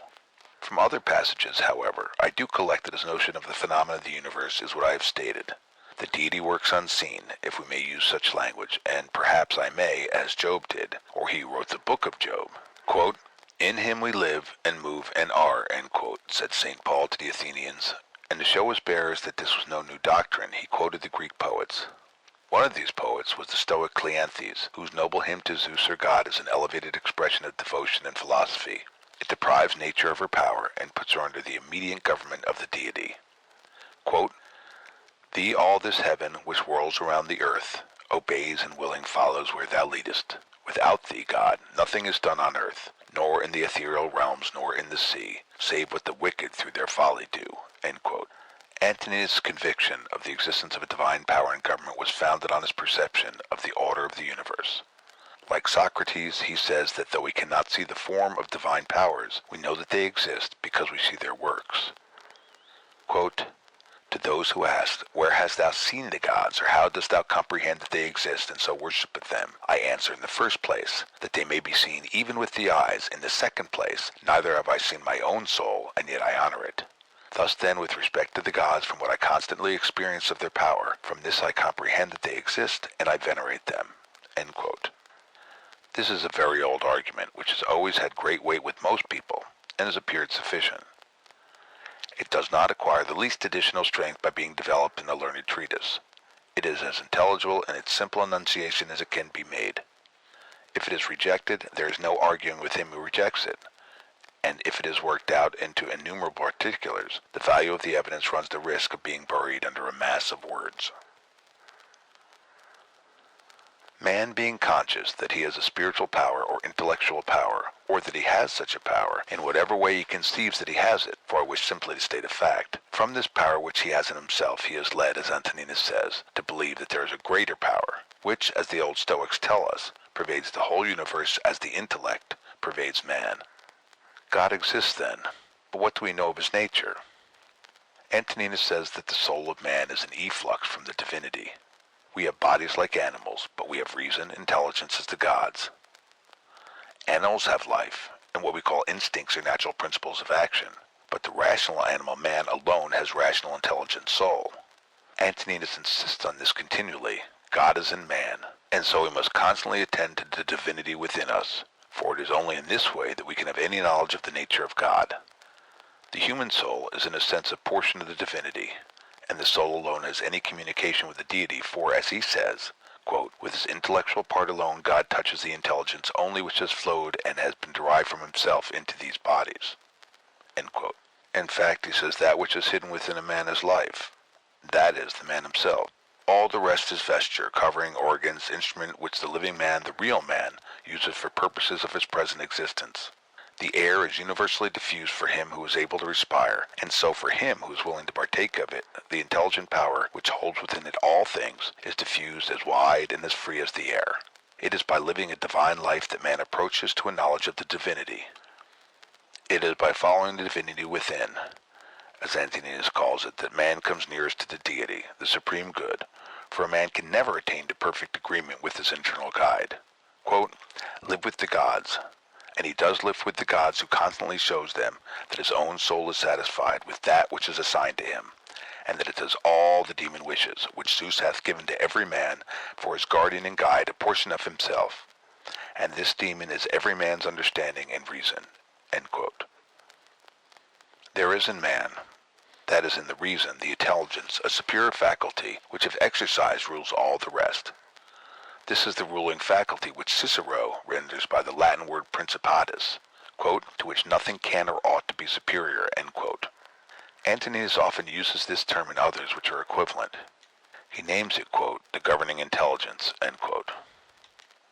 The governing faculty is the master of the soul. A man must reverence only his ruling faculty and the divinity within him. As we must reverence that which is supreme in the universe, so we must reverence that which is supreme in ourselves, and this is that which of the like kind with that which is the supreme in the universe.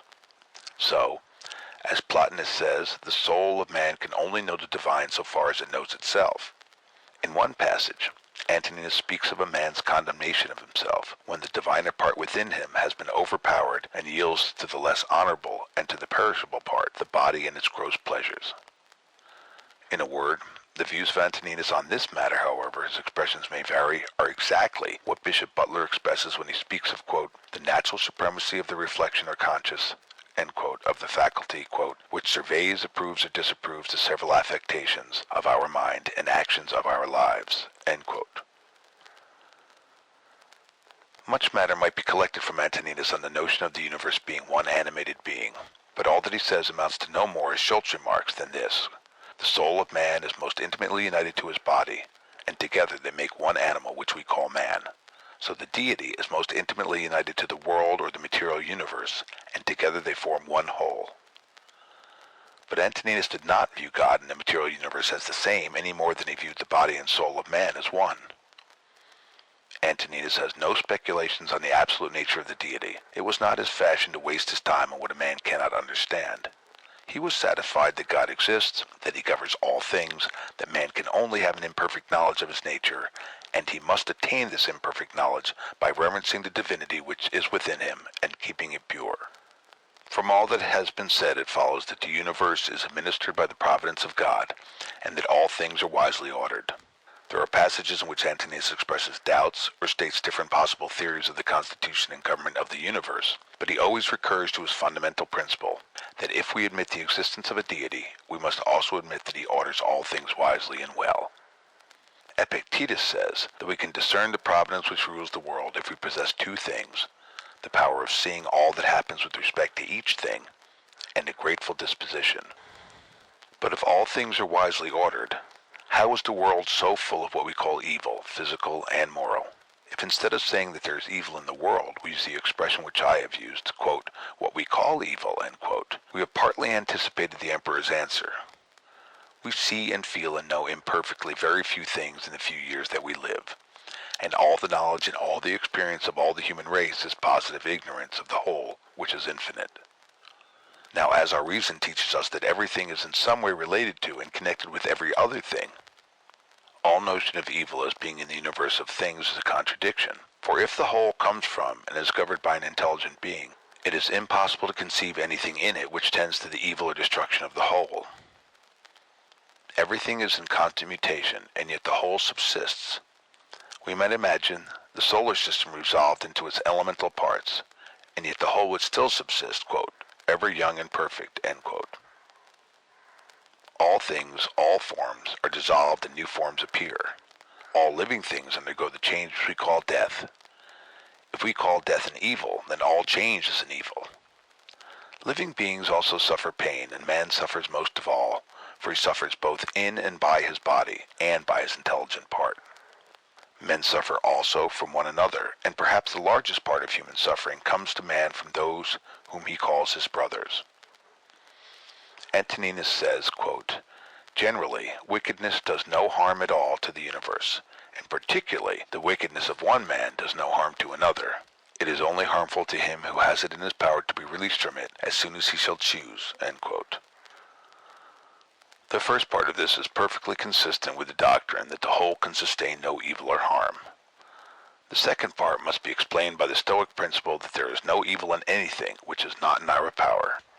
What wrong we suffer from another is his evil, not ours. But this is an admission that there is evil in a sort, for he who does wrong does evil, and if others can endure the wrong, still there is evil in the wrongdoer. Antoninus gives many excellent precepts with respect to wrongs and injuries, and his precepts are practical. He teaches us to bear what we cannot avoid, and his lessons may be just as useful to him who denies the being and the government as God, as to him who believes in both.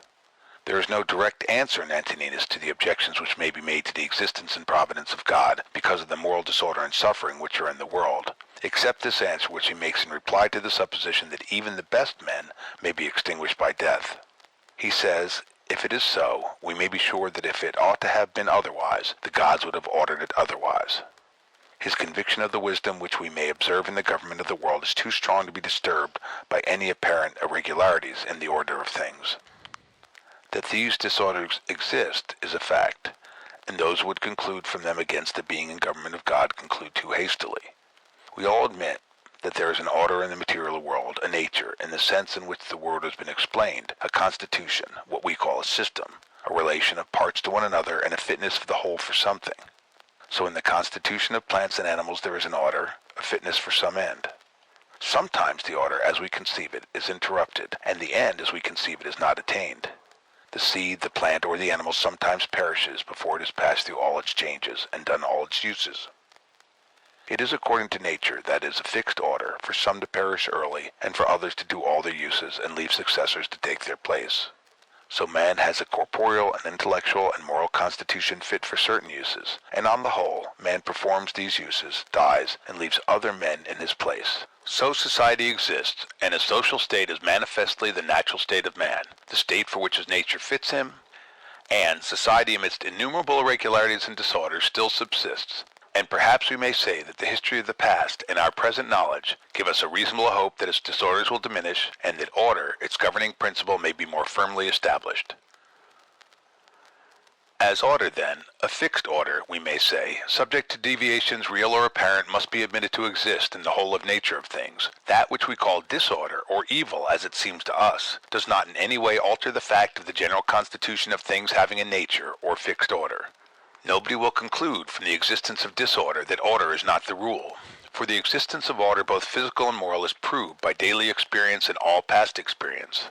We cannot conceive how the order of the universe is maintained. We cannot even conceive how our own life from day to day is continued, nor how we perform the simplest movements of the body, nor how we grow and think and act, though we know many of the conditions which are necessary for all these functions.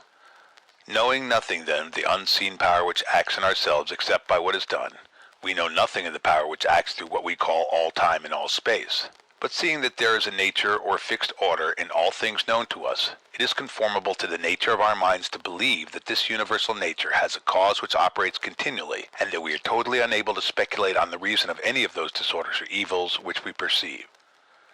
This, I believe, is the answer which may be collected from all that Antoninus has said. The origin of evil is an old question.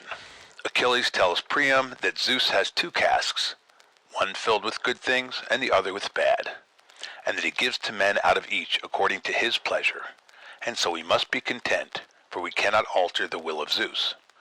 One of the Greek commentators asked how we must reconcile this doctrine with what we find in the first book of the Odyssey, where the king of the gods says, "Men say evil comes to them from us, but they bring it on themselves through their own folly." The answer is plain enough, even to the Greek commentator. The poets make both Achilles and Zeus speak appropriately to their several characters. Indeed, Zeus says plainly that men do attribute their sufferings to the gods, but they do it falsely, for they are the cause of their own sorrows. Epictetus, in his Enchiridion, makes short work of the question of evil. He says, quote, "As a mark is not set up for the purpose of missing it, so neither does the nature of evil exist in the universe." End quote. This will appear obscure enough to those who are not acquainted with Epictetus, but he always knows what he is talking about. We do not set up a mark in order to miss it, though we may miss it. God, whose existence Epictetus assumes, has not ordered all things so that his purpose shall fail. Whatever there may be of what we call evil, the nature of evil as he expresses it does not exist. That is, evil is not part of the constitution or nature of things. If there were a principle of evil in the constitution of things, evil would no longer be evil, as Simplicius argues, but evil would be good. Simplicius has a long and curious discourse on this text of Epictetus, and it is amusing and instructive. One passage more will conclude this matter. It contains all that the emperor could say, quote, "To go from among men, if there are gods, is not a thing to be afraid of, for the gods will not involve thee in evil. But if indeed they do not exist, or if they have no concern about human affairs, what is it to me to live in a universe devoid of gods or devoid of providence? But in truth they do exist, and they do care for human things, and they have put all the mean in man's power to enable him not to fall into real evils. And as to the rest, if there was anything evil, they would have provided for this also, that it should be altogether in a man's power not to fall into it. But that which does not make a man worse, how can it make a man's life worse? But neither through ignorance, nor having the knowledge, but not the power to guard against or correct these things, is it possible that the nature of the universe has overlooked them? Nor is it possible that it has made so great a mistake, either through want of power or want of skill, that good and evil shall happen indiscriminately to the good and the bad. But death certainly, and life, honor, and dishonor, pain and pleasure, all these things equally happen to good and bad men, being things which make us neither better nor worse. Therefore, they are neither good nor evil." End quote. The ethical part of Antoninus' philosophy follows from his general principles. The end of all his philosophy is to live conformably to nature, both a man's own nature and the nature of the universe. Bishop Butler has explained what the Greek philosophers meant when they spoke of living according to nature, and he says that when it is explained as he has explained it and as they understood it, it is, quote, "a manner of speaking not loose and undeterminate, but clear and distinct, strictly just and true." End quote. To live according to nature is to live according to a man's whole nature, not according to a part of it, and to reverence the divinity within him as the governor of all his actions. Quote, "To the rational animal the same act is according to nature and according to reason." End quote. That which is done contrary to reason is also an act contrary to nature, to the whole nature, though it is certainly conformable to some part of man's nature, or it could not be done. Man is made for action, not for idleness or pleasure. As plants and animals do the uses of their nature, so man must do his. Man must also live conformably to the universal nature, conformable to the nature of all things of which he is one, and, as a citizen of a political community, he must direct his life and actions with reference to those among whom, and for whom, among other purposes, he lives. A man must not retire into solitude and cut himself off from his fellow men. He must be ever active to do his part in the great whole. All men are his kin, not only in blood, but still more by participating in the same intelligence and by being a portion of the same divinity. A man cannot really be injured by his brethren, for no act of theirs can make him bad, and he must not be angry with them nor hate them. Quote, "For we are made for cooperation, like feet, like hands, like eyelids, like the rows of the upper and lower teeth. To act against one another then is contrary to nature, and it is acting against one another to be vexed and to turn away." End quote. Further, he says, quote, "Take pleasure in one thing and rest in it, in passing from one social act to another social act, thinking of God." End quote. Again, quote, "Love mankind, follow God." End quote. It is the characteristic of the rational soul for man to love his neighbor. Antoninus teaches in various passages the forgiveness of injuries, and we know that he also practiced what he taught.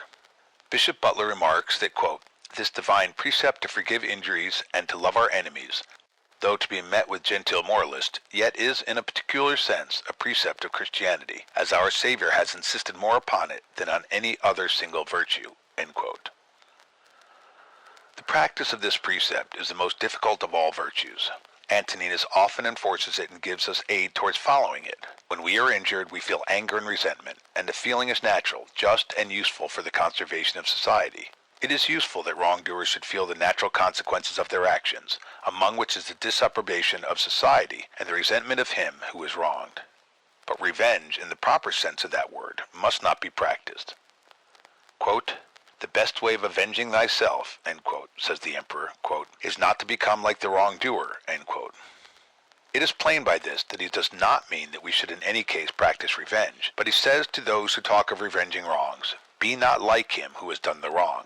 Socrates in the Credo says the same in other words, and St. Paul, quote, when a man has done thee any wrong, immediately consider with what opinion about good or evil he has done wrong.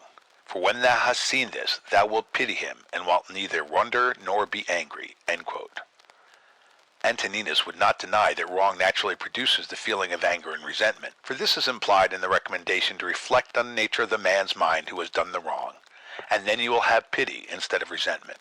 And so it comes to the same as St. Paul's advice to be angry and sin not, which, as Butler well explains it, is not a recommendation to be angry, which nobody needs, for anger is a natural passion, but it is a warning against allowing anger to lead us into sin. In short, the Emperor's doctrine about wrongful acts is this: wrongdoers do not know what good and bad are. They offend out of ignorance, and in the sense of the Stoics, this is true.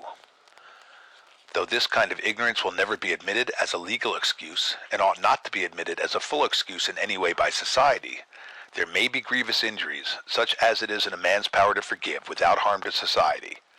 And if he forgives because he sees that his enemies know not what they do, he is acting in the spirit of the sublime prayer, quote, Father, forgive them, for they know not what they do, end quote.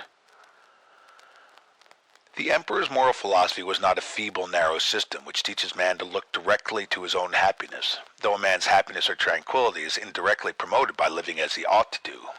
A man must live conformably to the universal nature, which means, as the Emperor explains it in many passages, that a man's action must be conformable to his true relations to all other human beings, both as a citizen of a political community and as a member of the whole human family.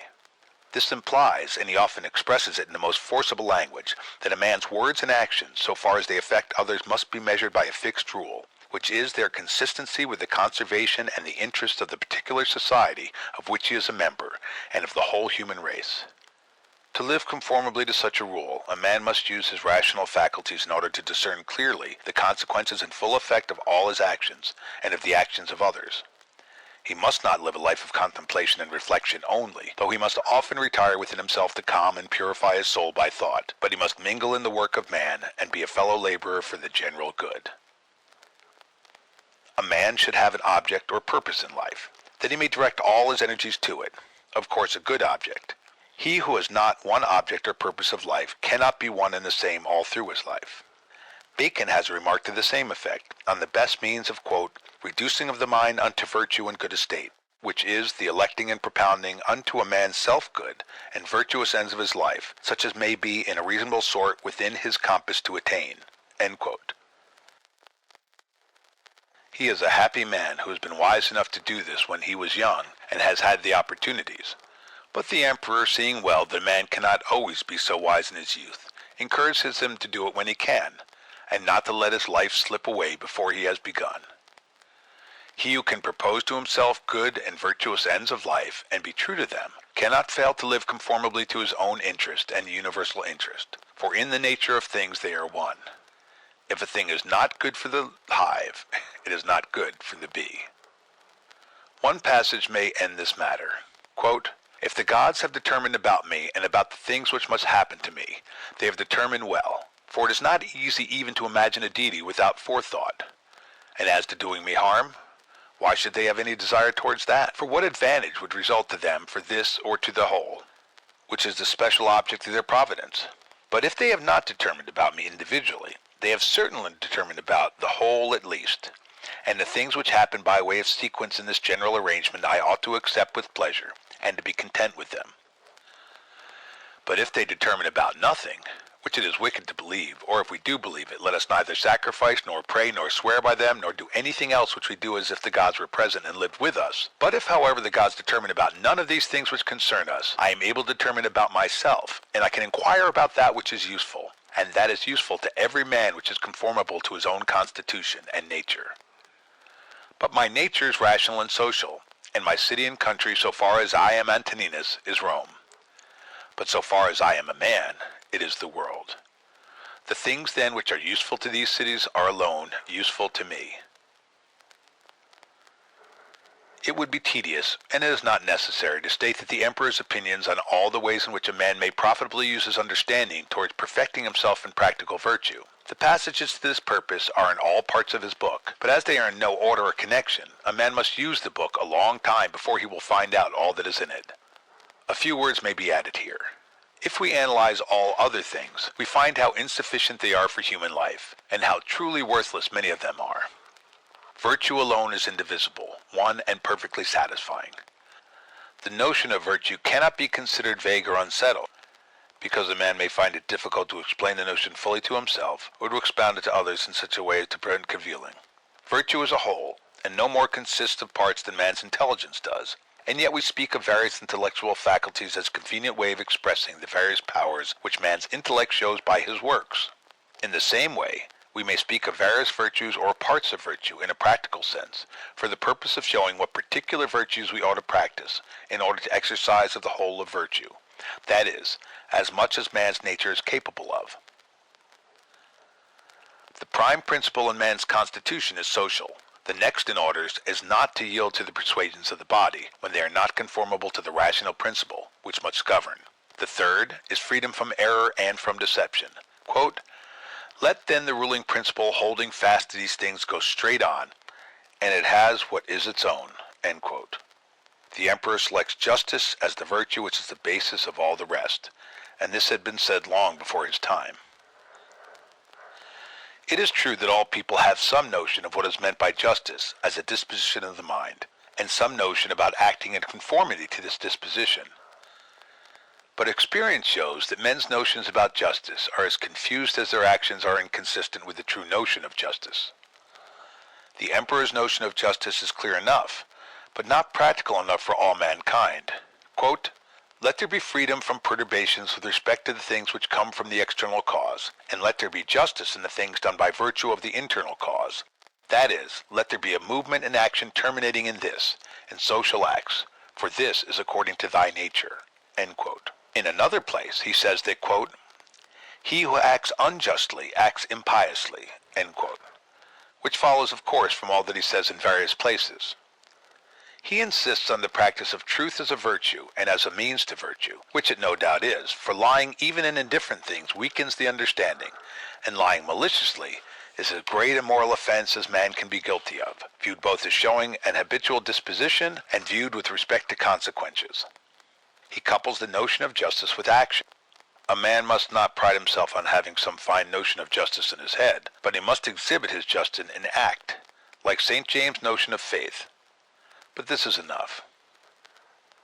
The Stoics, and Antoninus among them, call some things beautiful and some ugly. And as they are beautiful, so they are good, and as they are ugly, so they are evil or bad. All these things, good and evil, are in our power absolutely. Some of the stricter Stoics would say, in a manner only, as those who would not depart altogether from common sense would say, practically they are to a great degree in the power of some persons and in some circumstances, but in a small degree only in other persons and in other circumstances.